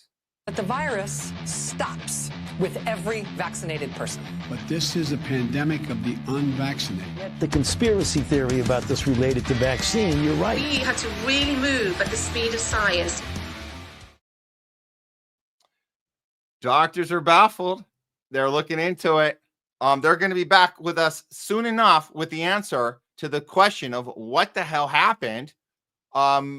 It's a hard one. It's a hard one. There's a lot to look at. The blood clotting, the rapid cancers, the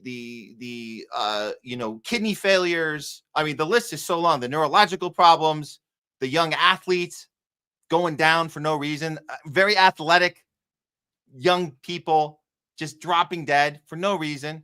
Well, there is a reason. That's the point. They're trying to get to the bottom of it. But they are baffled. They're looking into it. All they can tell us, though, in the meantime, while we wait patiently for the results of the autopsy, which we're not going to get for several years, but while we're waiting patiently for those autopsies, there's one thing they can tell us 100% for sure, 100% certainty, and that is we know what it's not. A few came up this last 48 hours that we weren't able to cover on Tuesday. So I wanted to throw these out. These are more well-known situations. You might recognize all these people. We'll start with this. Kelly Mack, actress on The Walking Dead, dies at 33. Perfectly normal to have that happen these days. Very, very normal. It's just a thing we have to accept. Okay, Kelly Mack, who played the Hilltop Colony resident. If you guys remember Walking Dead, Addie was introduced on the 9th season of AMC's Walking Dead for that year. I think there was one more season after. I forget, but it was near the end of the show. So she died, unfortunately, Saturday in her birthplace of Cincinnati after a battle with glioma and the central nervous system. Oh, a neurological diagnosis. That's horrible to have that at 33. That's awful. And there's a shot of her trying to go through her recovery there. You see that on the right. She looks positive in that, at least at that point, and then you see the flowers there. That's really horrible that this happened. Now, Died Suddenly account on Twitter also announced this and just maybe chose a different way to announce it. So we'll just read this. We're just reporting on this. But this is how it was posted here on Died Suddenly. Actress Kelly Mack, 33, has died suddenly from an aggressive brain cancer after getting vaccinated with mRNA.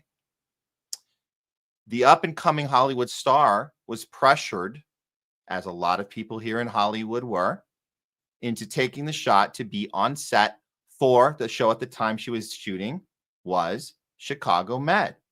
And there were other films and commercials she was doing too. If you guys know, I'll remind you, if you don't know, here in Hollywood during 2021, 2022, if you wanted to work on set, you had 3 choices. One was to get the shot that they made you to get, and the next one, and the next one, and the next one. And they had that whole thing about being up to date. Whatever the F that meant, you had to be up to date. Whatever the CDC said was up to date, was up to date. And you had to do it. And you had to upload your card on the casting websites. We all had to do that.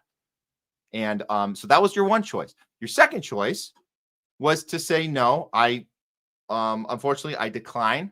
And then they'll say, well, then you're not hired. Or if you were hired, you'd be fired. People like Ice Cube, who had to turn down a $9 million deal because he refused to get this thing.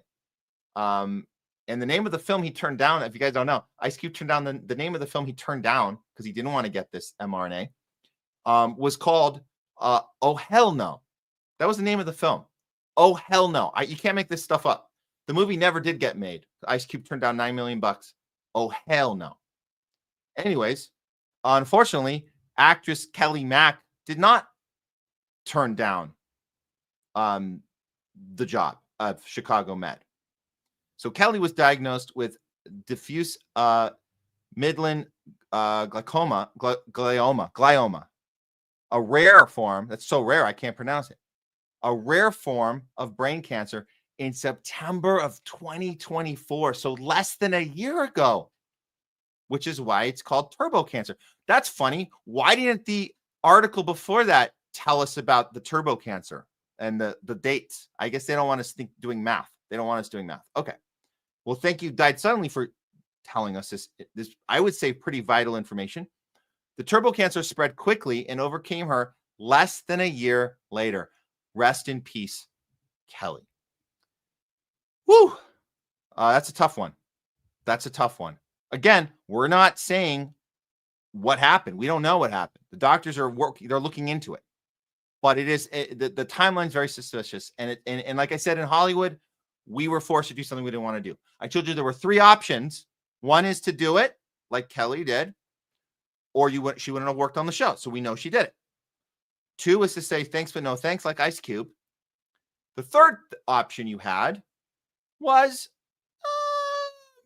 maybe pretend that you did it. We won't go down that rabbit hole, but you did have, that was on the table for some people, pretending that you did it in order to stay on set. But that's it. Those are the only 3 choices. There's no other choice.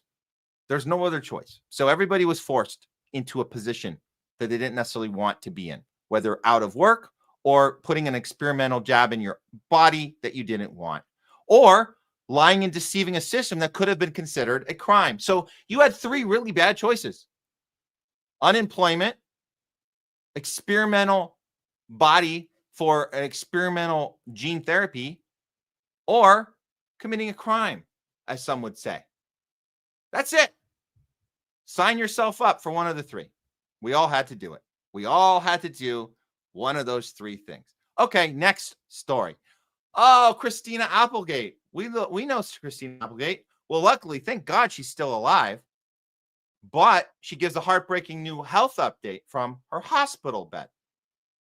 Christina Applegate took herself into the hospital after experiencing so much pain, she felt like screaming. The actress, who'd been very open about her ongoing battle with multiple sclerosis over the last few years, gave her latest health update from a LA hospital bed on a podcast on Tuesday the 5th, a couple days ago. Applegate told listeners that she recently visited family in Europe and was dealing with such an excruciating amount of pain that she decided to go straight to the hospital when her flight landed and stay there until she received answers regarding her condition.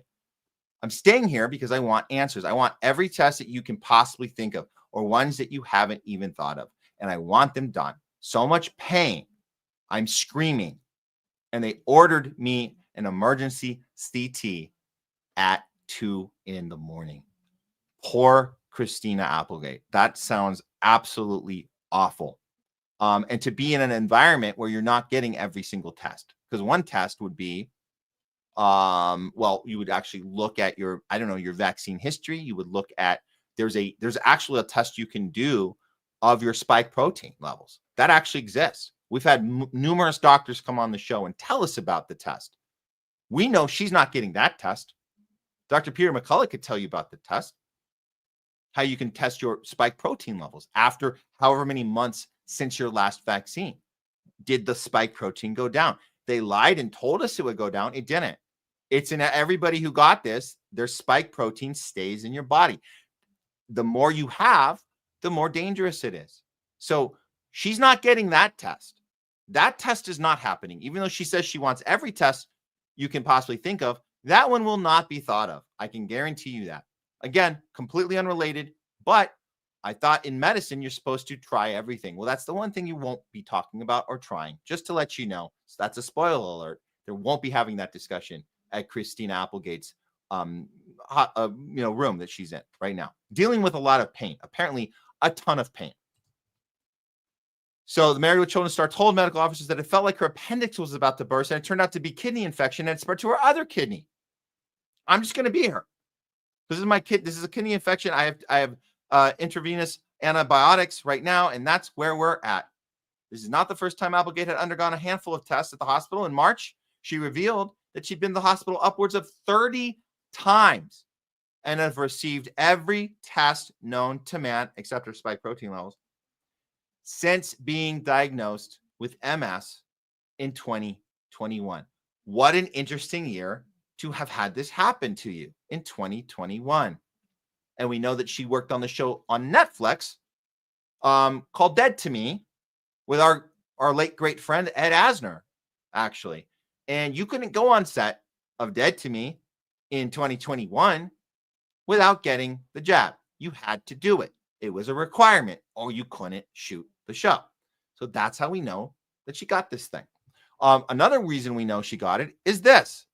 Actress Christina Applegate revealed she suffered from long COVID. Oh, shit. What is long COVID? That's weird. She, in turn, contracted a chest infection and had wild heart problems.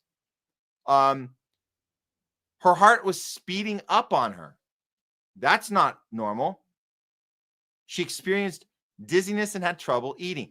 That's very weird. I don't think I ever had my heart speed up when I had COVID. I don't think I know what long COVID even is. It's very strange that they came up with long COVID. Everybody that seemed to have gotten long COVID seemed to have gotten a lot of jibbity jabs and wearing their masks like you see here, which I'm that's not related either, but it's just a matter of following orders, right? You follow orders.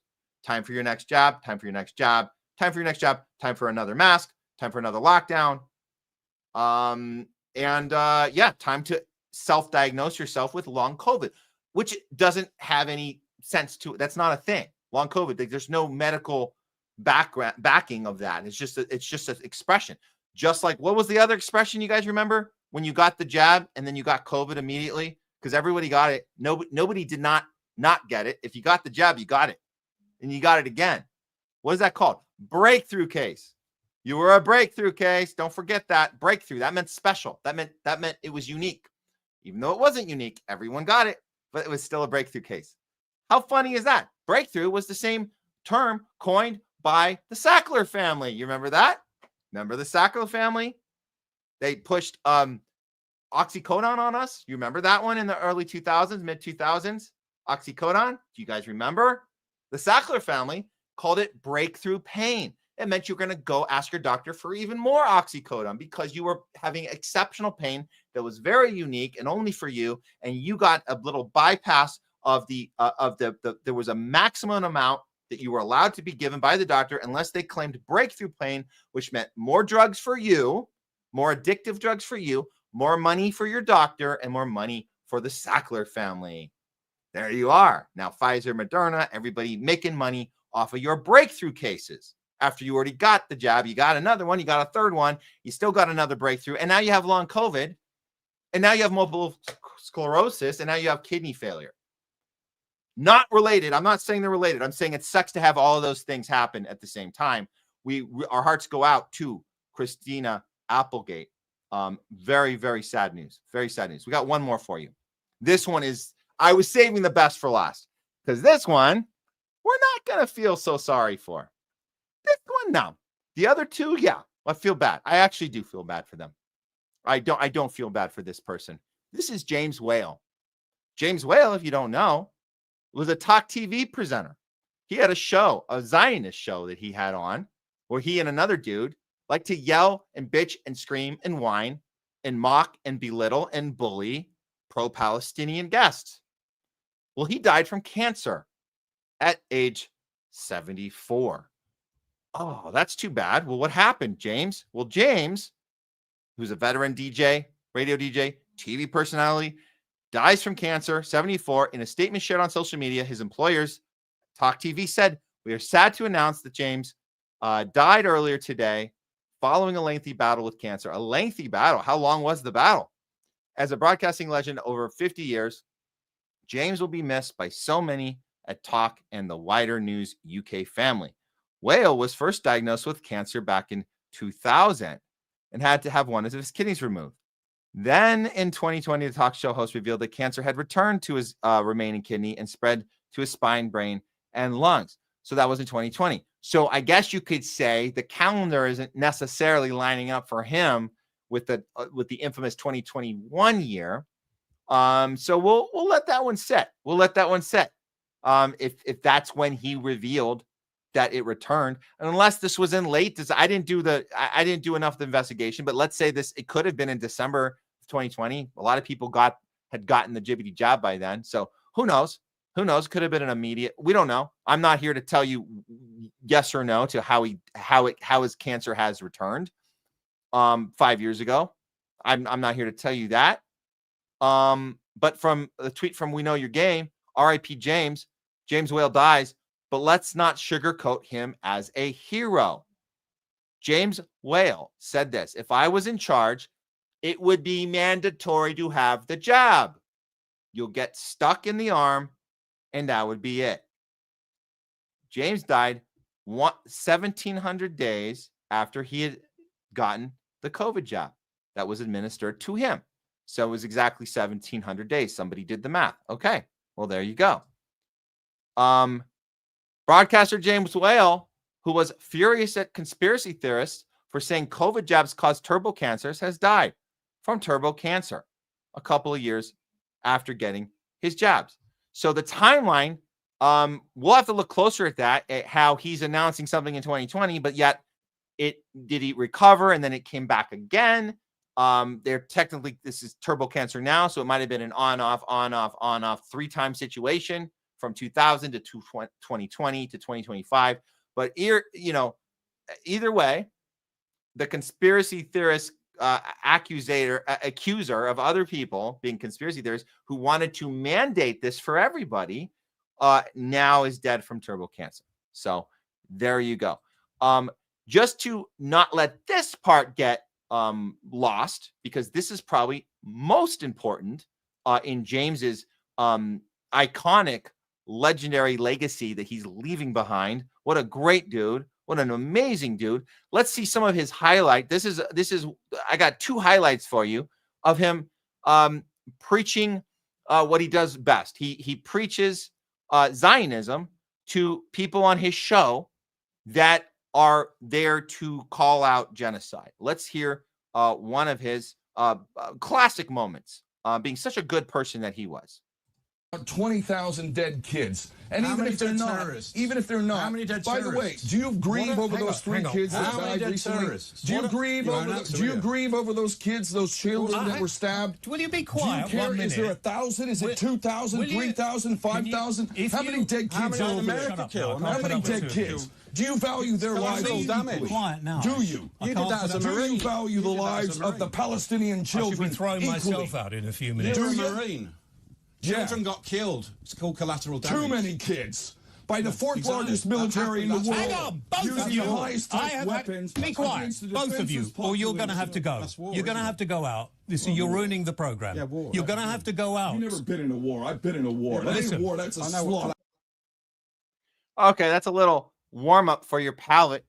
One more for you. This one takes the cake. Here we go. Fortunately, collateral damage happens when you're fighting. But these targeting children is not collateral damage. How dare you refer to children as collateral Don't damage? you say how dare me. I am saying something from a sensible, serious point of view, and I am not going to have people like you go on about you're a genocide enabler. You hate, you know. Yeah, you tell her. You tell her. How dare you? How dare you calling me a genocide enabler? How dare you? Yeah, that's it. The 2 of them would yell and bitch and whine so many times at their guests. And now the one dude left over, I don't even know his name, but the one left over from that bully duo, bully Zionist duo, he's gonna have to do it by himself now, unfortunately for him. But yeah, we're not sad about this one. Good riddance. Seriously, good riddance to it literally a genocidal enabler who wanted to push mandates and push on the entire planet that you got something that you didn't know what was in it, because Pfizer didn't want you to know what was in it, and neither did James. He didn't want to know what was in it either. He was perfectly happy to line up and get a jibbity jab in his arm, and 1,700 days later to the day, he's now dead. So, but don't worry, guys. Doctors they are baffled. They don't really know how to, tell us what it really happened. We have no idea. We're just reporting the facts. We don't know if one's related to the other, but we're just going to have to be patient and wait until the doctors get back. Once they do their investigation, they do their research, they figure it out, but they're working on it right now. They're baffled, but they're working on it. And in the meantime, rest assured, we can all just know that the one thing we know for sure, and they can tell us with 100% certainty, and that is, we know what it's not. Okay. We're going to do one last, this will be a fun one, because we need to do one last loudest voice of the week. I guess Craig's not coming back with us. That's okay. We should have been done anyways. We went over.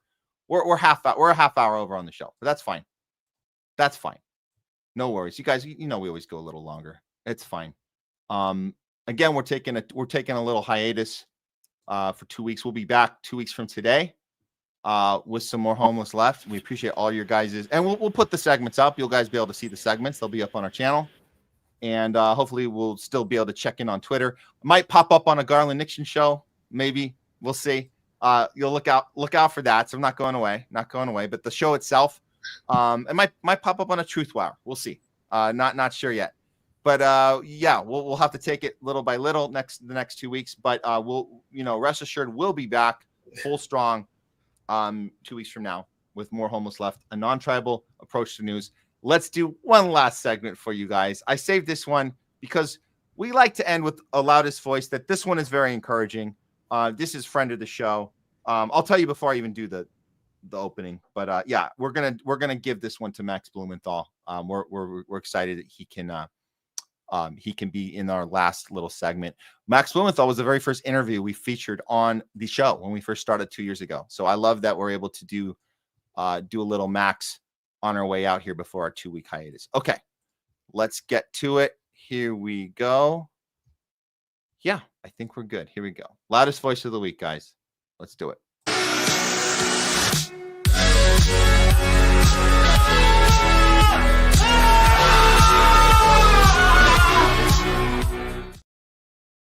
It's the loudest voice of the week. Today, we're going to focus on one of the heroes of journalism we look up to on the show. His name is, you know him, you love him, Max Blumenthal of The Gray Zone. Does exceptional work over at The Gray Zone. Very consistent, very much on point when it comes to humanitarian issues, when it comes to anti-war, fighting the war machine, fighting the Israel-U.S. Western war machine, imperialist machine, propaganda machine, challenging the media narrative. Always so good at doing that. So make no mistake, if you wanted to look no further than Max Blumenthal in The Gray Zone for getting October 7th right, for getting the occupation, the apartheid, the ethno-state, and the genocide and the extermination of the Palestinian people, getting that right the whole time. He had it right. And they were shunned for it. They were belittled for it. They were punished for it. And now, slowly but surely, there are some coming around and saying, yeah, he was right, but they're not giving him necessarily the credit. They're trying to pretend that they're now having access to certain information that we just didn't know before. Oh, no, we knew it. We knew about the Hannibal Directive. We knew the orders of standing down. We knew that that festival on October 7th was intentionally placed right at the border. We knew the whole thing. We know now about the intentional technology that was in place to spy on Palestinians, to implement AI technology, to implement Palantir, way before Trump just took office in January. This has been being planned for years. We know about the Greater Israel Project. We know about all of it. And thanks to Max Blumenthal of The Gray Zone, he was recently at a protest outside of Capitol Hill, offices of Fox News and NBC. What? They have the same office? I thought Fox News and NBC hated each other, Matt. No, they don't hate each other. They're owned by the same people, and they're right in the same location. So don't for a second think that one's the good and one's the bad. We know they're both bad. So what better place to hold a protest right outside the offices in Capitol Hill, the offices of Fox and NBC, where Max Blumenthal tells us that the corporate media that he's standing right in front of are the enemies of the people. Take it away, Max Blumenthal, loudest voice of the week. Speaking here on behalf of those of us in the West in independent media who are prematurely correct. We were wrongly correct. We were right before it was allowed. We were right that CNN was lying when they put up on a chyron that 40 babies had been beheaded by Hamas. We were right when right-wing Zionist journalists started claiming that Hamas had baked babies in ovens on October 7th, citing fraudulent rescue organizations like Zaka and United Hatzalah. We were right when we called out the New York Times for its phony front-page investigation claiming that Palestinian resistance groups on October 7th committed mass rape against Jewish women. They never produced any survivors. They never produced any forensic evidence. They never produced any credible police investigations. They never produced anything to the point where they had to change the entire definition. And the New York Times never even corrected its piece when virtually all of its eyewitnesses were proven to be frauds. What they do correct, though, and issue a clarification on, is that an emaciated child, Mohammed Zakaria al-Mutawak, who is living in a tent with his mother, whose father was killed on the beach in Gaza City, who suffers from a muscular condition, who cannot get enough milk, which worsens his muscle condition. They issued a correction noting that that child had a pre-existing condition, caving to Zionists who accused the New York Times of an anti-Semitic blood libel for showing that child on the front page. Because what? What? We're supposed to accept the death of the Untermenschen? That's what they're claiming, and the New York Times caves to them, but made no correction on any of these phony investigations which we exposed. We also exposed Israel's killing of hundreds of its own citizens on October 7th through the Hannibal Directive. And for these exposés, for being prematurely correct, we at the Gray Zone were attacked not once, but twice in feature-length articles by the billionaire-owned Washington Post, which falsely accused us of being funded by Russia and Iran. The Washington Post is an enemy of the people.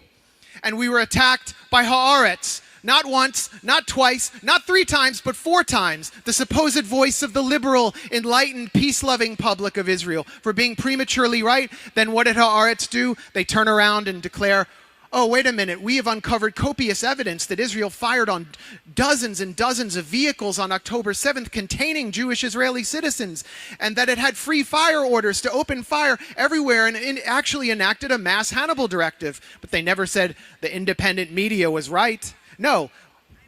Why was this? How can we understand this dynamic? What was taking place in the days and the weeks and the months after October 7th was the media was fulfilling its traditional role, the corporate media, in manufacturing consent for genocide, in manufacturing consent for war. And once they had finally gotten the public to go along with it, or to shut down, or to be afraid of challenging their lies, and the Israeli genocide machine was cranked into full gear, destroying northern Gaza, pushing the population south, moving into Rafah for that destruction, and we were warning, this is a genocide, full Auschwitz is coming next. Then they could start admitting that some of the narratives that they had spun out were incorrect, because the damage had already been done. It is always that way with the corporate media and their retroactive morality, and that's why they and the members of the Democratic Party are now finally starting to acknowledge that Israel might be doing some Nazi-like things in Gaza, like deliberately starving people to death, but they're barely even acknowledging that.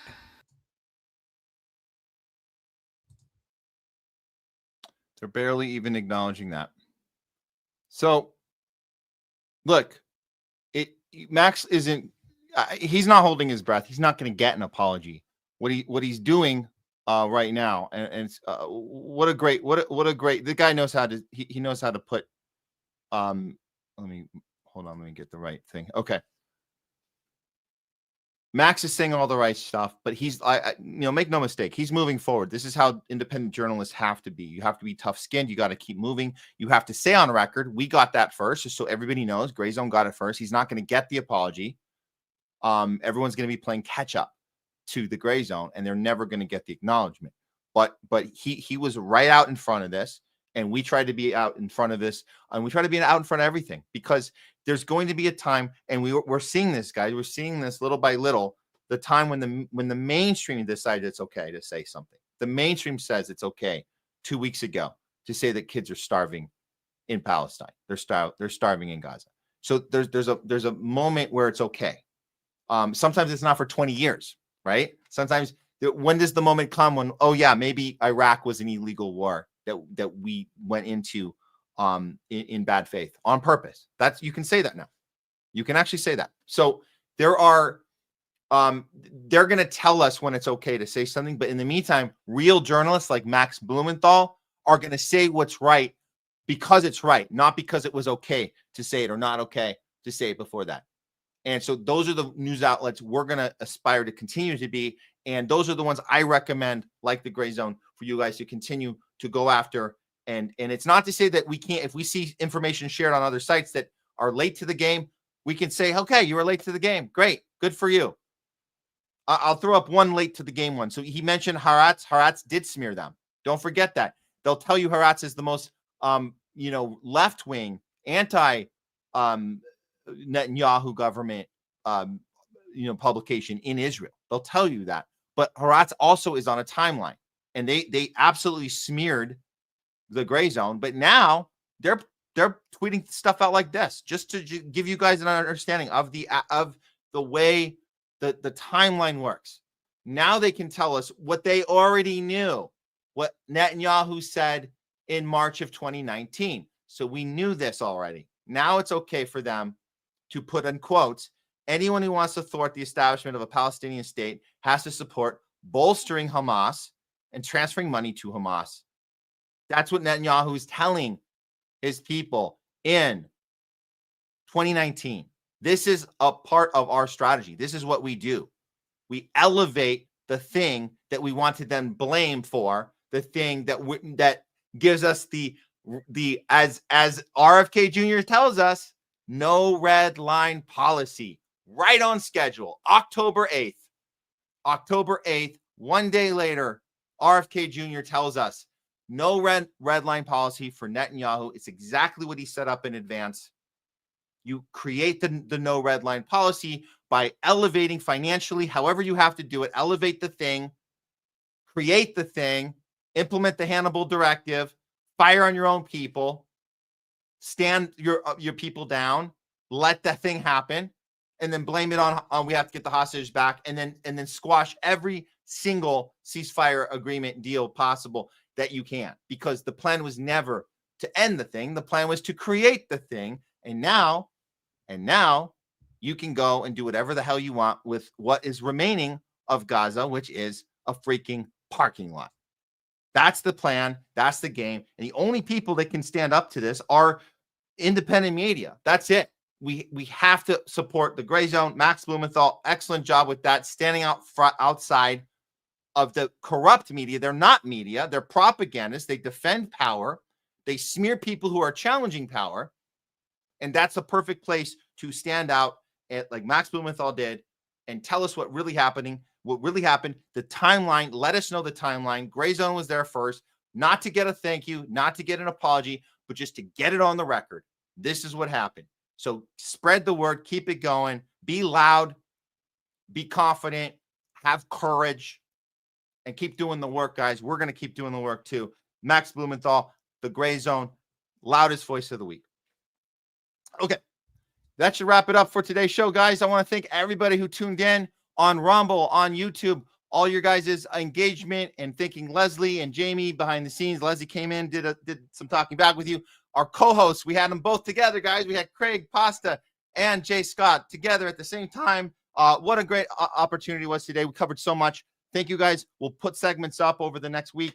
We're off for 2 weeks. We'll be back. See you guys soon. Remember that why we do this show and why you guys can use the work we do for yourselves as well. Use what we do for your lives to help better your relationships, your conversations with your people. Use what you can, whatever you guys want. Go to our channels, share this stuff out, find the segment that relates to you, relates to your personal situation, whether it's in the Israel, the genocide they're committing. If that's the most important topic, which it should be, if your most important topic taking on pharma, we got tools for you to do that, tools for you to engage with people. We apply principle to every issue. We apply a moral compass. It doesn't matter what party, what person. We don't care. We don't care who it is. We're gonna be skeptical. We're gonna hold people accountable. We're gonna punch up. We're gonna have courage doing it, which is the most important thing.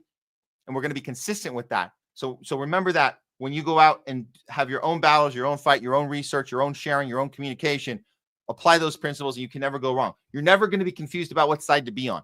The side of humanity is always the right side. Apply it consistently across the board and you'll always be okay, guys. You'll always be on the right side of history. We hope we are too. And on that note, we'll leave you guys with a little Jim Brewer. Jim Brewer, you guys know, one of the few comedians that were on the right side of COVID. He's going to explain to you how media propaganda works with just one little example from his phone. It's kind of funny, actually. So enjoy and learn from what, apply what you learn to the future so we can all grow and learn and be better together, be stronger together, and stronger in our critical thinking ability. And we're not a tribe, guys. We're a community. We're not a tribe. So have a great weekend next week. And remember, always go out to the world with the same stuff. We apply everything at the same way to everything. We apply consistency, principle, courage, and that leads to consistency and moral compass, all that stuff. You guys know the drill. So just be consistent with that and have the courage to do so. Free Palestine and power to the people. See you guys next time. Listen, not to what she's saying, but listen to how they interrupt and the words they use. Released in the months leading up to the November 2016 election concluded that Russia had neither the intent nor capability to impact the outcome of the U.S. election. Doesn't matter. On December 5th. We've been listening there to the Director of National Intelligence, Tulsi Gabbard, continuing on what has now been a multi-day effort, not only with public statements like this, but release of documents to attempt to back up the quite extreme allegation. In the attempt to give these extreme allegations, how do you not understand that is dipping in your mind and telling you what to think before you even have a moment to digest the situation? That is no different than I walk in and go, this person is attempting to give these outrageous allegations, and if you can't stand this person or you can't stand the other news, you're already all in. If I'm a liberal, I'm like, yeah, it's crazy allegations. It's just insane. That is called brainwashing, and if you're falling for it, you're being brainwashed. Listen to the words they use to manipulate your thoughts. Some sort of conspiracy. In the assessment by the intelligence community at the time that Russia interfered in the 2016 election. Listen again to the words they use. Are you ready?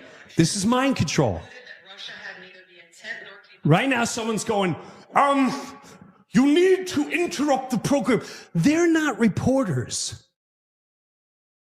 CNN is not reporters. None of these news networks are reporting. They're telling you what to think.